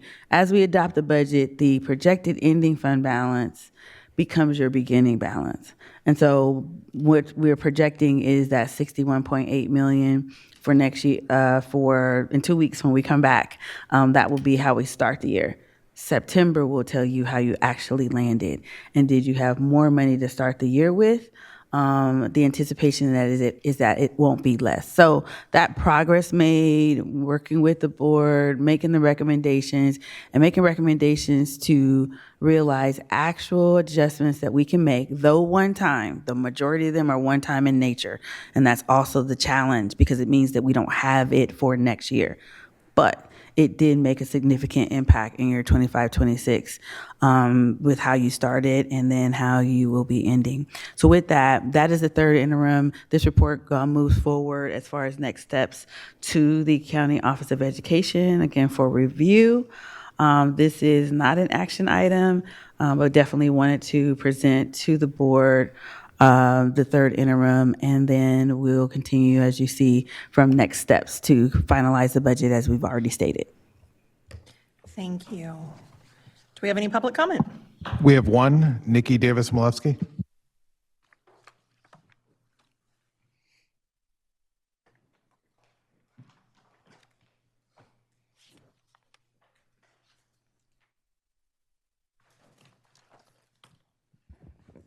We have been requesting for months the escape reports 1 through 8 from the Budget Department. We have not received that.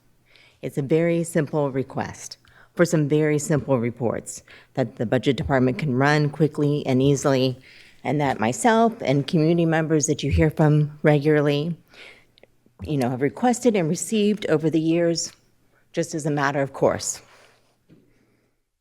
They allow anyone who understands tax codes to see what resources are coming in, where they're budgeted, what's really being spent, what department, what site is overspending, who's hiding money or hoarding it. You can see those things in the escape reports. They used to be posted monthly under Raymond and Bonda on the district website. Aguilar took it down, but even he never refused to produce those reports. We have been requesting those reports for months. I've even sent the district examples. Here's the reports. Just run these, put in the numbers and run these reports. Still have not received them. This is another example of the lack of transparency that you were all complaining about, that the community is complaining about, that we're complaining about. There are budget documents, there is information that you should have, that we should have, to understand what's going on with this budget and show how you cannot have your health insurance going up 8%, losing staff, and have a 26% increase in your benefit costs for next year. That just doesn't make any sense, and we should be able to see the documents behind these things. Thank you. Thank you. Any board discussion?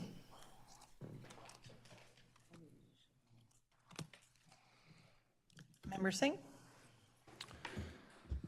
Okay, so I guess my question is, can we see that? Can we get those reports? I mean, I've never heard of what an escape report is, but I would love to get a report, if it's at least to the board, so we can see something. Sure. So we did get the request. I did ask for some clarification from the sentence structure, so we'll have that. So we'll send it. There's never been an issue of not providing it. Do also want to share the position control report is attached to the third interim. There's a link. Again, it's a large file.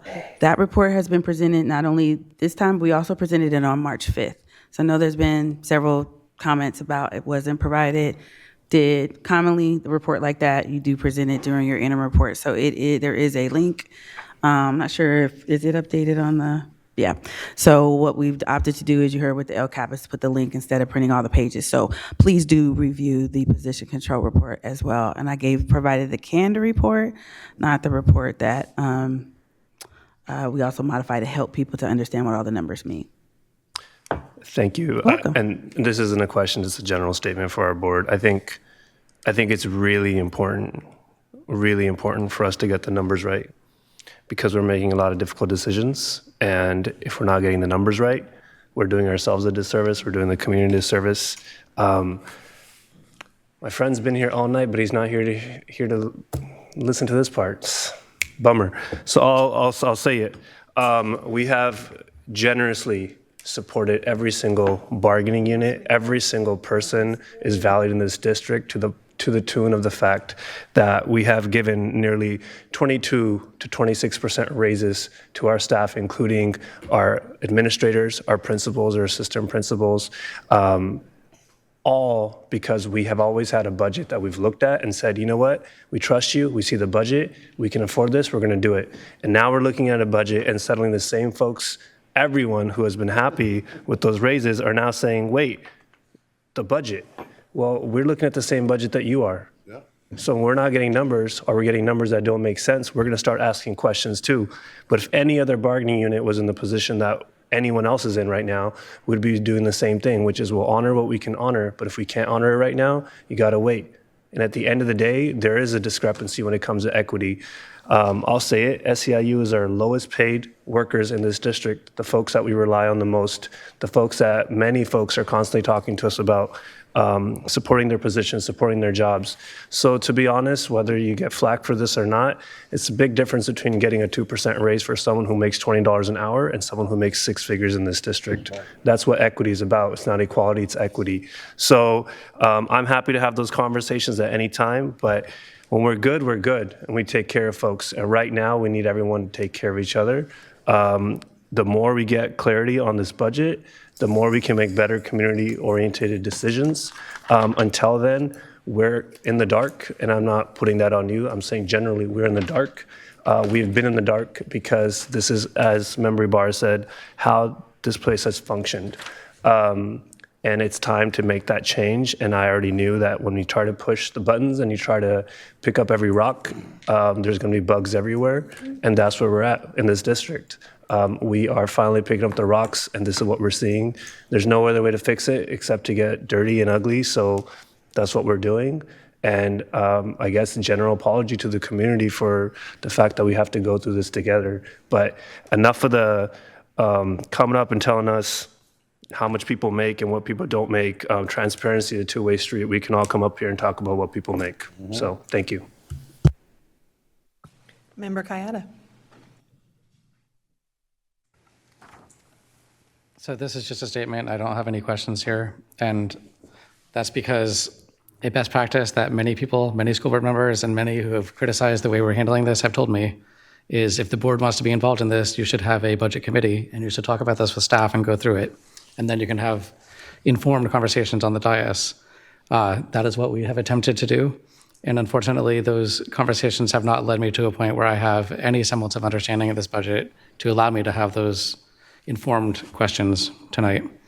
It also, I will say, is indicative of the severe error that our fiscal advisor made in overturning our ability to set our own direction by bringing in someone who can offer us additional perspective and support. And that would be HYA, the consultants we tried to hire to help us with our budget, to help us understand it, to help us identify solutions, which we're not hearing today, and to help us with capacity. We've heard that staff have time, the budget office has time to do this, they don't need additional people, that's why we shouldn't hire HYA. And yet this document was one way last Wednesday, it changed on Friday, and then it changed again on Monday. That doesn't tell me that there's enough people working on this that they weren't able to get it done until the day the agenda had to be updated in order for us to comply with the Brown Act. So based on that, I will say I don't have confidence in these numbers. There's been too many changes. The numbers that I'm looking at don't make sense. And Carl Pinkston mentioned earlier, it's staff's job when you're preparing a budget to say, here's your revenue, and here's what we get to the expenditure, and if you need to cut more, this is how I recommend a cut. Unfortunately, I believe that there is a recommended way to address our shortfall, and that is that staff is recommending receivership. And that is inappropriate. It's not what this board has asked for, and it's not what our community deserves. There's a few items that I just want to highlight that explain levels of my concern, and I could go on forever. First, I would like to look at comparing prior year actuals, 24, 25 unaudited actuals, to the projections that we have in this third interim. Our revenues are projected to be 2% lower in 25-26 than they were in 24-25, despite increased revenue. The change from the second interim to the third interim in the same category in terms of revenue is actually flat. It's actually slightly down. Books and supplies, unaudited actuals last year, 10.6 million. In this third interim, it's $21 million. That's a 98% increase. And it also represents a 50% increase from the second interim to the third interim. I don't know why the books and supplies budget expanded that much. Our expenditures from second to third interim, our expenditures from our unaudited actuals to this third interim are up 6%, despite the fact that we've made significant cuts, including this year. Then I looked at a comparison between 25-26 projections for what this year would look like and what this year actually looks like in this interim. So last year when we had our second interim, we said, okay, our 25-26 is going to look like total revenue of 529 million. But this third interim now in this year says our revenue actually is 509 million, 4% less. So we're somehow becoming dramatically more pessimistic about our revenue. than we were last year. Benefits are up 28% compared to what we expected they would to be. Doesn't make sense to me. Books and supplies compared to what we thought we'd spend, we thought we would spend $8 million, and now we're projecting we're going to spend $21 million. Total expenditures 12% higher than we thought they would be. There's a lot of stuff we should be able to discuss with this budget with the adequate level of support that HYA could have offered and that the budget committee should have offered, and unfortunately that hasn't happened. At this point, I'm waiting to see what the actuals look like, and I'm relying on cash because I just can't rely on this budget to make informed decisions at this point. Member Benjamin. So I just want to say, it's been frustrating not, being able to receive the information we need to make the decisions. Again, I always say this, we're elected, not employed. And so we have to face constituents, right, who are asking these questions, and we can't tell them really what's going on because we don't know what's going on. I want to ask this is all I have as a request, Ms. Grant Dawson, for me and our staff and our cabinet. Can we please get this at least 5 days before you all come and present it to us so we can go through it? Mm-hmm. Can we please get this in a timely manner? So I'm glad the position control, I'm gonna go check that out. I didn't know that. But can we please get this it's the 18th, so next Thursday is the 11th. Can we get this in a span to where we can really look at it, break it down? I can meet with the budget committee. So when we come, we'll have the questions that our constituents want us to ask. And that's what I want to ask. Thank you. Member Ibarra. So, in the spirit of transparency, something that's important to note here is that when we are being presented with data for special education moving forward, I would like to see the data pulled from both SACE and Infinite Campus. I don't want to see one or the other. I want to see both simultaneously as we try and figure out these expenditures. I'm also going to say out loud what we have been talking about in the SPED committee space is that we tried to get an audit done and we were blocked, but we need a forensic audit ASAP yesterday, so that we can understand where that money is being spent. And lastly, pay attention to the messaging happening right there at that pulpit or whatever that's called. It looks like the pulpit at church. That's not what it is, though. Either you are team SCUSD right now or you're not. There's no in between. Right now, team SCUSD is trying to not go into receivership and ensure that we can make cuts as far away from the classroom as possible. Just think about that. Either you're team SCUSD or you're not. There is no in between. Time is ticking. Either you want to be part of the solution or you're choosing to be part of the division. The choice is yours.